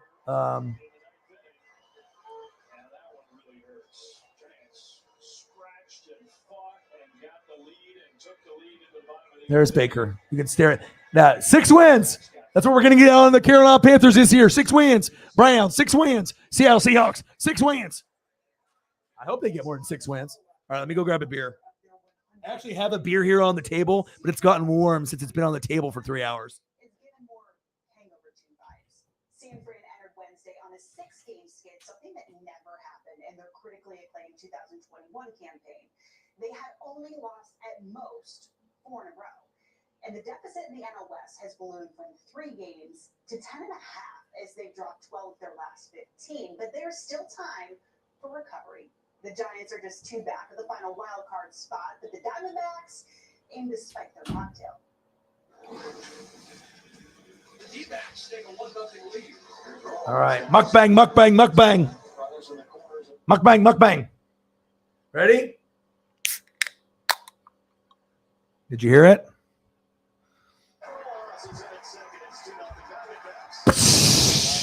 Bush light. Nice cold one. Oh my God. That is so good. So good. So good, baby. God, I missed you guys. And I got a new hat. I don't know if you guys noticed. I usually wear my hat. And I usually have like a Daiwa, like a fishing hat or a sports hat. I just had it from my old like fishing warehouse that I worked at. But then when you go camping and then over time, hats get fucked up. And I always like black hats, you know, if I'm not wearing Tampa Bay or Blazers or Ducks, you know what I mean? So I always try to get a souvenir whenever I go, you know, camping. So we'll go to like a store and they'll have like a Bigfoot, you know, hat, something weird, you know, or a t-shirt or something. But I always try to get something, right? So we go to the store, little small market, you know, there, and all kinds of people trying to get beer and whatnot for the celebration of the 4th and, you know, after. It's raining and on and off, right? And then there was this really good place that did chicken fried steak, like the size of your head. It was just like so good. But we had a fire here in Oregon for the last couple of years and it burnt it down and they didn't like rebuild, you know, this particular restaurant. But they had really cool like Bigfoot type hats and just kind of like oddball hats. And it's like, shit, if I can end up getting a hat, you know, some baseball hats cost like $50 now. Like the new All-Star hat for Mariners and Dodgers is $48. So I'm like, damn, I might end up getting that hat. But they had a weed, right? They had a weed leaf hat that was pretty cool, right? But it was like trucker style and it was kind of cheaply made. So I was like, ooh, the weed leaf on the front kind of looks cool. But I was like, the quality of the hat, I'm not going to buy it just because it's got weed on it. All right, I don't have to be that guy, right? But then I saw this hat, and I was like, ooh, it's got an animal on it. It's unique. It's different. I'm not a California Golden Bear fan. I'm an Oregon Duck, but this hat is pretty cool. Look at that hat. It's got a little the bear. I think it's what, California Republic. I was like, okay, I can get a weed hat, or I can get a hat that's shaped like a bear. Sold. And guess what? $9.99. Bought it. I was like, okay, the trip sucked. We got rained on. I met Uncle Rod. Paisley had a good time, and I got a hat with a bear on it. O-Dog for the win. It's a cool looking hat too. And it's like hard rate. It's like outlined. Me likey.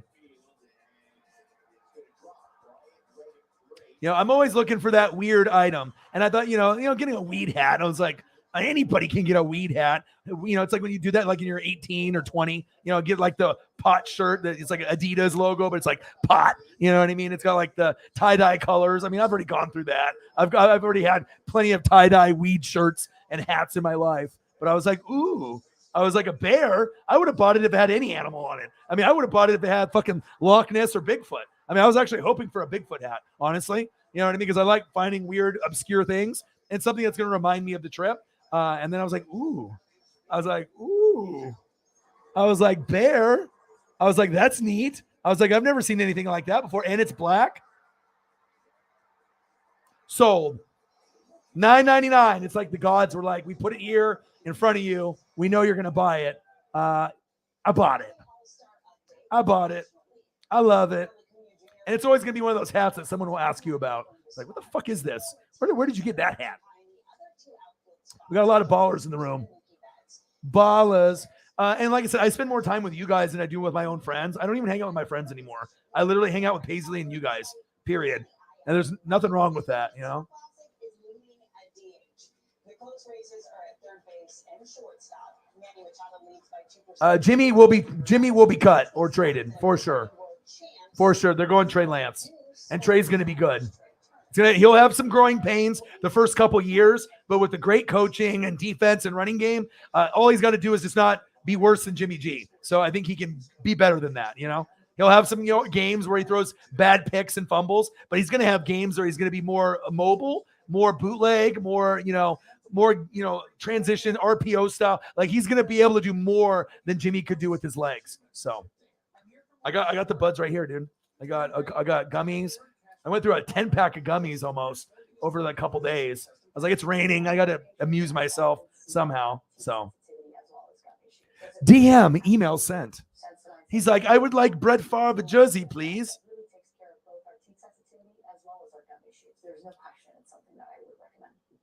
New projects means new project managers. You need to hire. Indeed you do. When you sponsor a job, you immediately get your short list of quality candidates. Okay, cool. Yeah, maybe you could be like that middleman, person. I would be definitely down to collab with other channels, especially if it was something to do with mental health or pets, like Humane Society or dog adoption, stuff like that, or saving, puppies' lives and stuff. I mean, like I said, we ended up saving Sports Life, and that was crazy. I mean, we raised so much, like 1,500 in like 3 days when the surgery was going to be like 4,000. It was crazy, but it was all worth it. You know what I mean? It's like sometimes sometimes people take the little things for granted, but I don't. I mean, like I said, I think that was one of the things that probably touched my heart the most out of anything we've ever done here. Cause like I said, that was a lot of money to donate. And I did 1,000 of my own money. Cyber did $500 donation on the last day. Holly did a couple hundred. We had a few other people that donated, but I mean, I've never, did anything like that before. I mean, I've only donated to Grossi's channel on YouTube, but especially helping my friends out because I saw that a lot of the people in Oregon were just not helping. And if we didn't help, that dog was going to die. So I feel good that the dog survived and my buddy still has his pup, his friend. So, I mean, look at this face. I mean, could you imagine this face not breathing anymore? Come on. Cute. We saved this dog's life.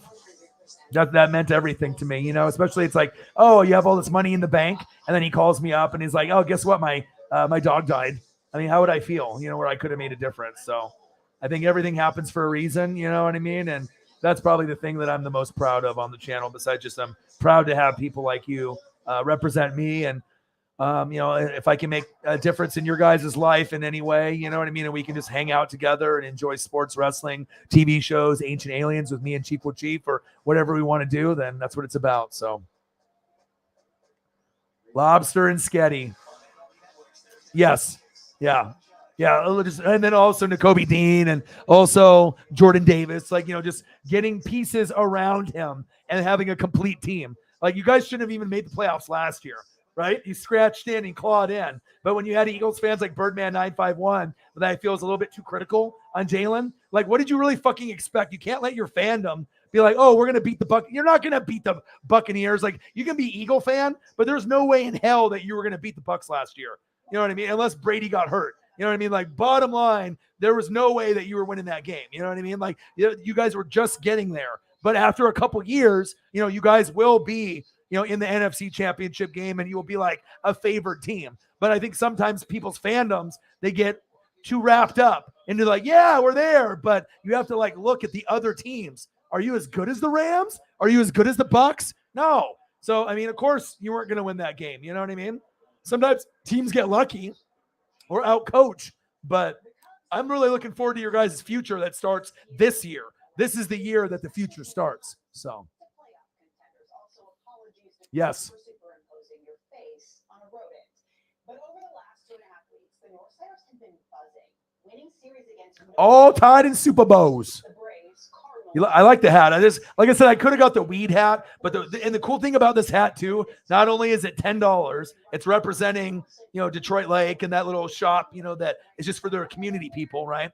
Cool design, $10, but this one's all polyester. The other one was like trucker and cheap in the back. So even though the weed logo was really cool in the front and the weed logo was gold.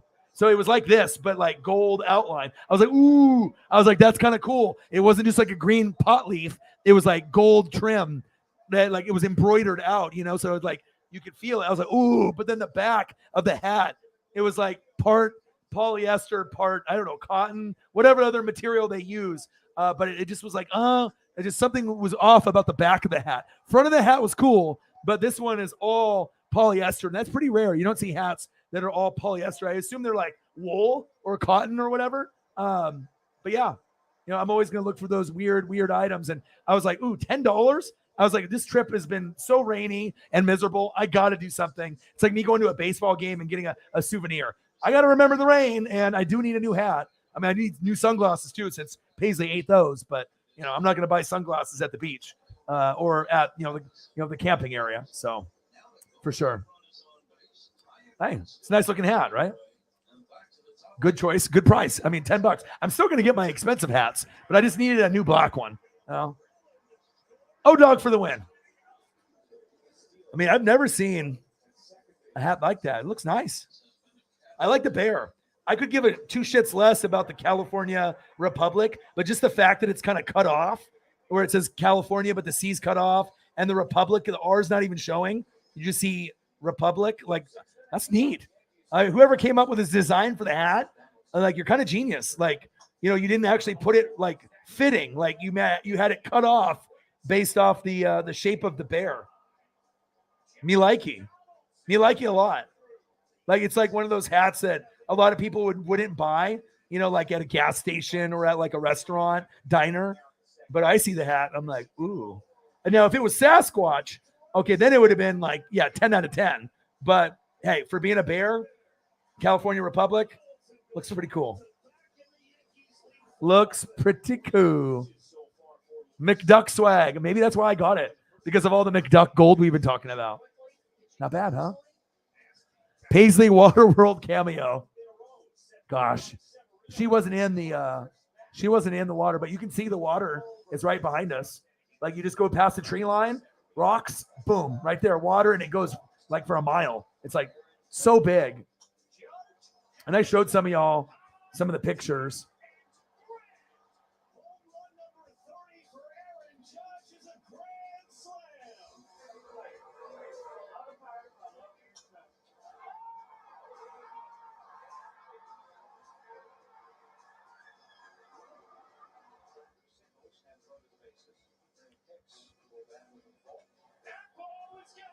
It's my Paisley pup. It's my Paisley pup. Oh, who's that? It's Tommy. Oh, who's that? Tommy Winch Winch. Who's that? Sport. What's this? Lobster. All right, I need more beer.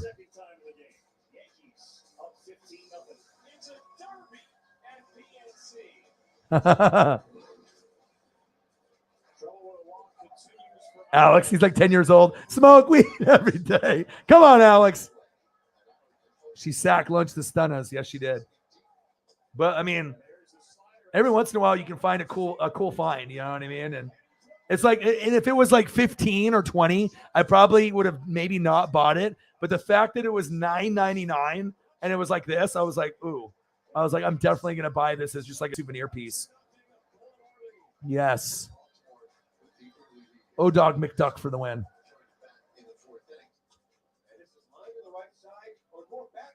Oh, yeah. O-Dog's got the skills like Chase Elliott. Napa, no hell. I need to get Napa racing hat. Napa racing suit. I need that. I think I am going to start collecting Chase stuff, though, because you can just tell as I've been watching now for about 6 months and, you know, reading and catching up on, you know, the old school guys. I still am going to be a Dale Earnhardt guy through and through. Dale Earnhardt Jr., Michael Waltrip, Tony Stewart. I'm always going to like those guys the most. But as far as the Napa, from Waltrip to him, and I think his memorabilia will hold in value, if not go up. So I think that he seems like he could be like the Jeff Gordon, Jimmy Johnson of this era. So if I can start collecting now before it gets expensive, that's what I might do. I mean, all of us kind of passed the bat to the next guy, and kept putting the pressure on. And Yeah, Alex, how old are you, bro? scored some runs for our. How old is the Alex? 10, 11, 12, 15? Alex is like 20. He's like, I'm 12, but add 10. O-Dog helped the Buccaneers win the Super Bowl. I did. If TJ stays healthy, TJ. I know that's kind of crazy to think. He says 11. 11 years old. 11 years old. Thoughts on which one? Because JJ obviously is Hall of Famer, Defensive Player of the Year. But if TJ can stay healthy, break the sack record of 22 and a half with like 24, like have consistent over 15 sack lunches a year and win Defensive Player of the Year at least once, I think that there's a chance that TJ will leapfrog JJ. But JJ is like one of the best that's ever put on cleats. It's just that he's been really injury prone the last like 5 years, right? But if TJ can play, let's say, another 10 to 15, injury free, break the sack record, get Defensive Player of the Year at least once or twice, get 15 sacks on the regular or more, there's a chance that TJ will surpass him. Alex is in collusion with Elliott and others. Hot take.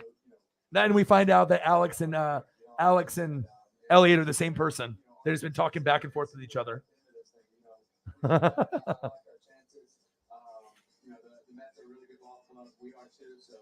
Ooh, that beer is good. 4-hour stream. I don't even feel like I've been only streaming for 4 hours, but I guess so. All right, time for AEW Dynamite. I haven't watched it yet, so I'm starting it now.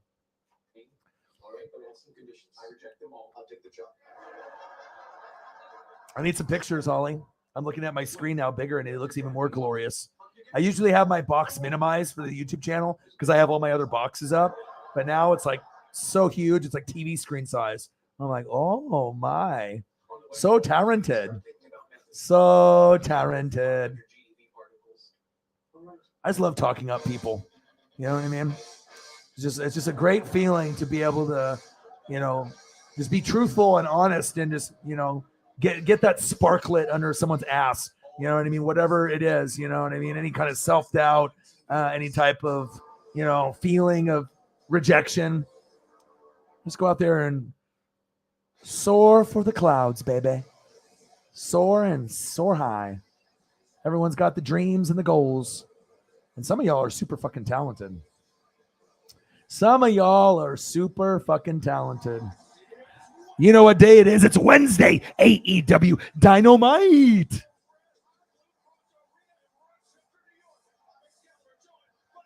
Gangsters, what up, guys?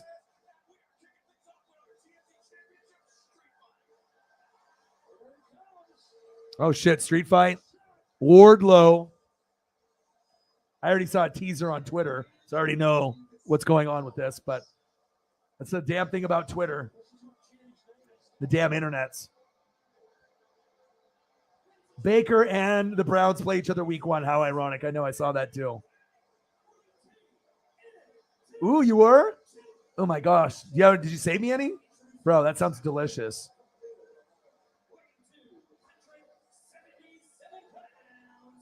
All right, spaghetti photo coming up. Wardlow.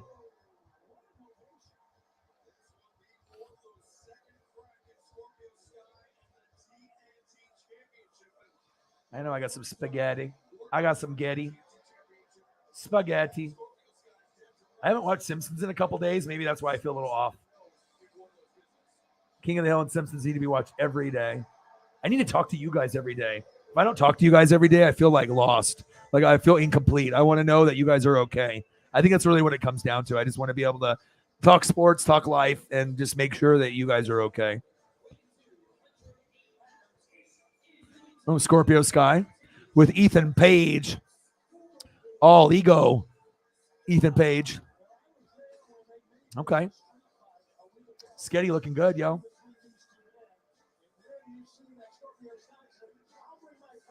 TJ is a beast. Yeah, you never thought that he would be close to JJ, and then you're like, wow, this guy's really fucking talented, but that Watt family is. And they even have Derek. They have 3 brothers in the NFL, but he's not going to be anywhere near the other 2. Yes, you are, and yes, you were. Bang, bang, bang. Look at this. The public opinions that I should draw Hank Stram, 1960 Chiefs head coach. That would be awesome. Yes, let's do it. Thank you so much. Look at your generosity with the spaghetti. $100. Alex is, oh my. Big bang. Big bang. Holly Hundo. 65 toss. Power trap on one. Hood, hood. All right, let's try to find some photos. Let's see here. Hank Stram. Let me look. Yeah, special place, especially for AEW. This is the home of the late, great Mr. Brody Lee, one of the greatest TNT champions of all time. And very fitting that we kick off our broadcast here tonight. Appreciate you, Holly. Always goating. Always doing goat things. Bang, bang. Bang. Bang, bang. Boom. Shakalaka. $100 for one of the really the OG. You know what I mean? It's like it's just can't do it without her. Same thing with Cyberpunk 53 and a few of you guys. You know who you are. Can't do it without you. Appreciate you. We're all looking for greatness, and we can all help each other get there. Okay? I appreciate you. I appreciate you. I appreciate you. I appreciate you. Tommy Winch, Winch. Tommy Winch, Winch. Appreciate you. Thank you for being you. Thank you for believing in me. And like I said, just the fandom, the love, the passion, the friendship, it's all linked together. You guys are the best. What a great photo. High five. Appreciate you. Cheers.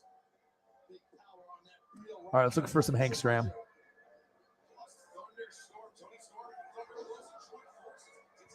Let's look at spaghetti for a second, though.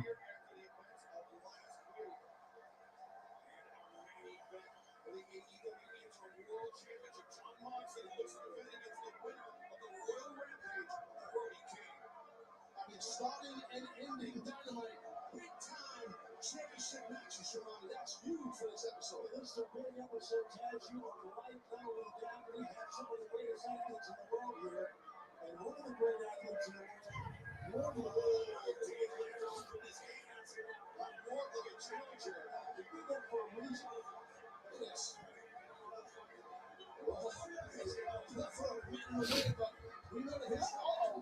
Oh, shit. Wardlow went flying over the steel steps. Oh, my God.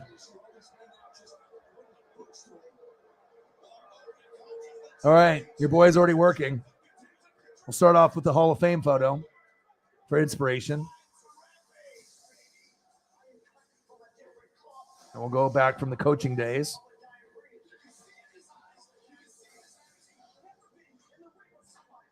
Ooh, this is my favorite one. I hope I can pull it over. It's black and white. Come on, please. Yes.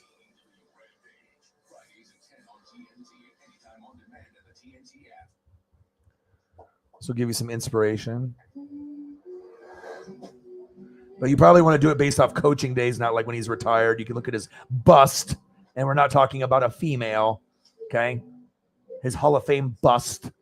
But I think you get more vibes by this. This is the one that I remember him most, like this vibe. Like that. He's got to have like the little playbook in his hand. That's a good one right there. With Geico, we can easily bundle home and car insurance and save even more. Yeah, try that breakfast pretty tough. There isn't too much hot sauce, is it? I have a sense of balance. I actually like hot sauce. I don't guacamole. I don't really know what we're talking about here. Very nice. Geico. Quite simply, we choose to do things the simple way. But there are people who don't. Therefore, Okay. contacting homeowner. I am the homeowner. Contacting neighborhood watch. See, that's the simple. I mean, a lot of these are going to be blurry because they're old, obviously. Anything that's like a 60s, 70s photo, unless it's like photoshopped. New Quick Corrector Lotion. This one's like 1971 that I found. Oh boy, your concept. Boston. Boston Lager. I'm looking for my ball. Sam Adams. Cheers, guys, from Boston. Summerfest is fun. Turn up for our new barbecue bacon grilled shrimp with your choice of super salad and an individual starter. All 3 courses for $18.99. Oh, dog is good. Oh, dog is good. Oh, dog is good. Oh, dog is good. Oh, dog is good. Oh, dog is good.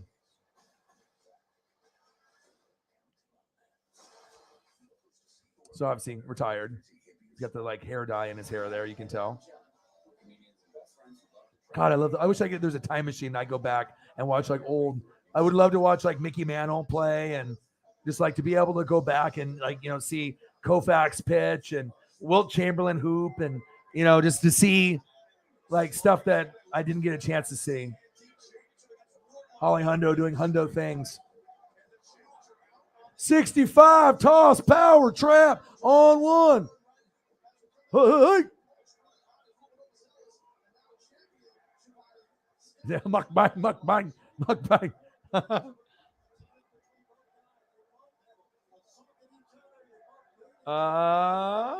No, I think we're at the same. 10 from Holly, 20 from Eagles, and 20 from Eagles John. Just checked.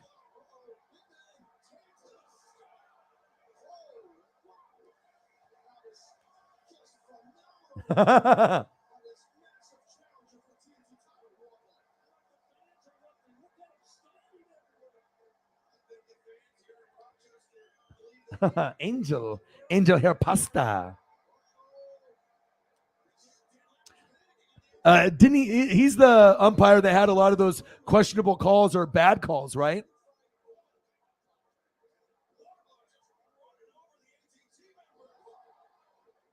Tommy's pointy toes, baby.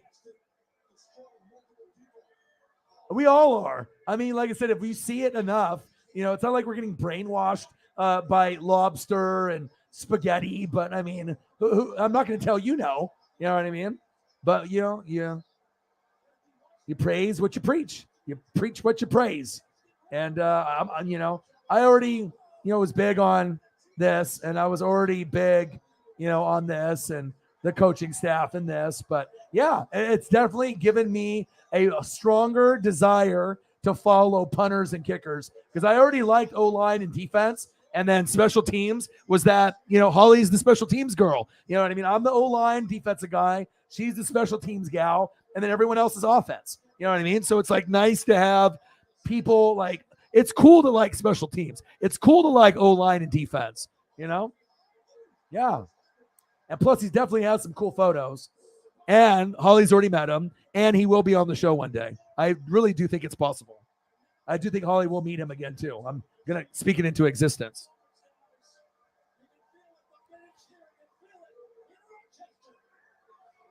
Oh, Henry in the building. What to do?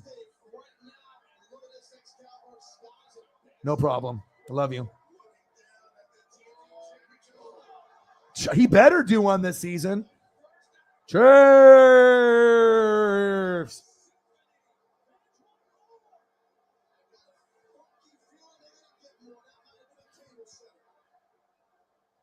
Yeah.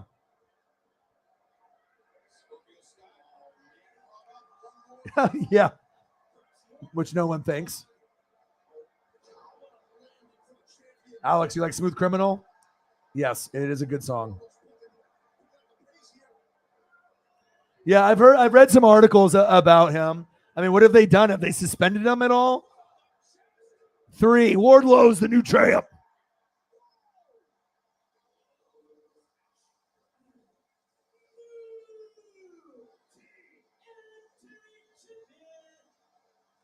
Baker's not going to be a backup to Sam, bro. I already went over the stats, dude.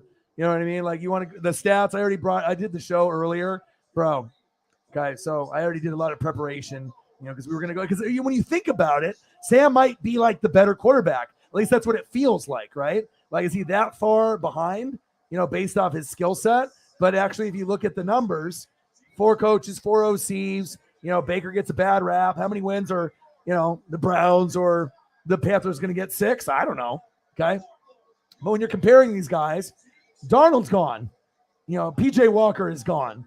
This will be the backup, Matt Corral. He's not ready yet. All right. Sam Darnold stats: 17 touchdowns, 15 picks, rookie year. 19 touchdowns, 13 picks. A little bit better in his sophomore year. Third year with the Jets: 9 touchdowns, 11 picks. Not good. First year with the Panthers: 9 touchdowns, 13 picks. It's a shitty team, the Jets. The Panthers aren't shitty, but no run CMC, that's what can happen. Okay. 17 and 15, 19 and 13, 9 and 11, 9 and 13. The last 2 years have been dog shit. Okay. Baker Mayfield. Let me know if you hear a difference. Okay. 27 and 14 rookie season. Did take his team to the playoffs, and they, obviously did something they haven't done in a long time. 22 touchdowns and 21 picks sophomore year. Still, a lot of interceptions, but one more tutty. Okay. Third year, big improvement. 26 tutties, 8 picks. That's like, Aaron Rodgers' numbers, at least on the pick side. Obviously he can end up getting 40 or 50 touchdowns, but you know what I mean. And then the last year, 17 touchdowns, 13 picks. The TD to interception ratio for Baker: 92 touchdowns, 56 picks. 92 to 56. Sam Darnold, 54 to 52. It's not even close. It's not even close. But obviously, Darnold hasn't had a whole lot to work with. Baker's had a little bit more. But Darnold would have failed in Cleveland too. So, you know what I mean? I've seen him in New Japan. I've seen him in Ring of Honor. I know his friends. I know his enemies. Only one question left. How big is Yeah, Baker will do better after Rule gets fired. But I don't know if Baker will be there. I think they might let him go. Because eventually you got to think, right? These two are a Band-Aid. Even if you like this guy, right? More than likely, this is not his final destination, like the movie. And then this guy will get let go. Maybe Seattle will be interested, right? With Pete Carroll, USC, low connection, right? And then this guy will be the future. But I don't think this guy is going to be good enough to be a top 10 quarterback. I mean, at the very best, maybe, 15 through 25. But I don't know. I don't know about him. You know what I mean? And I already know that this guy's lost it. This guy gets a bad rep, but he's much better than this or this, at least for today. So we'll see.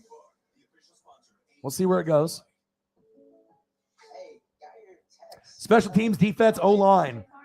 You love the nitty gritty, the positions that don't get love. And I love that about you too. I'm the same way. To just cause awareness, to the special teams, and obviously defense and O-line and special teams, and defense and O-line and special teams, defense and O-line. My keyboard's about to die.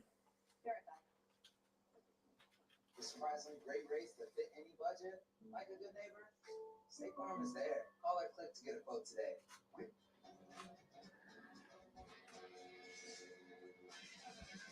All right, it's plugged in my keyboard. It's on my lap now. Now I'm at work. Okay. The cord I have is not very long, so. Yep, Darius Leonard, Devin White, baby. you might think is mostly this guy.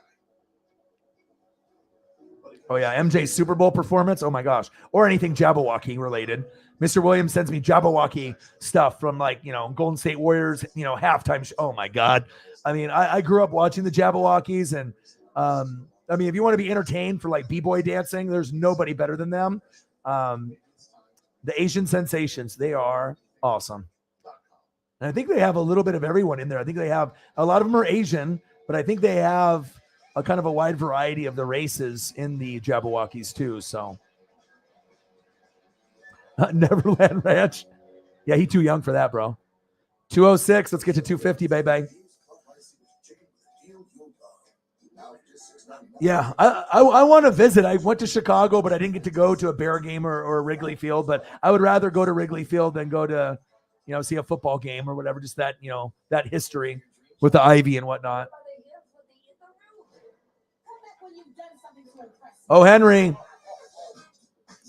NWSF stats fee. There we go. And like I said, I did a lot of research. I watched the film. And obviously we know the Browns are cursed and the Panthers and Jets were really that good.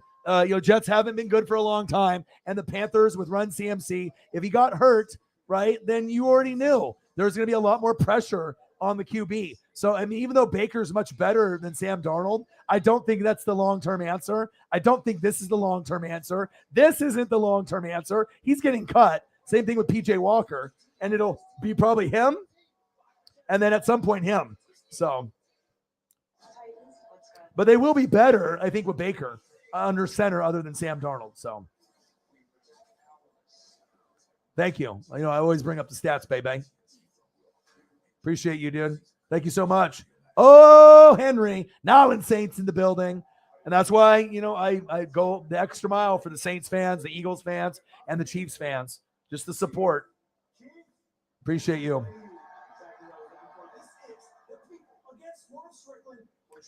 Right. And they can run the football, and Baker's had a lot of picks, right? But also, too, you have to understand it's about the Browns, the history of the Browns, the Detroit Lions, you know, the Jets, the Jags. Sometimes you just get, you know, caught up into this like mediocrity. And then he ended up taking them to the playoffs. And if you read those numbers, like, does anyone give Baker credit? 27-14, 22-21, 26-8, 17-13. Like, if I would have did a blind side by side with like 3 quarterbacks, and I said the quarterback is going to be on the market and it has 92 touchdowns, 56 picks, you never would pick Baker, you know, under that lineup. So it definitely shows you 4 coaches, right? 4 different playbooks, 4 different OCs. No one was going to succeed. And, you know, he's just got swagger. And we loved it at Oklahoma, but when the media turns on you and you know, the players turn on you, the coach turns on you, the city turns on you, there's no going back. You know what I mean? So sometimes you have to dig deeper than just you losing games. And it was more than Baker. You know, Chubb and Hunt can run the football, right? Right. And you got Batonio, you got some nice pieces on the line, but the wide receivers and tight ends weren't very good. Landry injured, Odell injured, you know, Njoku injured. Defense, you got Myles Garrett and Denzel Ward and a few of these other guys. You know, Grant Delpit hopefully will be injury-free. But a lot of these guys, you know, they just don't stay healthy. So, but I think Baker, if he gets stability, he could be all right, you know. Boom shakalaka. Boom shakaraka. Thank you, O. Henry.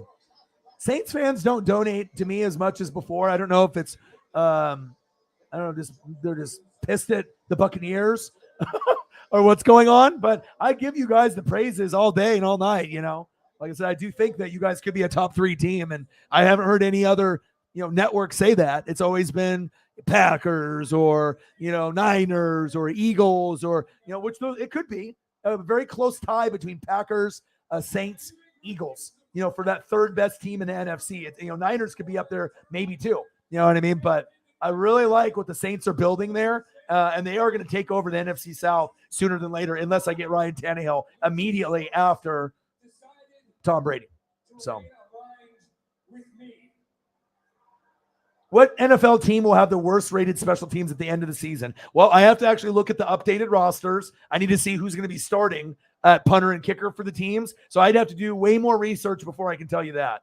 Obviously, we know the Packers struggled. Mason Crosby's old. He's not accurate. Obviously, they had issues at punter and kicker. But we'll see if they're still, you know, a bottom 5 special teams. So.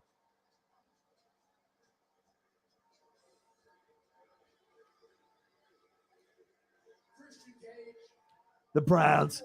Yeah, Browns, you know, I want the Browns to be good, but I really want the Detroit Lions to be good. Lions, Jets, Jags. I just feel sorry for teams that suck all the time because that's where I was. You guys laughed at me for 11, 12 years.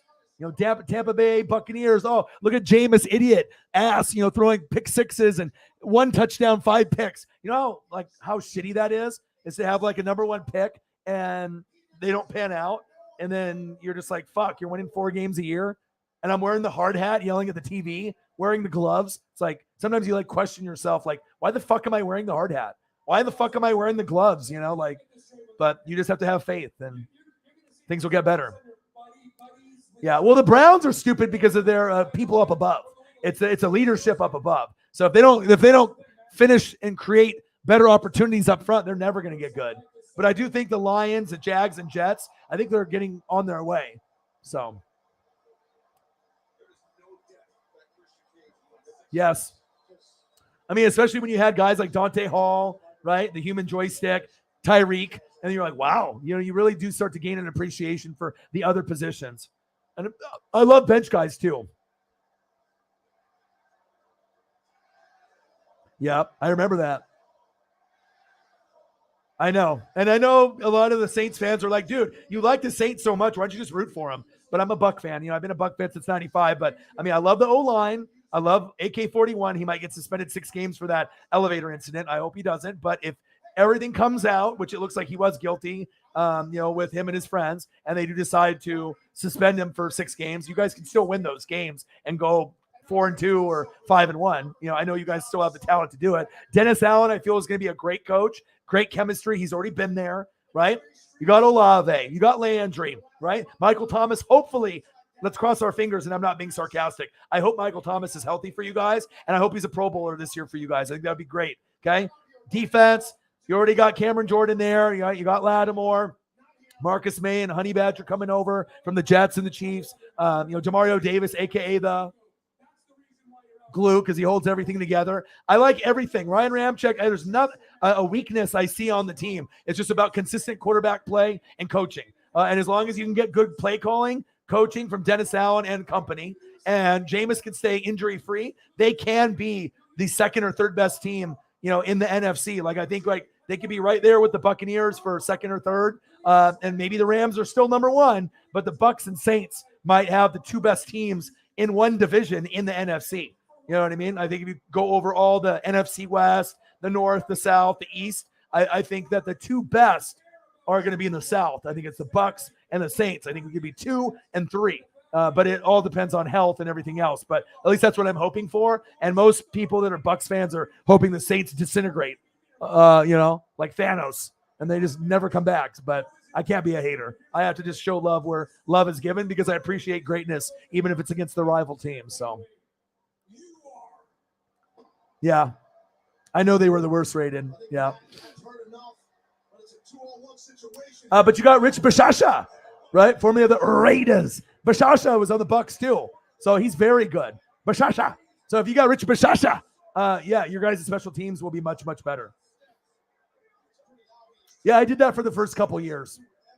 You know what I mean? But like I said, after you do it for a couple years, you don't really get anything for it. You know what I mean? Like YouTube, was just pretty much putting their own ads and promoting the videos, and we were getting like 10,000, 50,000, 100,000 views. But then I wasn't really being able to make money for a living. And then obviously I wasn't able to connect with the fans either. So transition from doing reaction videos to doing live streams. And sometimes, I can do, some reaction videos, but if I'm doing games on Sunday and I'm doing Monday, the earliest I can put it out is Tuesday. And by that time, it's almost too late, because Thursday there's a whole nother set of games coming on. So, when you want to put out a reaction video, you want to put it out that same day or the next day. So if I'm putting out shit from Sunday and Monday night, Tuesday, Wednesday, it's almost like too late. You know what I mean? But I still do it for the fans, especially if it was a good game. But the other platform that I was using had some issues with it, with the program itself. So I had to switch over to this platform. And this one gives me limitations with the scoreboard, which sucks. The other one had issues with the editing feature. So I don't know if I can figure it out, but I tried doing the same one that Grossi uses, and I downloaded it, and everything was cool up to the point of me editing the scoreboard, and it wouldn't let me change the numbers. So I was like, well, you know what I mean? Like, I spent all this money on the scoreboard from Johnny Thumbnails and, trying to get everything situated, and hopefully I can find that program to do that. But yeah, if you go back and look at my old videos, I've already done 1,300 since 2017. So, and I used to have a partner that I did the show with, but he quit. And that's what we used to only do, is reaction videos in the very beginning, when I didn't even know how to use a green screen. So, but I'm kind of transitioning away from reaction videos. It's kind of like an old fad. It's like kind of like a 2017 thing. But if there are certain games, and if I can get the platform to work with the reaction videos, I will do them again. But I am trying to phase out of those kind of, because there's a lot of, you can get copyright strikes on some of that stuff. And you got to be kind of careful. If you get 3 copyright strikes, they can just take your channel away, even if you have like 50 million subs. Like, you have to be real careful on doing stuff with video. I know kind of the tricks of the trade to how to do it, like where to pause the video, how many times, and whatnot. But it all depends if that other platform is working for me to do it. So,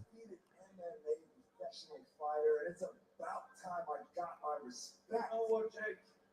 Everybody has to say, I want my respect. Yes. There's no respect at Kick all. return, punt return. Yes. In my first match, you want the best technical wrestlers. And then, Yep. And I like that about baseball too, just like the triple plays, stealing home, those little intricacies, those little details that most people miss. It's like, if you're looking at like something like this, for example, if you don't know what that word means, looking for the subtle details. Holly did a photo of Andy Reid, cheeseburger. He loves it, right? But the little detail of adding the cheeseburger to the photo, that's like what we're talking about. You don't have to do that. That's that little extra that the fans can appreciate and that know what that means. And if you don't know, then you don't know. So I like the little subtle details about things like that too. And yeah, I know they were last. I do a lot of research. Aaron should have still played better though. Should have had at least 3 touchdowns passing.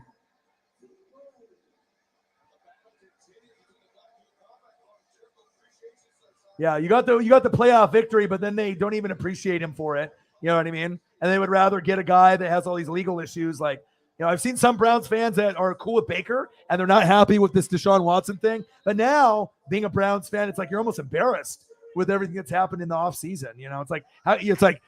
Even the Steelers may not be as talented, and the Ravens are just waiting to get healthy.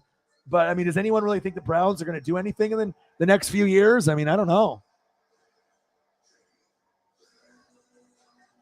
Lack of depth at linebacker. Yeah, and I do think that O-line depth and linebacker depth can be upgraded, obviously in the draft as well as in free agency. So those will be, areas that Dennis Allen will address. And if your secondary and your front four are really good, maybe some of the weaknesses at linebacker with tight end, one-on-one that you guys will get burnt once in a while. Yeah, but maybe they don't get burnt over the top. You can give up a little bit from a tight end to a linebacker if your linebacker depth isn't that much. And then same thing for O-line. If you don't have a lot of guys for depth, you just got to pray your guys stay healthy and then keep reloading. That's facts.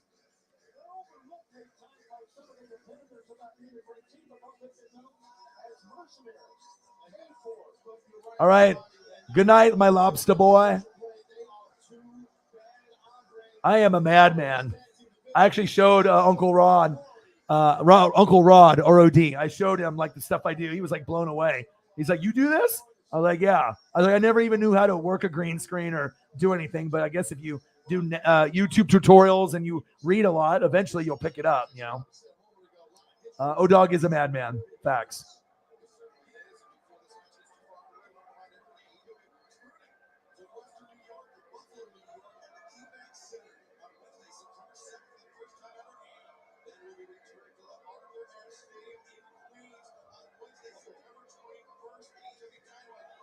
Yeah, Justin Ross, the one from Clemson.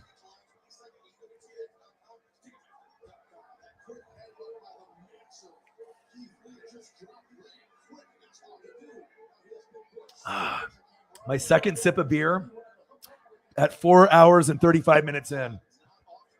But I guess that's good, right? I'm not drinking as much. I'm trying to be healthier, right? I haven't had the comments disappear.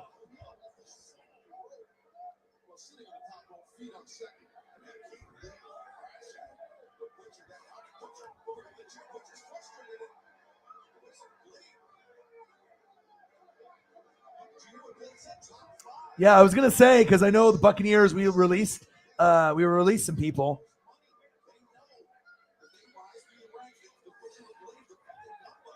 So there's another Justin on the team. Now Holly's like, "Oh shit, now I gotta do some research."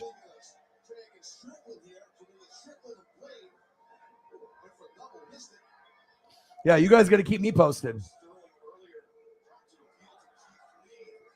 Yeah, I think that would be a great story. I mean, you guys have a lot of wide receivers. It's just going to be interesting to see like who develops and who's going to be like the best player. I'm actually looking forward to as a big botch right there by Swerve Scott. Botch dog. He didn't jump high enough. But I am actually looking to see McDuff. McDuffie is the one I'm looking forward to the most on your guys' team. I really want to see what McDuff has to offer.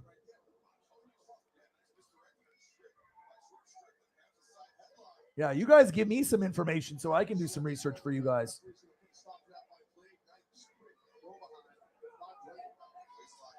ribs, lobster, spaghetti, Hank's Ram, Hank's Ram, Hank's Ram.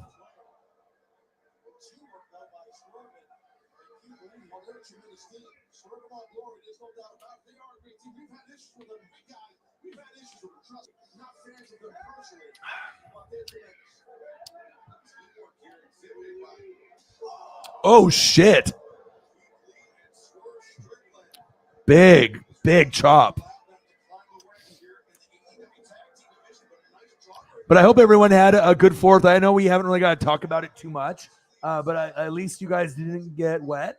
At least you guys, didn't have to be in Waterworld in your tent or Castaway. But at least Paisley didn't get wet, I made sure she snuggled really tight with me, right underneath my arm, and I snuggled with her, face to face. I did have to give her some sedatives, though, on the July 4th, though, because there was just too many fireworks going off. And I can always tell when, the sedatives kick in, because she'll be like, "Arr!" She'll like her face, and she'll just look up at me, and I'm like, okay, she's toasted, she's high. So I was like, all right, she'll calm down now. Yeah, but she definitely had a great time. But I'm looking forward to getting back to this and getting back to our walking routine. I need 7 a.m. So even if I go to sleep between now and 4 a.m., 7 a.m., I will be up and I will be walking. So, you just got to be able to hold yourself accountable and, even do things that you think that, aren't the greatest, but as you get older, you got to take care of your body more and more, for sure. Back to school wireless deals usually don't add up to actual savings. 6'3". You get our $45 silver unlimited plan and a Samsung Galaxy A53 5G now for almost half the cost. All right, man. Thank you so much for your input. And like I said, now and Saints in the building, my boy O. Henry. Appreciate you. I know a lot of times Saints fans and Bucks fans are going to butt heads, and there's going to be a rivalry there, but it's always nice to be able to have an educated conversation about both of our teams, even though there is a love-hate relationship with Saints fans and Bucks fans. But in the end of the day, at least for me, I do respect the Bucks. I do respect the Saints. Obviously there's going to be questionable fans on every fan base. And I do hope that you guys win a Super Bowl in the near future. And I hope that you guys can get over that stigma of just all that painful, things that have happened for you guys in the past, so you guys can look forward and not look in the past. And I hope you guys have some success. I hope you guys make the playoffs. I hope you guys are the number 3 team this year in the NFC. And I would look forward to playing you in the playoffs. Hopefully we win, but if we don't, I'll be rooting for you guys to kick ass, man. Have a great night. And I'm excited to watch your Saints play this year, even though I'm a Bucks fan. That's facts. MVS and Juju.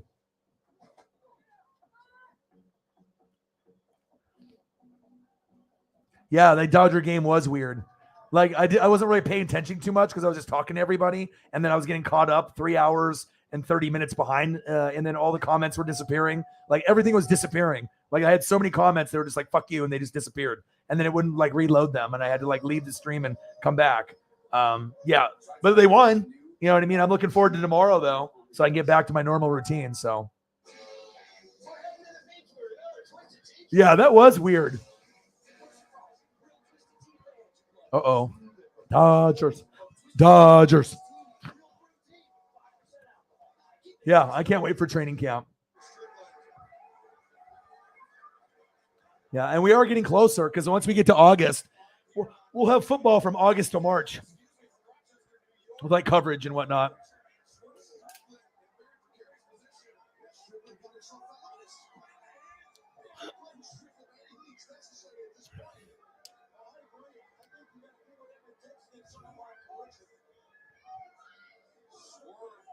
Make sure you take care of your mental health.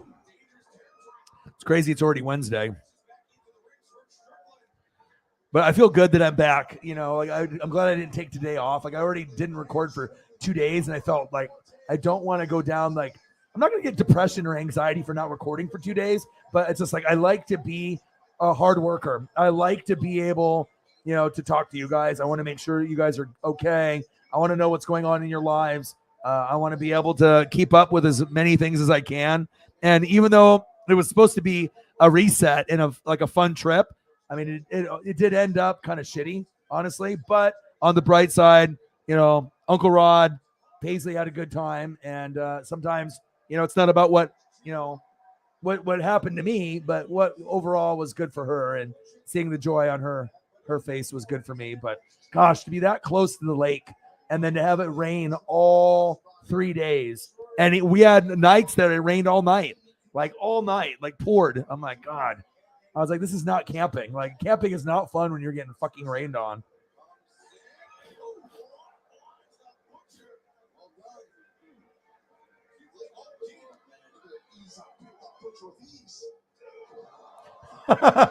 Of course he would say that.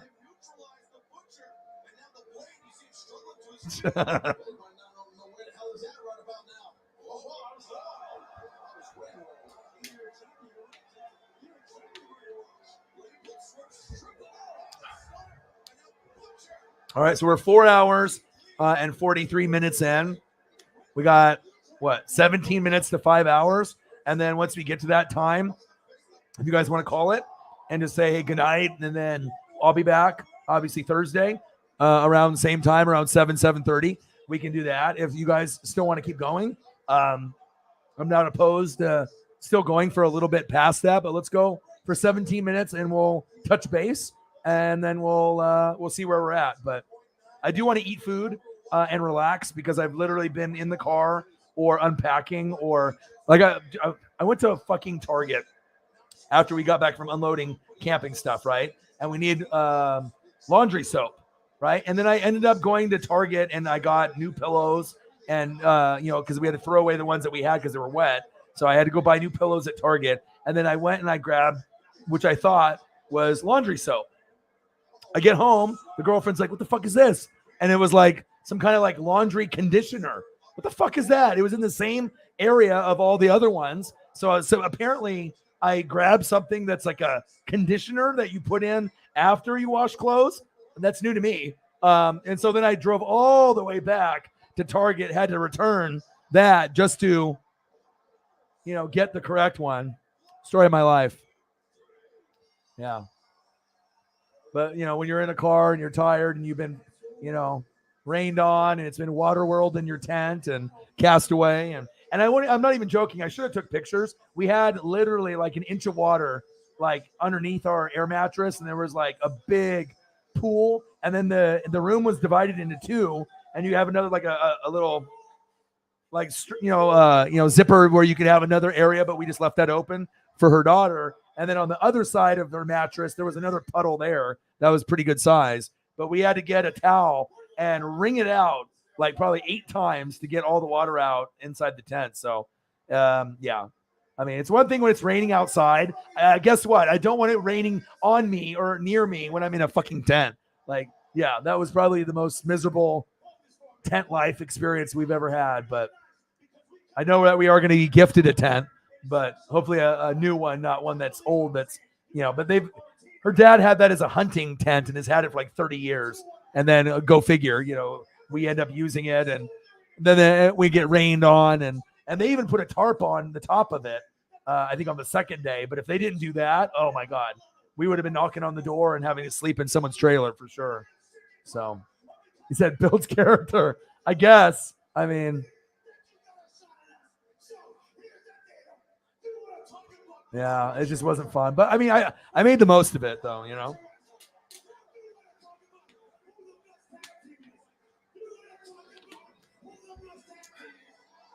Oh, Young Bucks. Fuck yeah. If it's Kenny Omega or the Young Bucks, O-Dog's attention.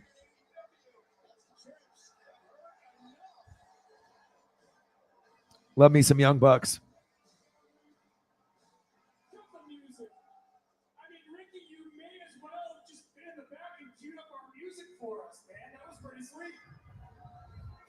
The Young Bucks, baby. The best in the world. I've never seen a tag team better than these guys either. He said, builds character.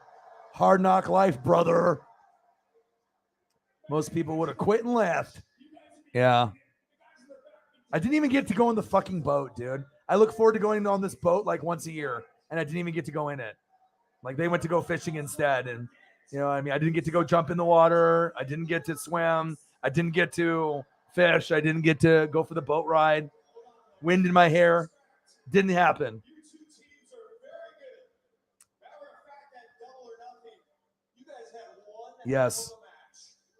I love the Young Bucks. They're my favorite. Half stars. That's unbelievable. That's an off night for the Young Bucks. And you guys couldn't even get the job done. Jurassic Express beat you. Guess who beat Jurassic Express a few weeks later? Read it and mother effing weep. We did.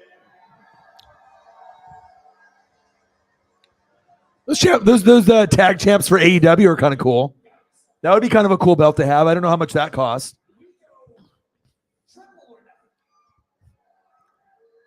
Get the AEW championship first and then get the tag belts.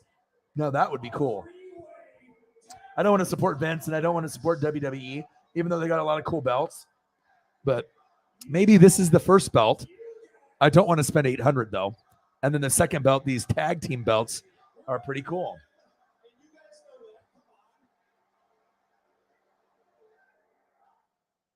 You guys we're just the best damn tag team of all time. The Young Bucks. The Bucks throwing down the gauntlet for Firefest. Next Wednesday night at Dynamite. I think the Bucks, the World Tag Team Champions, in my professional opinion, as great as they are, just build a little bit more than the truth. I'll see if I can pull this photo up. These tag belts are kind of slick, actually. See if I can get this photo to come up. But that championship is kind of growing on me a little bit. But I mean, I've been a wrestling fan since, a young kid. And if you notice YouTubers too and people on Twitch, people that like football, they like wrestling. I mean, name one person that's got a YouTube channel that's doing football that doesn't like wrestling. I've never met one. It's always been hand in hand, football and wrestling. It's facts. All right, let's see if I can get this to format. Okay, so we got Kenny Omega, the best wrestler in planet Earth, better than Roman Reigns or anyone that you think is good in WWE. Like actually all-around athlete, injured right now for 6 months. When he comes back, yeah, watch out. And the Young Bucks. I really like these tag championships. These look pretty swaggy. But then what do I do? Just wear both of them? Like one of them on my head and one of them on my waist, or one on my shoulder and one on my waist? These are the best tag team wrestler champions in the world. The Young Bucks. Okay. I like those belts. They look good. They look good. And I'm pretty critical of belts.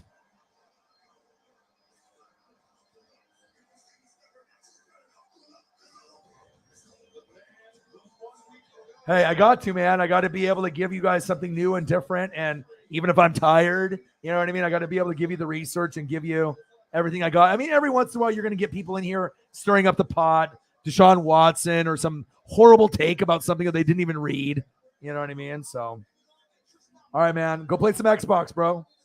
Go get your Xbox on, brother. That's my dude. Go Dodgers. Go Dodgers, my dude. Dodgers.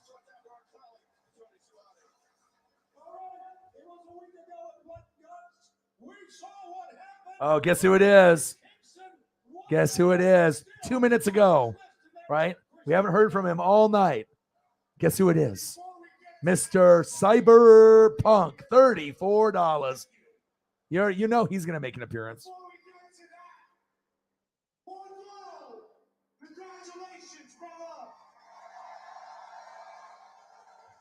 Thank you, Cyber. Congratulations to everybody that was on the team that won blood and guts. Even you, Claudio. Congratulations. See, I'm a nice guy, right? I'm growing up. Cyberpunk, $34. Bang, bang, bang. Let's go, my brother. Appreciate you. That's my dude. $34 donation for Cyberpunk. Bang, bang. $34. Cheers to you. Appreciate you. My dude, Chiefs Kingdom, all day, every day, always stepping up for your boy. Where are the goats? There they are. Cyberpunk, $34. Appreciate you, brother. Oh, brother. The best fans on planet Earth, brother. Right here.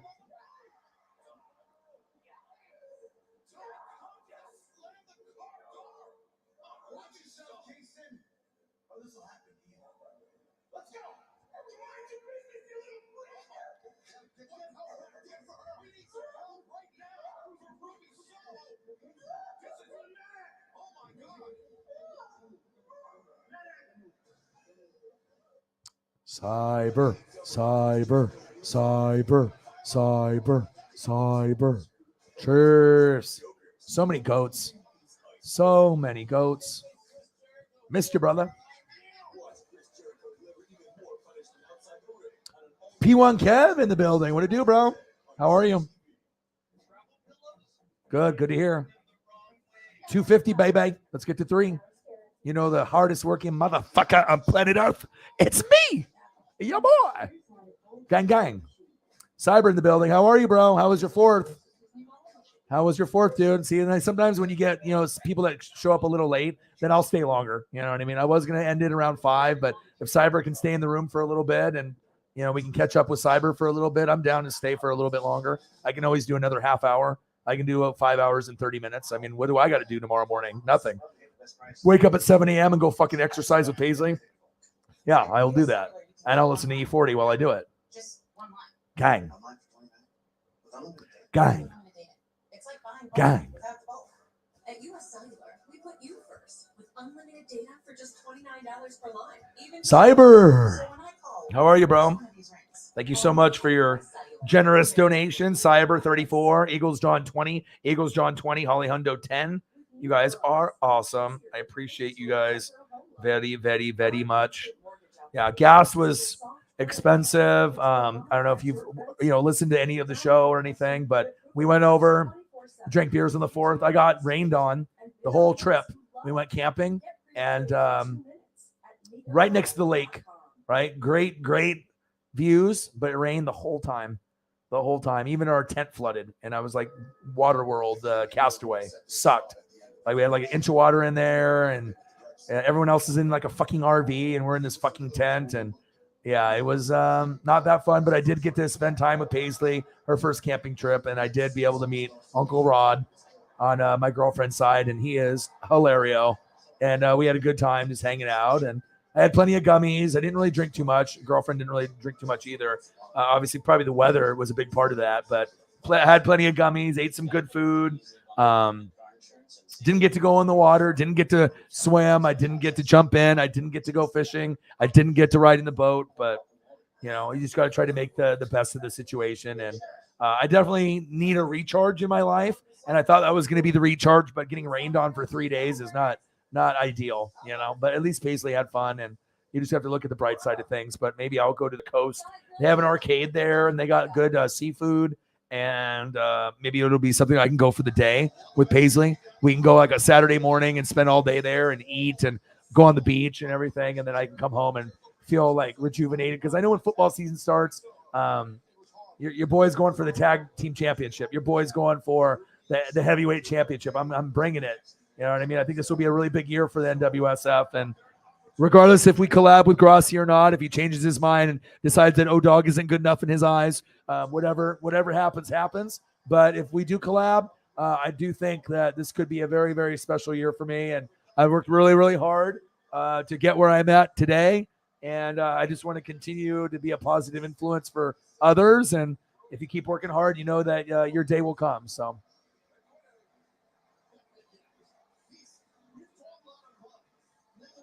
Yeah, I drank pineapple cheladas, and with the Modelo's, they haven't had them in a long time. They haven't had them in like 3 weeks, and I finally saw them, so I decided to buy all 6 that they had. So I definitely got a chance to cut the drink and enjoy the pineapple Modelo.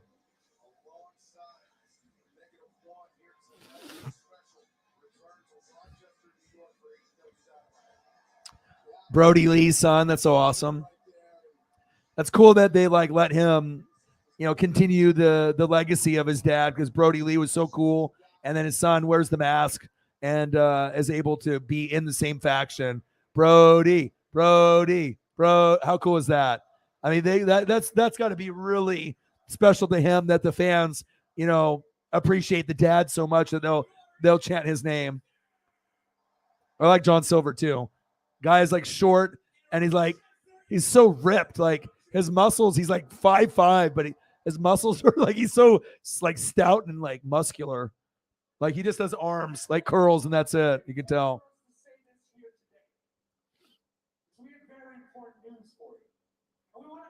Yeah, those. I mean, they look good, dude. I mean, these are the best wrestlers on the planet. Like, you know what I mean? As far as tag team, I mean, I've been watching wrestling since 1985, and I've never seen chemistry as good as these guys. I mean, I've seen Matt and Jeff Hardy. I've seen the Dudley Boys, Devon and Bubba, Spike, and the rest of them. I've seen Edge and Christian. I've seen all these RVD and Sabu. But I mean, these guys, for naturally being brothers, like Jeff and Matt Hardy. I mean, these guys are Jeff and Matt Hardy like on crack. They're like 1,000 times better. Like. The innovation, the tag team moves, double team moves, these guys are awesome. I want to see them in person for sure. Yeah, but I did drink some beers too. Had some gummies. What did we eat? We had tacos one night, which was really amazing. Anna J, you're hot. But I had tacos one day, and then the other day we had like pulled pork sandwiches. So they ended up bringing a lot of different things. Everyone that had like a fucking RV or whatever. So the cookout was very, very good.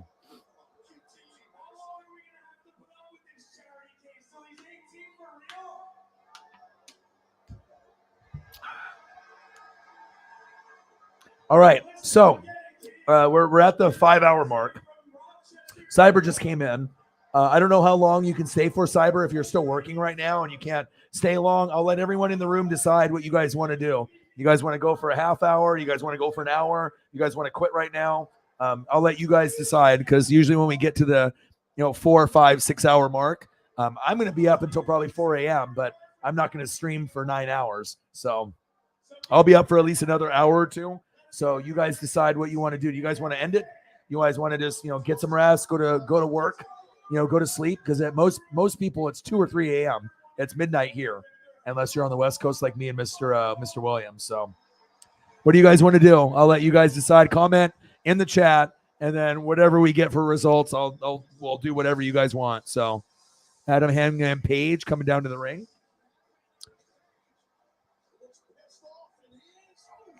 The Baker Mayfield trade. Yeah, I mean, low risk, high reward for a conditional 5th rounder. I already went over the stats earlier. Go for another 30. All right, let's do it.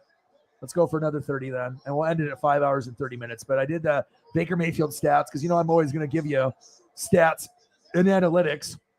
I'm going to make sure that, because normally when you say Baker Mayfield, Sam Darnold, we put them in the same category. But when you think Baker Mayfield, you should be thinking Derek Carr. You should be thinking Ryan Tannehill. And you should be thinking Kirk Cousins. But they give him a bad rap. He's like, what do you want to win, Browns? 6 wins without me? With Jacoby Brissett? Maybe. Okay.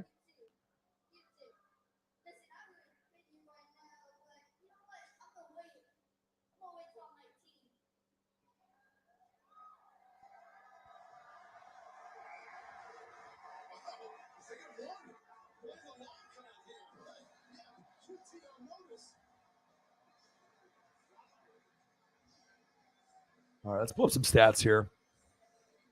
This is the future. And even this being the future for the team, the Panthers, I mean, who knows if this guy's going to be good? I'm not sold. I'm not sold on this guy one bit, okay? All right, get some good sleep. I'll be back tomorrow. We hit 250. Let's see if we can hit 300. It is possible. Jameson will handle the donos, and we'll see if we can get another 50 before the stream ends. If we do, good. If not, no problem. All right, let's go. So Sam Darnold. Obviously, you were the guy, right? We didn't know how good you were going to be. 17 touchdowns, 15 picks. 19 touchdowns, 13 picks. 9 touchdowns, 11 picks. 9 touchdowns, 13 picks. Overall, 54 touchdowns, 52 picks. Not good. Okay? That's Sam Darnold. Let's go to Baker Mayfield. Okay. Public enemy number one, like Ross Chastain in NASCAR. For whatever reason, everyone hates this guy. But when he was on Oklahoma, we loved him. But he just went to the wrong team. You know what I mean? If you went to a different team, maybe people would be more accepting. But when you're on the Cowboys, the Patriots, the Browns, the Lions, the Jets, the Jags, there's not a lot coming back from that. You know what I mean? Baker Mayfield. He did lead the team to the playoffs for the first time in a long time, but nobody remembers, right? Nobody cares, right? What have you done for me lately? The media loves to talk shit and shove narratives down your throat, but don't be fooled. Don't be a fucking sheep, okay? 27 touchdowns, 14 picks, rookie year, living up to the number one pick. Next year, sophomore slump, 22 touchdowns, 21 picks. You got 7 more picks, right? And 5 less touchdowns. Come on, man. Come on, dude. You can do it. Third year, 26 touchdowns, 8 picks.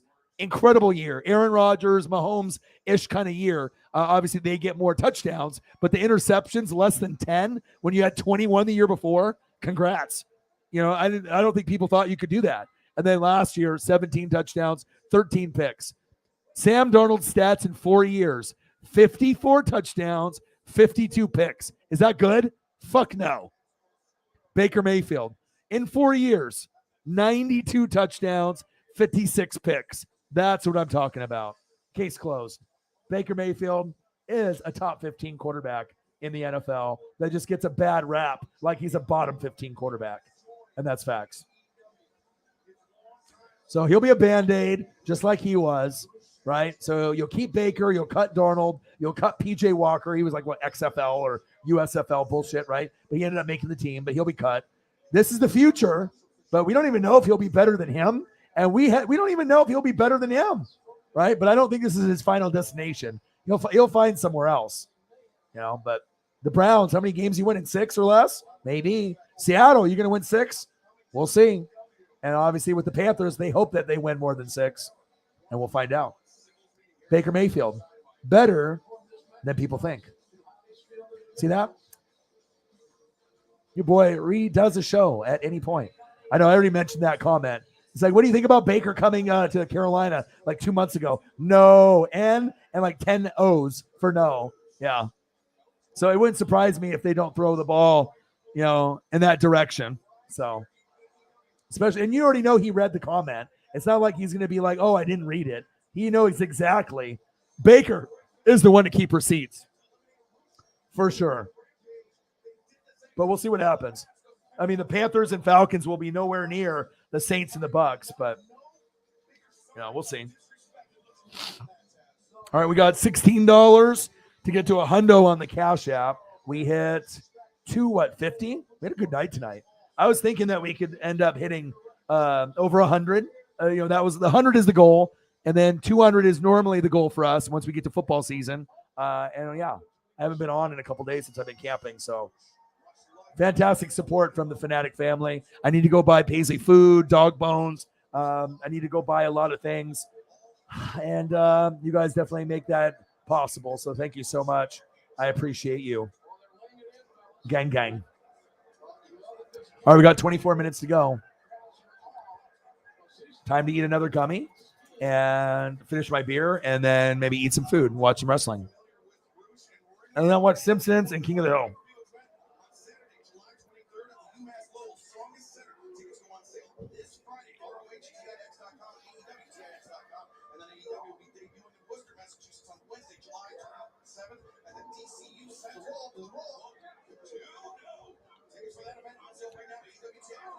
Better than advertised. Baker Mayfield. Baker. Lobster. Sketty. Sketty and meatball. God, I would love to eat this right now.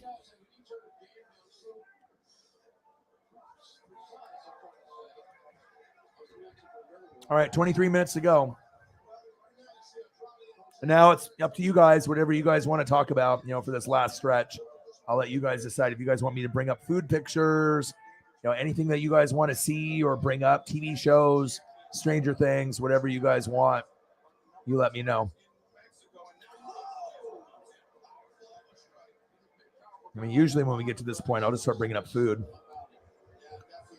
Ribs and burgers and whatnot. I might end up doing that.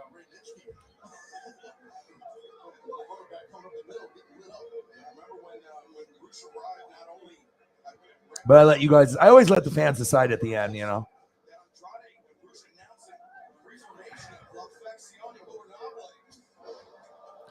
Going to be a lot of Baker Mayfield commercials. We'll see. He's just trying to, you know, rebuild his image.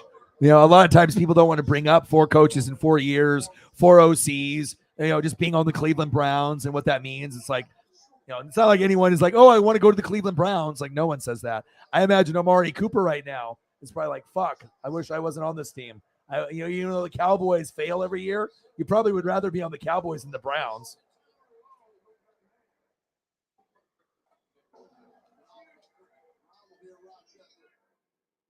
See if I can find an Amari Cooper Browns photo. He's probably hating life, dude. I got one of them at training camp.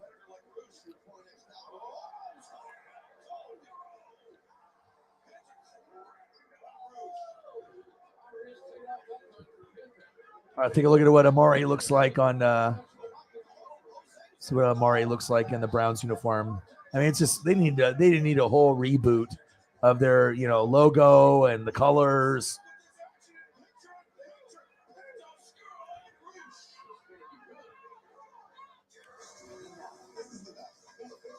Gosh, just that orangish brown, no logo on the side, no dog, no number, like just the most bland, boring shit color possible. We choose to do things the simple way. But there are people who don't. Yeah, we'll see how it goes. Jameson Mays is still hanging out with your boy, even if it's just me and him. Appreciate you, Jameson. Did you miss me? I missed you, dude. You know, like I said, it's like when I don't, you know, stream for a few days and, you know what I mean, I'm getting rained on. It's just, you know, I'm just, fuck, I can't wait to just, you know, vibe with you guys and, you know, get back to just the grind again. So let's throw up a couple of Titans photos for Jameson Meza since he's here. Let's throw up some Derrick Henry.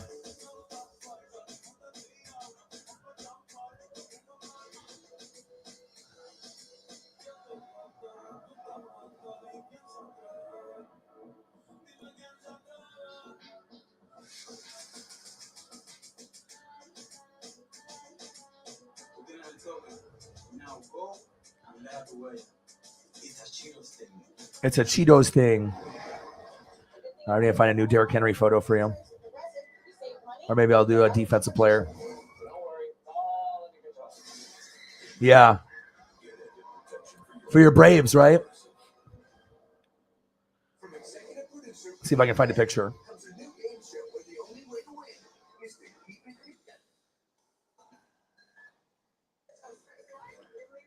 I bought taquitos to eat tonight, so I got some chicken and cheese taquitos. Boston. I got a cool Eddie Rosario photo. It's not from, I think, tonight or anything, but it's just cool looking. I got a cool photo for you. It's the Eddie Rosario photo for you, dude. It's a nice photo of him in the Braves uniform.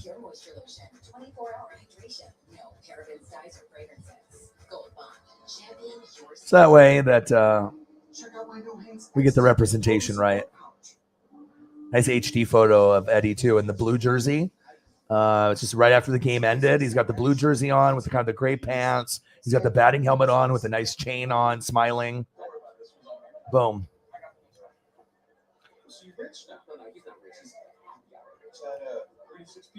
Yeah, if I got you, dude.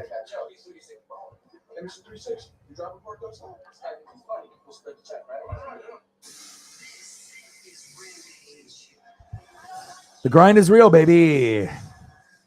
Now some lobster.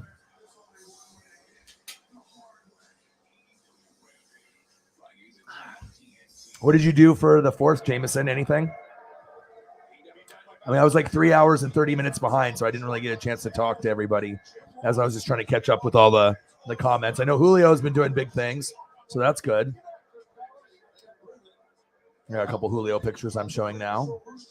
But I'm ready for the Mariners and the Dodgers tomorrow, and it's going to get back on the grind, So let me take a quick look at the schedule here. We got 18 minutes to go, and we'll make it 5 hours and 30 minutes. And people got to go. They got to go. No problem. I'm still hustling and grinding, putting in that work ethic and that grind.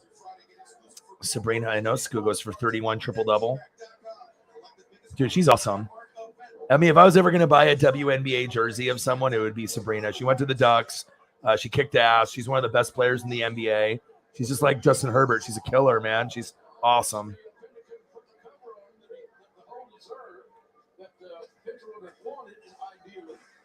Ionescu ties Parker's career triple-doubles record already, and she just started. So it shows you how great she is. She's going to be one of the best.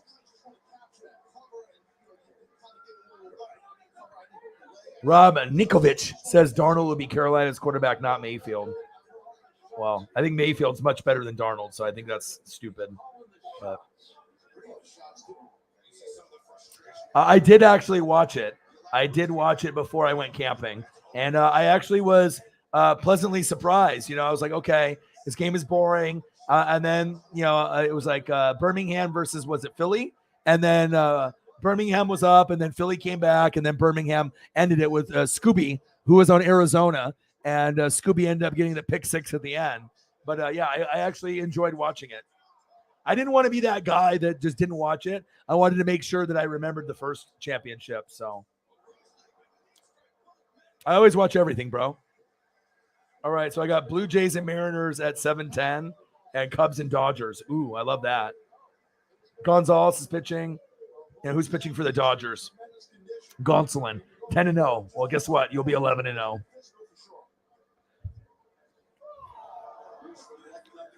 Oh, nice. Heck yeah.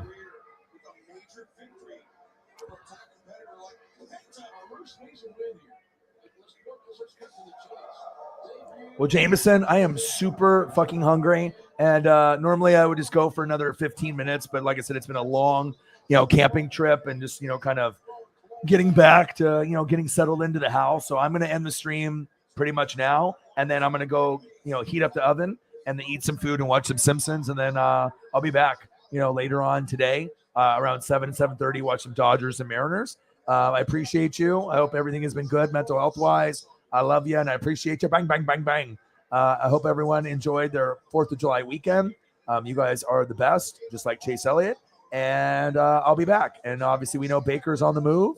Let's see what his future holds in Carolina. We know he's better than Sam Darnold on the stats, right? But we have to be able to see what we get with Matt Corral. I don't really know what we're going to get there, but we'll wait and see. So I love you guys, and I appreciate you guys very, very much. And like I said, I hope you guys enjoyed the show, and I'll be back very, very soon. And I got one question for you. Who talk sports like us? Your boy Ryan, Northwest Sports Fanatics. Love you. Appreciate you, Jameson. You're my dude. Gang.